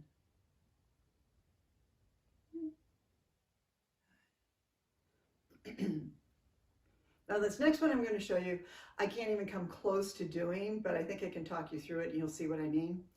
You're going to put prayer hands at your sternum here. This is really good for people, foreign hand ringers, to stretch out your fingers before you start doing your foreign hand ringing. Prayer hands here in the middle and press fingers, everything, press against each other. You'll feel it in your fingers and up your forearm as well. The snake. I love the snake. It's just a great flexibility exercise and warms up all your arms completely. And it's just this, going up and down. And just relax your arms and It'll be like a snake.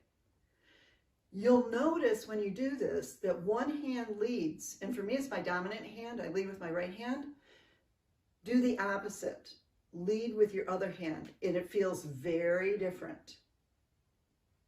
Okay, so be sure you do it both ways. Finger stretch. This one I don't like. I don't like the feeling, which makes me think that this is probably the exercise I need to do the most. Isn't that the way? The things we like least are the things that are probably the best for us. You're going to take each finger in turn and press it into your palm. And you can do this with both hands at the same time. Okay? And then your index, and really press into your palm. You're going to feel this all the way up your arm. Okay? Ring finger and pinky. Right? Then there's another called the fan. This is extending your fingers as wide as they can be. You'll feel tension. Again, I said you should feel resistance and tension, but no pain. And just stretch them out. Again, do both hands at the same time. From a fan, you could go to a claw. And it's really interesting. You'll feel how the different muscles engage in your arm when you go from a fan to a claw. When you're done doing a claw, I just like to do this and just loosen up your fingers. Okay.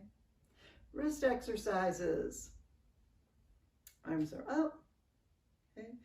Either way, you can start. Let's start with arms up, palms to the ceiling. Just up and back. Up and back. Flip it over and do the same thing. Again, you're doing this with both hands. You are, I'm not. Okay. And then turn them one way or the other. I also like just a very relaxed, go one way and the other. Just rotate them, loosen them up a bit. Okay, let's do some more brain exercises. These involving more of our body than just the finger ones that I showed you earlier. This first one I'm going to show you, you can do it standing up, sitting down. It doesn't matter. And especially if you're a little unsteady on your feet, sit down and do this one, all right? Elbow is going to go to the opposite knee. If you're standing up, you're going to pick your knee up and tap your elbow to it. Okay? If you're sitting down, just cross over, touch your elbow to your knee. Okay? Gets that brain working and waking it up. The next one is shaking one hand and doing pretend quarter notes with the other hand. Now, there's not going to be no bells involved here, but this is something that you often, well, I don't know if it's often, but you will encounter in your music, that you're doing one technique with one hand, something completely different with the other. Just know that's a great brain exercise, all right? Get one hand shaking, like you're shaking a bell. Other hand, we're going to play quarter notes. Okay, here we go. Ready? Slowly. First get shaking, okay? Ready? And 1, 2, 3, 4. Do it again. 1, 2, 3, 4. One more time. 1, 2, 3, 4. Okay, I don't know about you, but when the quarter notes are playing, I want to stop shaking. And so keeping that going. I can guarantee you that you chose the easier side or the easier way that you can do that exercise. Now switch it. Shake with the other hand, play quarter notes with the opposite one, okay? Get shaking. Here we go. Ready? And 1, 2, 3, 4. Shake, 2, 3, 4. And one more time. Shake, 2. I am so bad at that side. So know that you are not alone if you are struggling with these. And it's the struggle that really helps our brain. So keep practicing that one. I've been doing these really a long time. Although I have been on a pandemic hiatus, I haven't been doing them through the pandemic, and it shows that some of these that I did pretty well before are really bad. Okay, now this one. I call it 2 beats, 3 beats. You're going to do 2 beats with your arm, one arm. 1, 2, 1, 2. Okay. This side we're going to do 3. 1, 2, 3. 1, 2, 3. Now let's do them together. I'm going to slow it down. Ready? Here we go.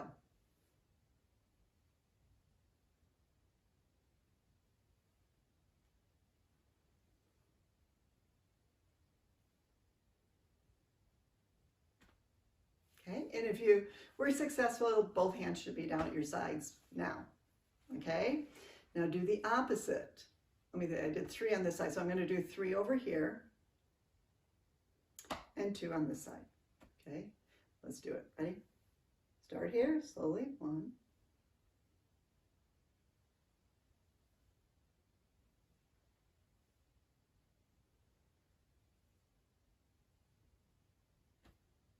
All right.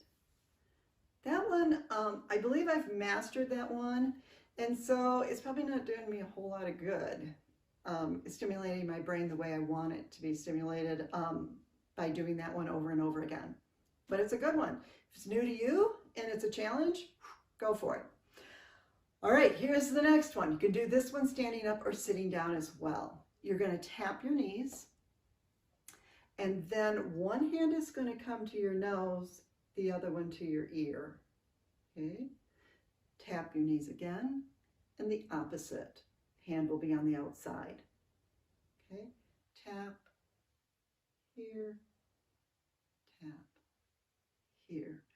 And if that is a challenge for you, just work on that. All right, and if that's easy for you, let me give you the next step up on that exercise, and that is adding numbers and letters.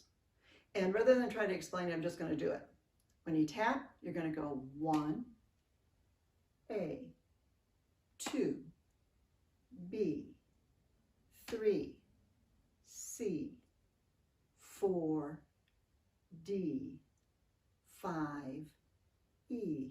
So you get it. You're just going to go through the whole alphabet doing that. For some reason, I get around W and I just fall apart. And so that one I continue to practice.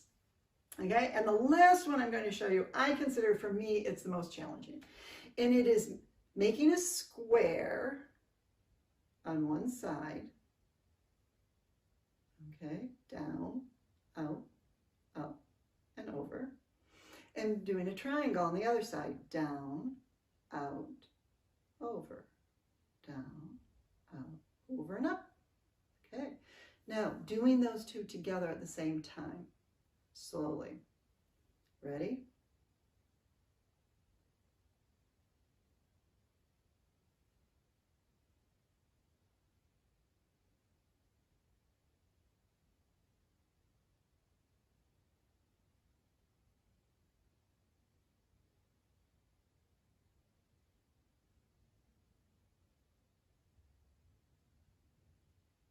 All right, and when you're all done with the sequence, you should end up with both hands up at the top.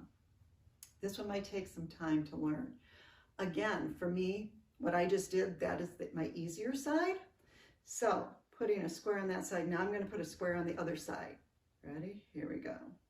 Making a square here and making a triangle over here. Ready? Slowly.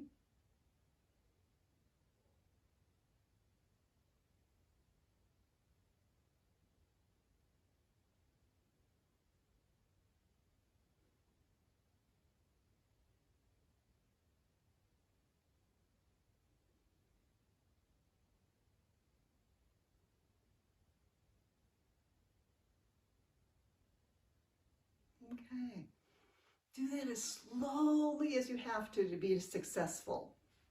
I find when I did it the opposite way, I did it, but wow, was I concentrating. I kept saying, triangle on that side, triangle on that side, because otherwise it wouldn't have worked for me. I would have fallen apart. So those are some more brain exercises. They're fun. They wake up your brain, and you just work at them. If you're not successful, you know that your brain is working. Okay, do 1 or 2 of those before you start a rehearsal. And then Your brain is alert, it's awake, it's ready to look at those black dots on the page and make some music. Okay. Thank you, Shelley. You may be thinking that those of us on the staff are just sitting here watching, but actually I was trying to do all those exercises. And now I'm awake again. So we're going to introduce Diane Barnes, who will be our final speaker today. Diane has been ringing bells since 1979. She currently directs Grace Notes at Ascension Lutheran Church in Medford, Oregon. Diane participates in the annual Distinctly Bronze West Advanced Ringing event and does solo ringing. She keeps up with the latest techniques, ideas, and music in the handbell world through attendance at the National Seminar every July. This Easter, her handbell choir will be ringing, with permission of the copyright holder, her first full bell choir arrangement of a hymn, Alleluia, Christ is Arisen, by Louis Boyos. It's a lively Latin tune declaring the resurrected Christ. Diane is also our Area 10 events chairman and the sponsor of this yearly event, Siskiyou Summit. She, too, has broken her presentation into 2 parts, so we'll have 2 question and answer sessions. So take it away, Diane. Barnes, my session is Wrangling Rhythms into Our Bodies. Why should we do rhythm exercises? Because it is one tool that will help us to physically feel a rhythm.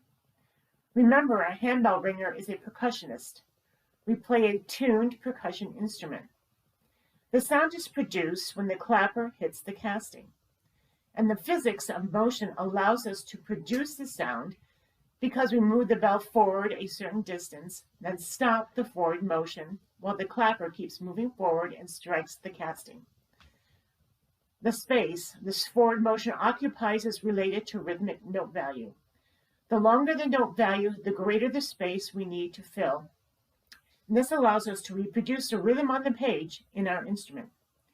We need to feel a rhythm internally before we can reproduce it externally.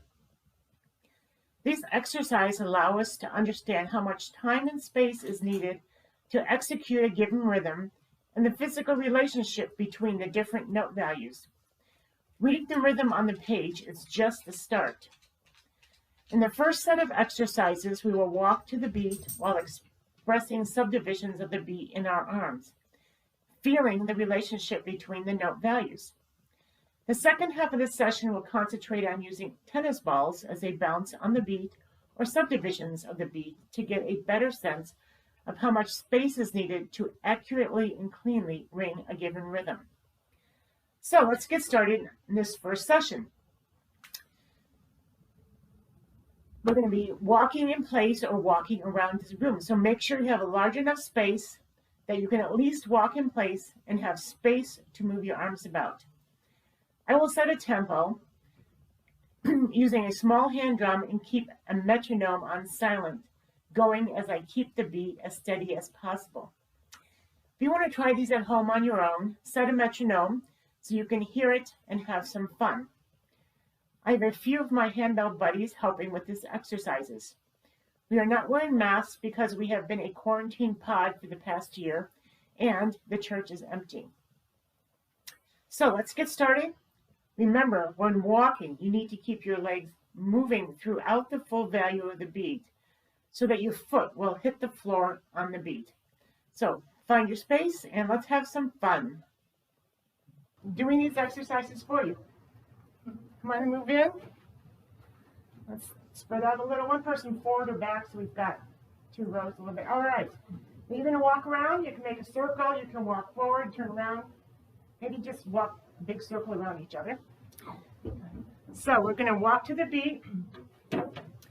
And we're going to walk to the quarter note. Remember to keep your legs moving all the time. Do not stand 1, 2. You want to keep it moving through its motion without stopping so you know how much space you're taking up. Here we go. Here's our tempo. I'll give you 4 for nothing. And start walking. We'll start with the half note, and then we'll go.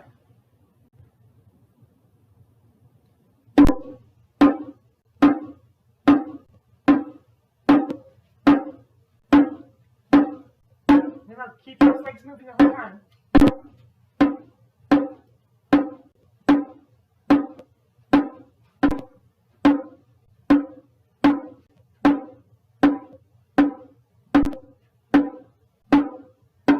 Okay, I see some people walking quarter notes, some people trying to do half notes, and people trying to stay in pose in the air.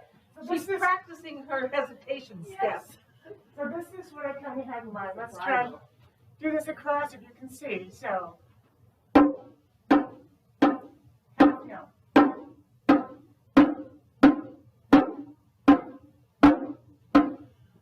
Okay. I'll try again.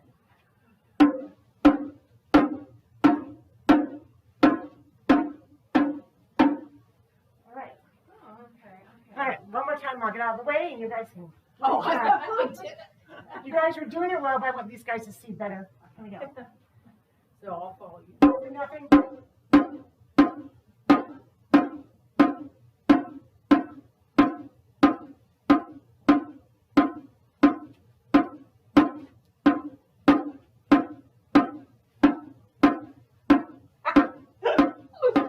Okay.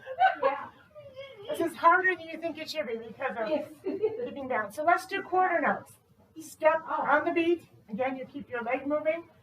So you've got, you get in the space to step on the beat. Here you go.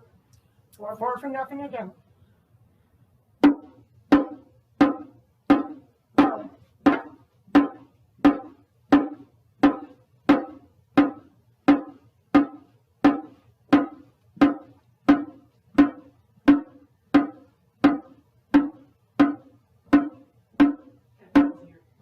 Go slower. What do you need to do to adjust so that your foot still comes down on the beat? Sorry about that. Sneaky. I didn't mean to start. So we're gonna start at the tempo we did. We're gonna slow down. You need to adjust so you can still land on the beat while your leg is still in motion. Oh, okay.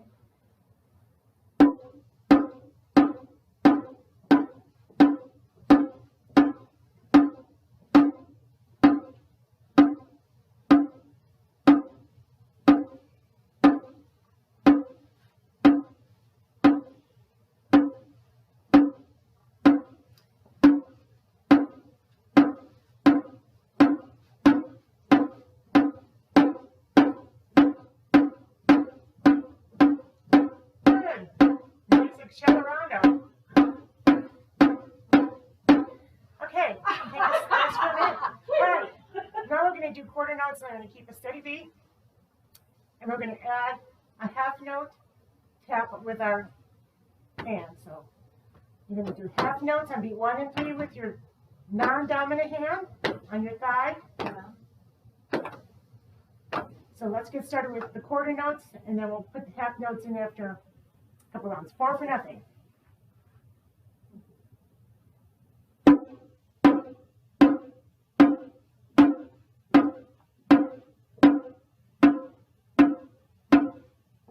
Go ahead, add.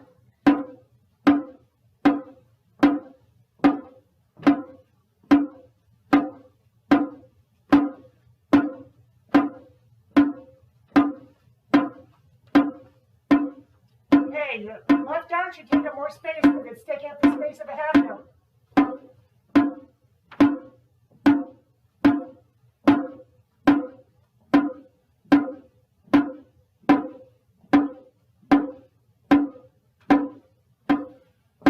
All right, that's pretty good. Let's keep going with the half note, quarter note walk. Oh, actually stop. Let's stop the half note. Let's start walking in with quarter notes, and we're going to do 8 notes with your dominant hand. So you're going to hit 1 and, so 1 and 1. For every beat? For every beat, 1 and 2 and. Okay, but still do walking the quarter. Okay. Correct. Walking the quarter, 8 notes on every beat. Here we go. 4 for nothing.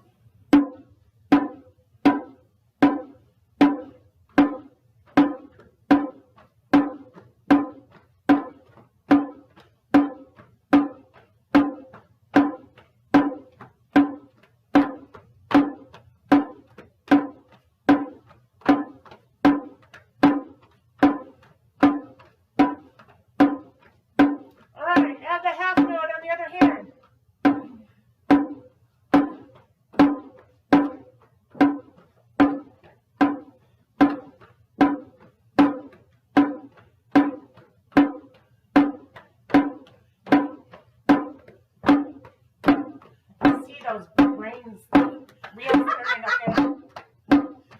Doing great. One more time just until you get to the back of the room. All right, stop. Good job. All right. Did you see the wheels going really Yeah. good? Not quite steam out of the ears yet. Not yet. Not yet.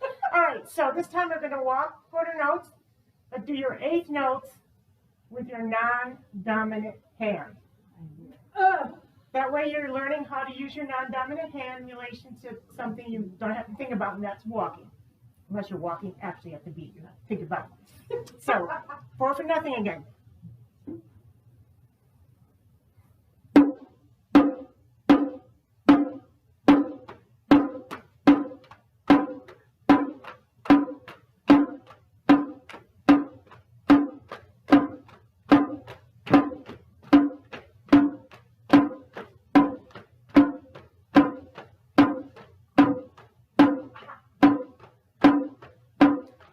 Have the half note in the other arm.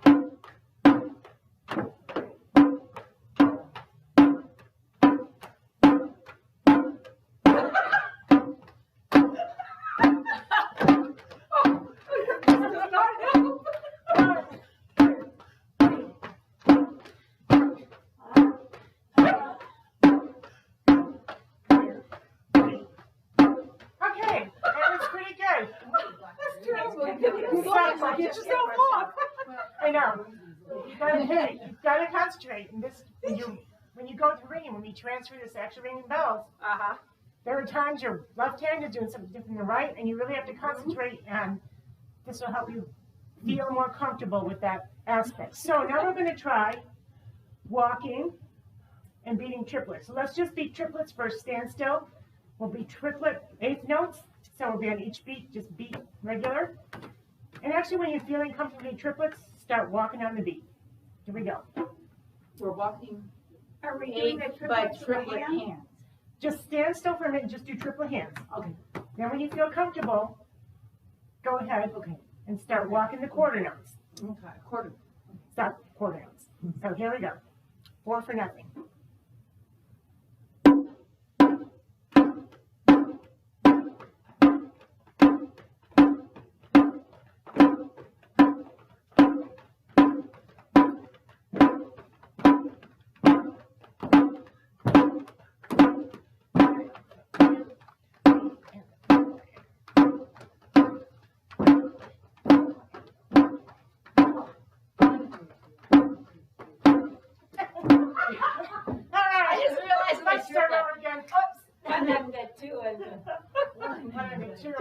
Sorry.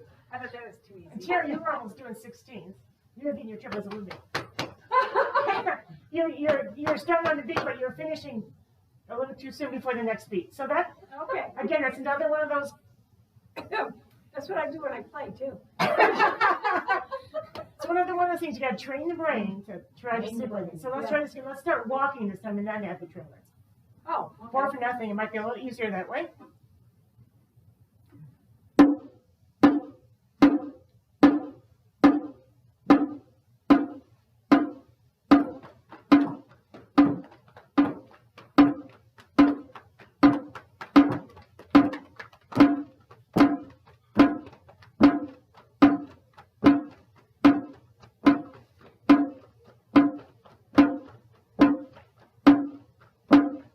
Let's sound much more together. Okay. So we're going to try something. We're going to stand in place. We're going to try doing quarter note triplets. We won't walk. We'll stand in place. And with our left hand, or your non-dominant hand, but I think all you guys are right-handed, you're going to beat the half note. 1, 2, 3, 4. And then once we get comfortable with that a few times through, you're going to do the quarter note triplet with your right hand. So, no, it's quarter note triplet. So, Quarter note. quarter note. So a triplet to the half note.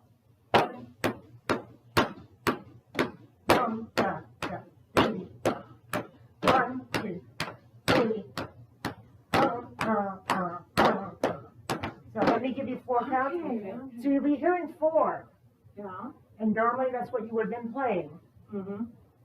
Oh, okay. So you've got to do the triplet against The hearing quarter. 4 with the half note on your left hand. Yeah, okay. So it's another brain buster, but you guys can do it and it's good for us. Keeps us young. Here we go. Keeps the brain young. 4 for nothing.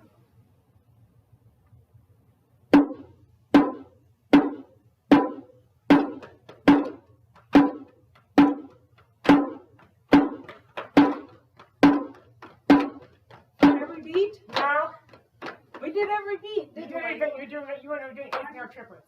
Oh, you're beating. I'm beating quarters. Quarter notes. You want us to do it on half notes. So I'll be quarters, Okay. you guys start half notes. Okay, gotcha. And then when you can think about it, But we're doing triplets on the quarters. I'm doing triplets on the quarters, which don't match up with what I'm beating. Okay, I get it. Oh, so we are doing triplets. Okay. Triplets, On quarter note triplets. quarter note triplets. So that's why you're beating On it. each beat, though. No, it's Oh, on the two, the half The notes. half notes. That's Okay, where I got gotcha. 1, 2, 3, 4. 1, 2, 3, 4. 1, 2, 3. 1, 2, 3. Okay, so let's do this, the half note, The half note triplet? the quarter, well, Quarter note. if you can half note triplets, but then you would be in a whole measure, but we're not doing that. Okay. But normally we see in our music, 8-note triplets, quarter note triplets. Right. So, 4 for nothing, and then start with the half note.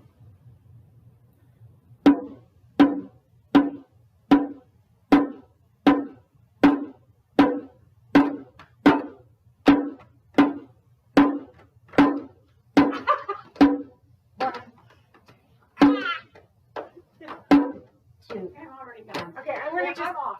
just gonna beat two. I'm just gonna beat the half notes. Okay. So you're not gonna hear that quarter Do note. you want the triplets on each beat though, or just the half beats? Half notes. They're half note, they're quarter note triplets, so it's you for each half note you're doing da da da da. So you can't do one triplet without doing. Right. So you're doing a half note with your left hand. Yeah. 1, 2, 4. Da da da da da da da da. Okay. Okay, so let's try that. As long as she does it and I can see it, I'm doing fine. So I'm gonna just beat 1. The first time I'll beat 4, but then when you guys start, I'll just be beating 1 and 3. Okay. 4 for nothing again.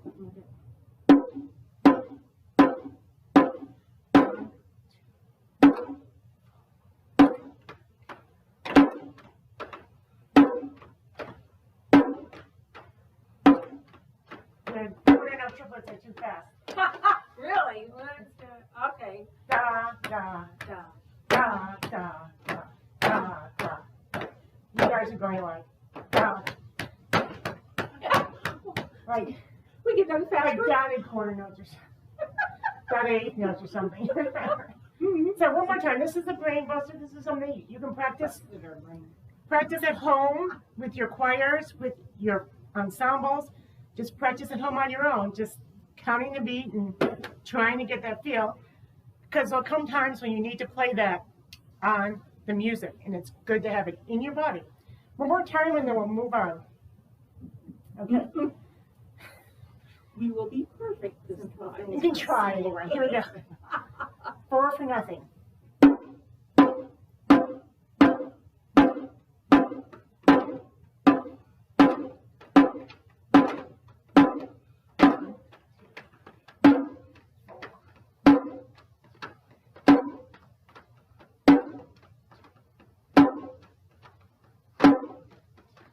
Well, I think you guys are closer, but it's one of those skills we all need to practice, myself included. So, Work in progress. okay, so this is one way. Moving our bodies and putting the beat in is a really great way to start feeling what it's like. So you guys want to take a seat again, and I'll go to the next section that we're going to. That was great and humorous. That's fun, Diane. Normally with a full Okay. class and everyone going, there's just laughter galore because people are just finding that it's harder than they think it should be. And it is. Great. Please thank them for helping you. Yeah, that was great. All of us, yeah. Phyllis, did you have a question for her? Or? I think they demonstrated how difficult that can be. And walking, it really does help you feel the beat. Right. I wanted to go back to one thing that Ellie said about the human voice. A lot of times when I'm doing that and playing triplets against two, the triplets, I say a 3-syllable word like strawberry, strawberry, strawberry, or chocolate, some kind of, and I can keep the beat that way. Yeah, Shelley. Diane, how do you integrate this into your weekly, when we had weekly rehearsals, do you integrate these exercises into your erehearsal and do a couple each day, each rehearsal, or how does that work?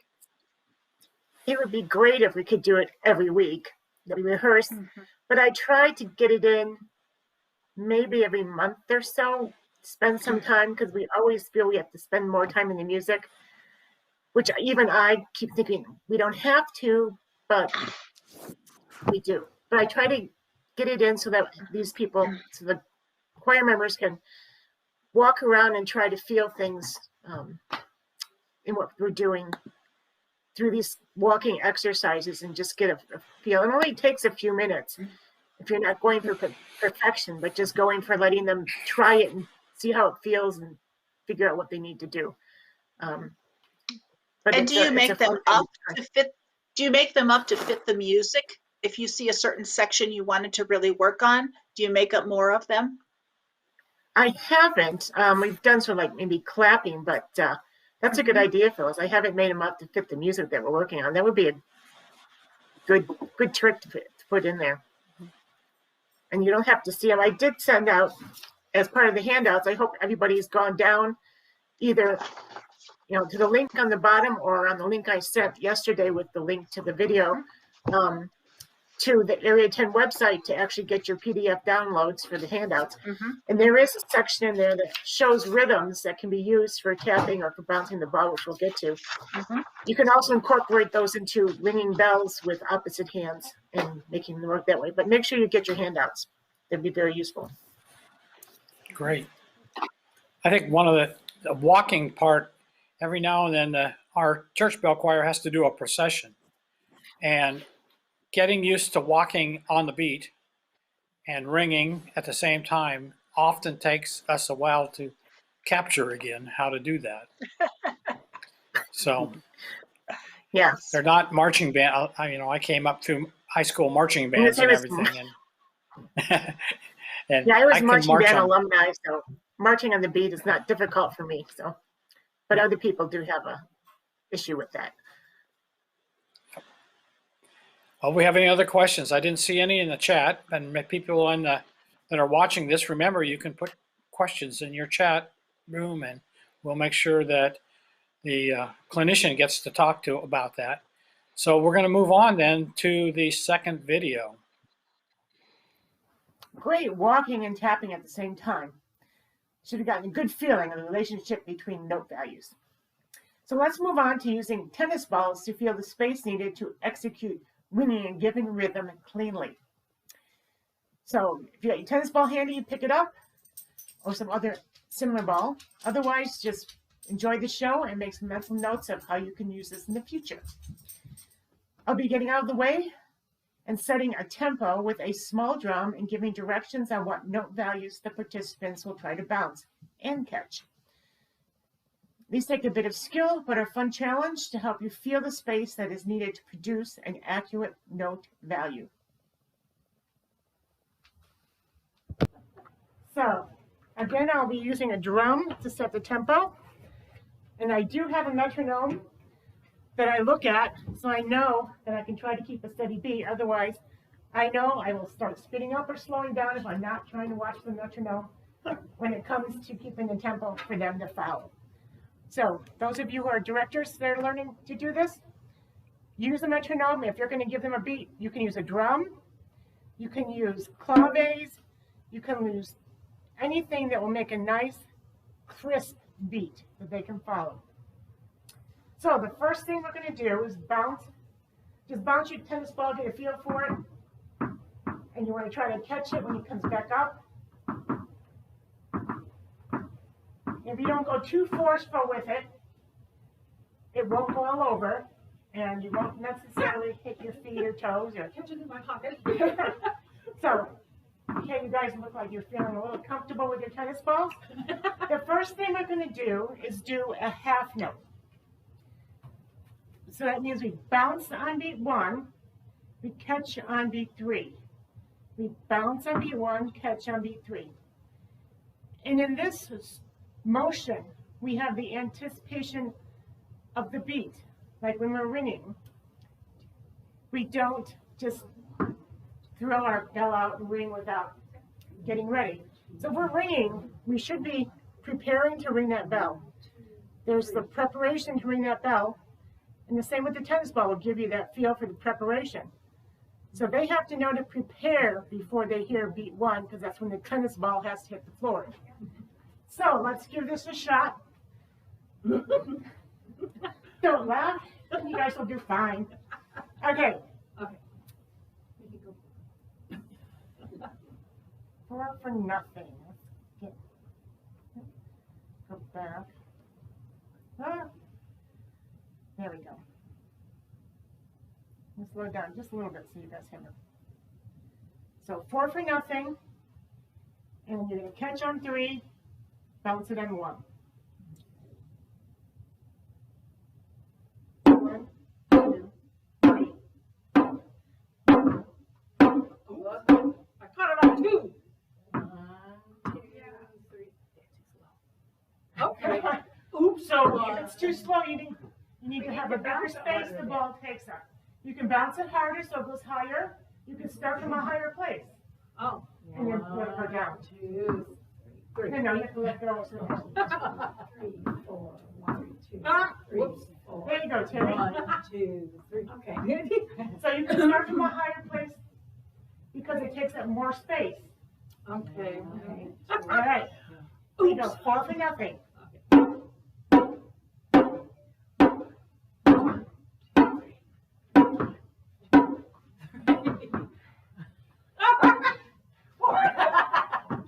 Okay, we're back here. 1, 2, 3, 4. 1, 2, 3, 4. Okay, 2.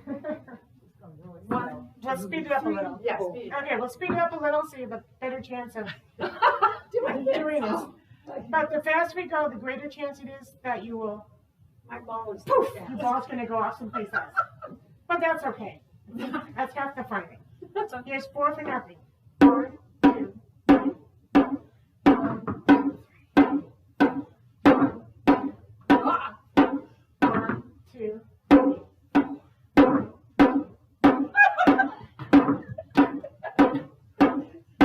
Okay, come back here.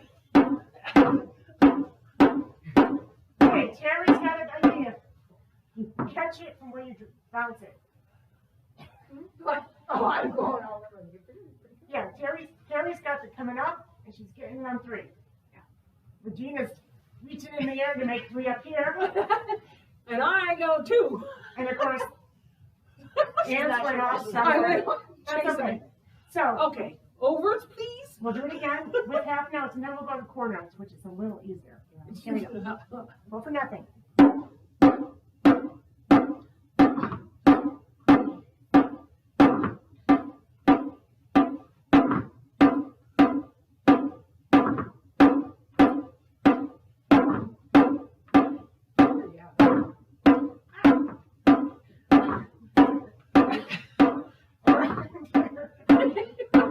You guys got 3. 1, 2, 3.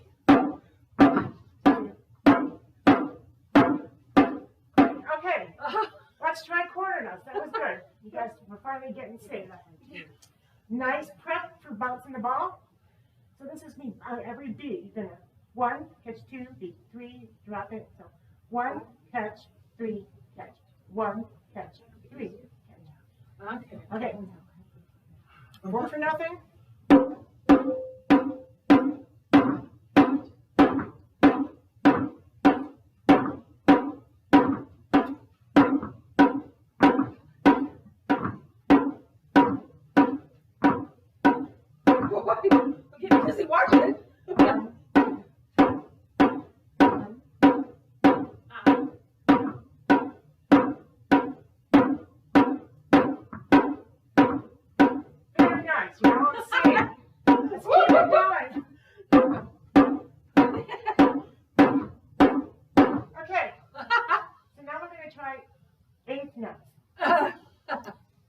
more challenge. Just going to get a little closer because the 8th note takes up less space.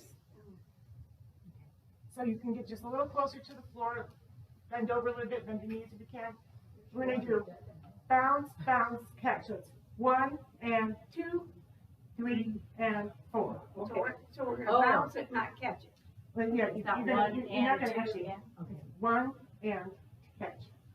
So it's a gentle bounce with your hand. Just kind of, your hand's just like a backstop for it. So that's why you're a little closer to the ground.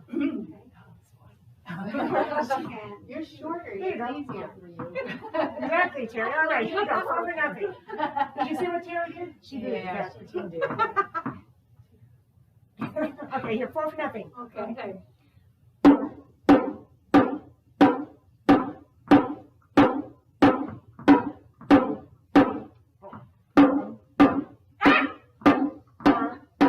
Okay, I've got some people doing 8th notes, some people doing quarter notes. So it should be I back. don't know what I was doing. You were skipping all those notes when we were playing. So here we go. Okay. 1, I'm doing quarter notes, so it should be 2 bounces for each quarter note. So let's go a little slower so you can get that. Okay. So here we go. 4 for nothing. 1.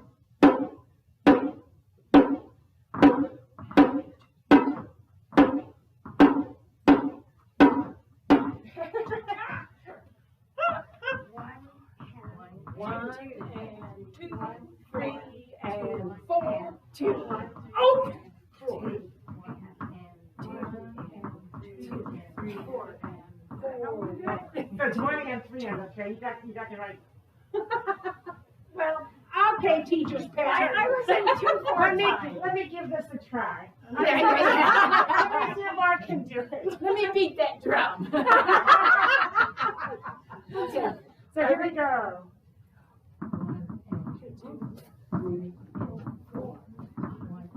2, 3 and 4. 1 and 2 and 3 and 4 and 1 and 2 and 3 and 4. Why do you count my hands on the 2? Because it's 1 and 2 and 4. Oh, gotcha. Okay. Okay, so let's try it with the drum. This is harder than it looks like it should be, but it's a good exercise to get feeling. I hope my Fitbit's working. So here we go. Nice and slow, not too fast. 1, 2, 3 and 4. 1 and 2 and 3 and 4. 1 and 2 and 3 and 4.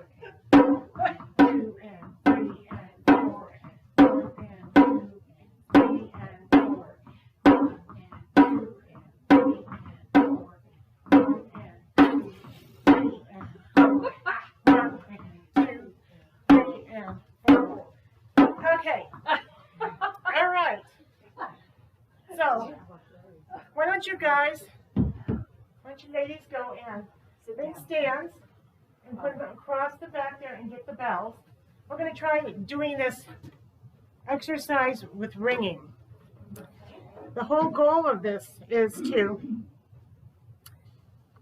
get into your bodies the space you need to ring for a quarter note to sound, half note to sound, 8th note to sound. So we've got a few rhythmic exercises they can try while they get their stand set up. And you guys can come a little closer since we're not walking. So bring your stands forward just a little bit. Oh, okay. We're not walking around. There you go.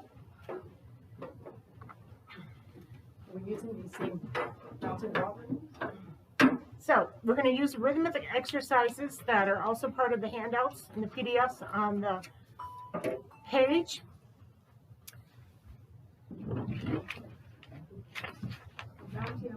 Oh. So we're going to look at the rhythms for walking and tapping. Oh, okay.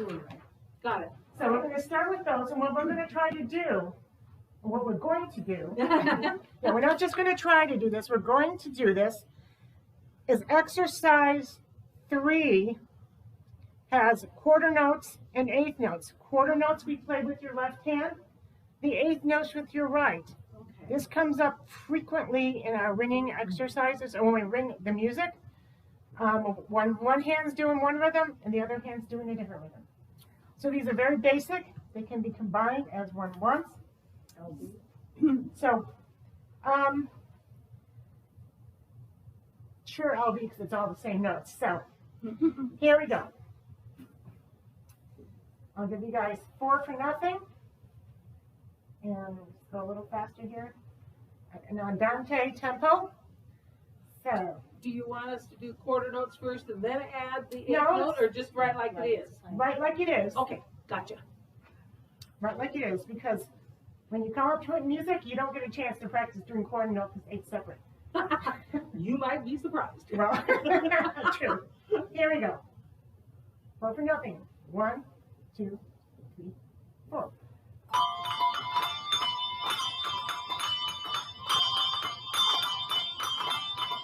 Okay. So what you need to try to do though with your right hand is a quarter note. I see you guys just sitting there with your bell stuck next to your button. Right? Left hand. hand. Your left hand is quarter notes. Okay. It still needs to make a quarter note thingy. So let's do quarter notes for 2 measures. Oh, So you okay. can make a proper quarter note and then add in and just ring Okay, gotcha. your eighth notes with your quarter note as it makes its circle. Okay? 1, 2, 3, 4. 1, 2, 3, 4. 1 and 2 and 3 and 4. 1 and 2 and 3 and 4. 2 and 3 and 4. Very nice. Did you guys notice the difference in the sound and the actual look of the ringing bells when they got that together that way? So when you hit a rhythm that's different each hand, they need to try to match. And you have to think about that and work on it. So let's try exercise 5. That is quarter notes against triplets. So let's try the quarter notes alone again. Let's do 2 measures worth, or even 4. Just quarter notes alone for 4 measures, so you got that down. Nice rhythm going, and then start thinking triplets. This is going to take a little more brain power, but I know you guys can do it.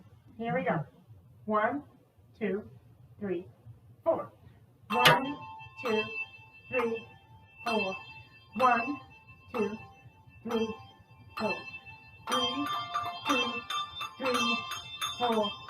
1 and 2 and 3 and 4 and 1 and 2, 3 and 4. 1 and 2 and 3 and 4. All right, that was good. So let's do the really one that gave us a hard time walking. Exercise 7. How did I know that was coming? So we're going to ring half notes with our left hand. And then you're going to do the quarter note triplets with your right hand. So here we go. I'll slow down just a tad so that you guys have a little more time to think. And that's once you get this pattern down, this exercise in your body, you can speed it up, just like you would when you're practicing a piece of music. Here we go. 4 for nothing. 1, 2, 3, 4. 1, 2.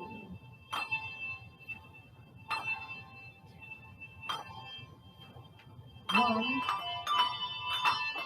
2, 1.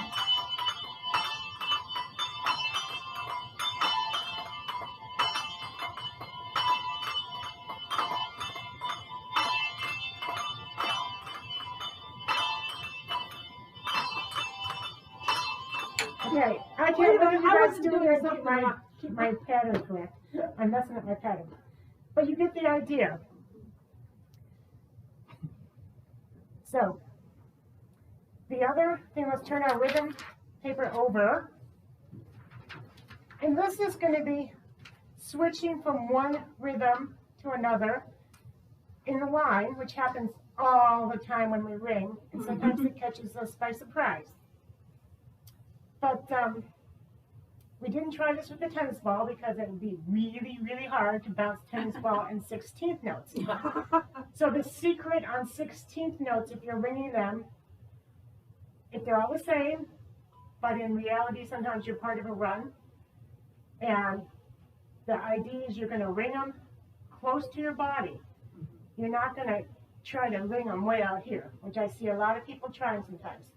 So let's just do 16th notes with your right hand and make them close to your body so you can damp 4/16, damp 4/16. So 1, 1, 2, 1 and 2, 3 and 4. And you're going to ring 16 notes on beat 1 and 3, Okay. and damp on beat 2 and 4, just so that you can get used to the feel of how far from the body you need to be.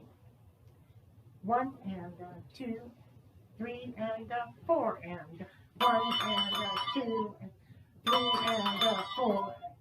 1 and 2, 3 and 4. Okay. And what was happening there with Regina, she was getting farther and farther away from her body. So when she wanted to damp on beat 3, she was always a little bit late because she was too far away to damp without smacking into herself. So the idea is Not to bruise yourself. you're moving the bell back towards your body. I had to get bruising. So you're moving the bell back to your body to try to get it so it damps on the beat, not late and not early. And that was with the tennis balls, we were trying to get that feel. So here we go with the ringing. Same thing, 3 and 3E and 4E and 1E and 2E and 3E and 1E and 2E, 3E and 4E. So let's try doing this now. That was good. Ringing quarter notes with your left hand while your right hand keeps doing. So 4 quarter notes, and you're damping your right hand on beat 2 and 4. Okay? This is another brain buster. You got to think of 3 things at the same time. 3E and 4E and 1E and 2E and 3E and 4. Now you're ringing with your left hand. 1, 2, 3, Okay. 4. Oh, okay. So this is a hard one. We'll go back to something easier. But this is 3, 4. 1E and 2E and 3E and 4E and 1E and 2E. 3E and 4E and 1E and 2E and 3E and. All right. You guys got it? So you're dancing on the beat and you kept the other hand going. That was great. So let's just try going and ringing exercise 6. Oh. We go quarter note, eighth notes, and back and forth. We'll do it 2 times through as written with the repeat. And we'll have a good chunk. So here we go. 3 for nothing, 4 for nothing. 1, 2, 3, 4. 1. 1.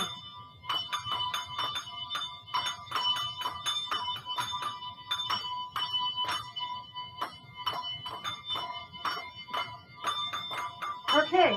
So Okay, I did. it wasn't going to that game. be the repeat. But since you're all ringing the same bell over and over, even though it's eighth notes and quarter notes, try to make sure it changes playing. If it's eighth note or quarter note, because if you're just all ringing in the same spot, it sounds clunky and not pretty. But if you think about moving, which Regina did it, the 4 eighth notes in a row, she decided to move them all up. But they can also get moved when you're just ringing 2 in a row, or quarter note, eighth note, quarter note, eighth note, quarter. Just that's you just got to remember that, whether it's quarter notes or eighth notes or half notes, you're ringing all in a row. So think of making that circle, and the circle helps you do it. Because if you're concentrating on making those eighth notes and the quarter note, and not making the circles, it Doesn't look, it doesn't look pretty. doesn't look pretty, it doesn't sound pretty, and it doesn't look smooth. So if you can keep that circle going when you're ringing. So here we go. Exercise 6 again. Okay. 6? 6. Oh, I thought we were doing 8. No. Great exercise 6. Well, that explains something. Yeah, she was trying really hard.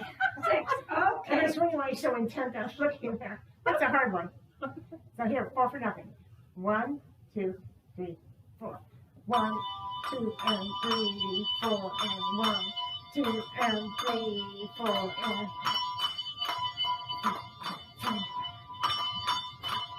3, and 4 and 1 and 2.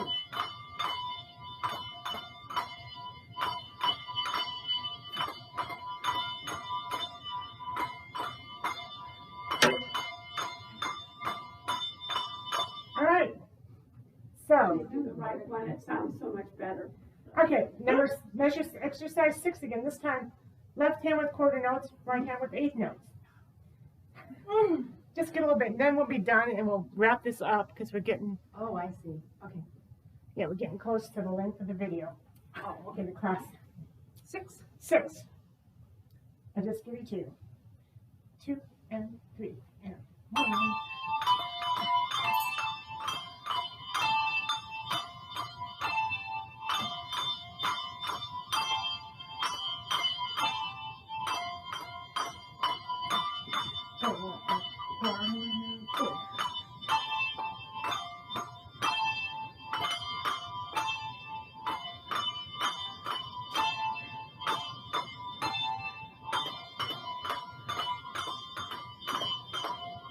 Alright, you guys are getting that. We finish this session using handbells, and it gives us a chance to feel in our bodies what we really need to do to make a half note, quarter note, eighth note, fill the space so that we can ring them accurately and cleanly. I hope these brief sessions have convinced you that you and or your choir should try working on rhythmic exercises to build ensemble unity and individual rhythmic acuity. Besides, they are a lot of fun to do and gets everyone laughing. And don't forget to download the PDF handouts for this session. Links can be found on the live stream below the video. Thanks for watching, and we'll see you around again, hopefully in person one of these days. And we're back with the panel. So, do we have any questions for Diane? I know I was wondering how do you, when you bounce a tennis ball, it seems like it almost takes more talent than that you would get out of the exercise. What do you think about that? It takes a little practice. You can't necessarily do it the first time. It's just you're using your hand like a backstop for the ball. So the ball comes up, hits the hand, and goes back down. So it's down, down, up, down, up, down, up. And if you watch, I'm a huge fan of tennis, and I watch a lot of tennis matches. And the server, before he serves or she serves, most of them take and bounce the tennis ball several times, if not multiple times. And many of them just use their hand as the backstop. So you can watch their technique. You can see it's just keep your hand flat, and the tennis ball goes up and down. You don't want to grasp it till you have to actually catch it. Great. So you think it's pretty important then for after they do the walking exercises and the bouncing ball exercises, do it with bell? I think so, because they've felt in their body how one side's coordinating with the other, how much difference there's between a quarter note, half note, triplets. So they have some idea physically what's needed before they try to do it with the bell exercise. There's a lot of exercises out there for coordinating, ringing different rhythms, but it's good to actually try to get them into your body physically before you actually try to put them into the bells. That's sort of the philosophy here. Great. Well, I didn't see any questions in the chat. Does any of the panel have any questions for Diane? Well, thank you, Diane. That was great. Thank you for putting that together. My pleasure.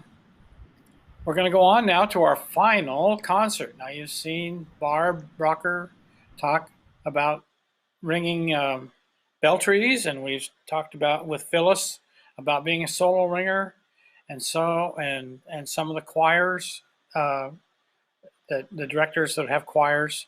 So now we're going to get to hear some of them actually ringing, or get to hear or see them. So our first person up today is Phyllis Tincher. Phyllis will be accompanied by her accompanist, Sean Rogers, and they'll be playing Ah, Holy Jesus, which was an arrangement by Jason Krug and published by Grassy Meadow Music. And she asked me to read the actual words of the hymn before she rings it. Ah, holy Jesus, how have you offended?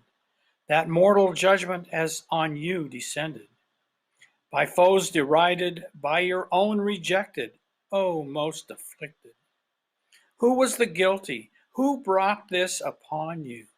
It is my treason, Lord, that has undone you. 'Twas I, Lord Jesus. I it was denied you. I crucified you.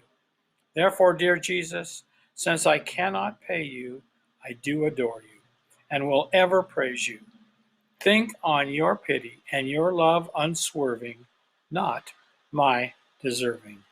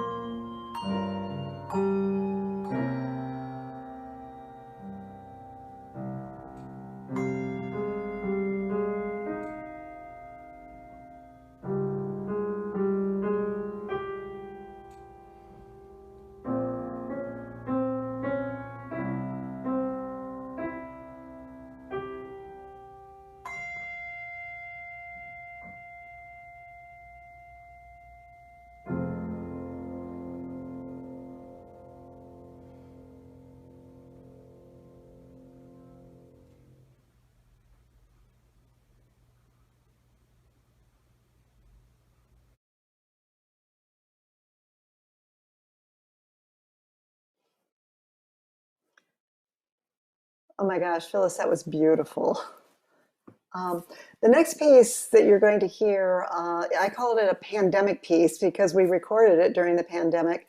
We realized early on that we didn't need to ring in the church sanctuary on Sunday morning with online church.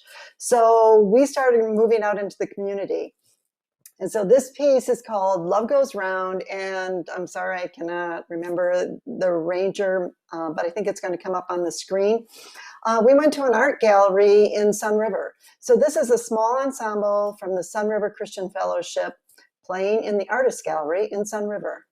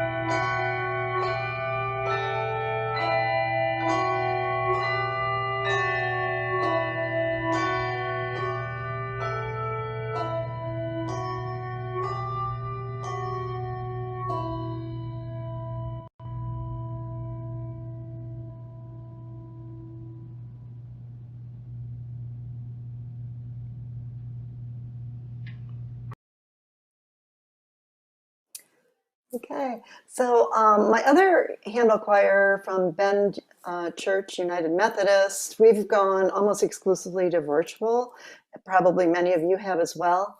And so we paired this with a man in our congregation who is an amazing photographer. So we combined his work with our music, and with the aid of a really wonderful editor, came up with this piece, Praise Unfolding, arranged by Sandra Ethan.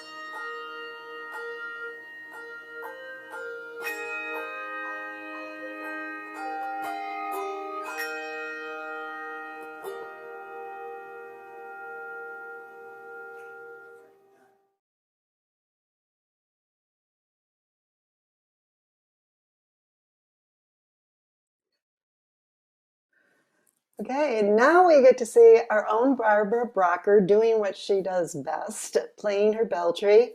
The piece is called Lonesome Valley, and it's arranged by Rob Pearson, who is the director of music at Sun River Christian Fellowship, and Barbara is, of course, on the bell tree.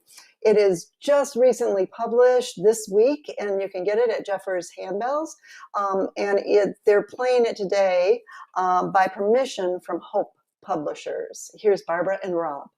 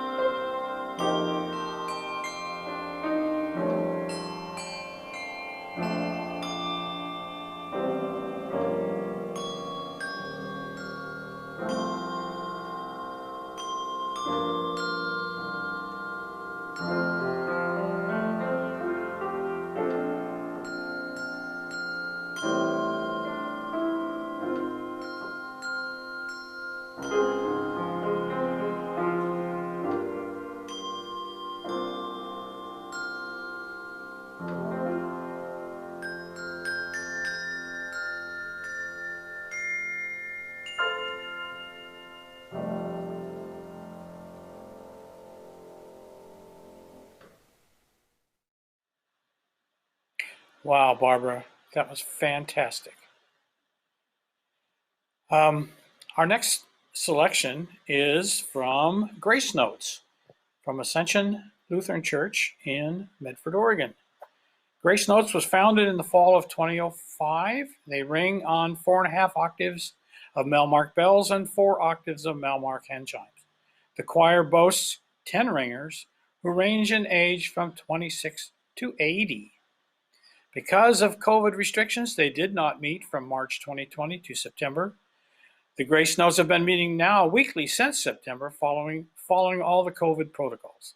They have been thrilled to come together and make music during these difficult times. Their offering for this concert is Called Home to Heaven, an arrangement of the hymn tune Holy Manna by Fred Grayman. The piece is inspired by a line from the final verse of the George Atkins poem, Brethren, We Have Come to Worship. The line is, then he'll come home. Then he'll call us home to heaven.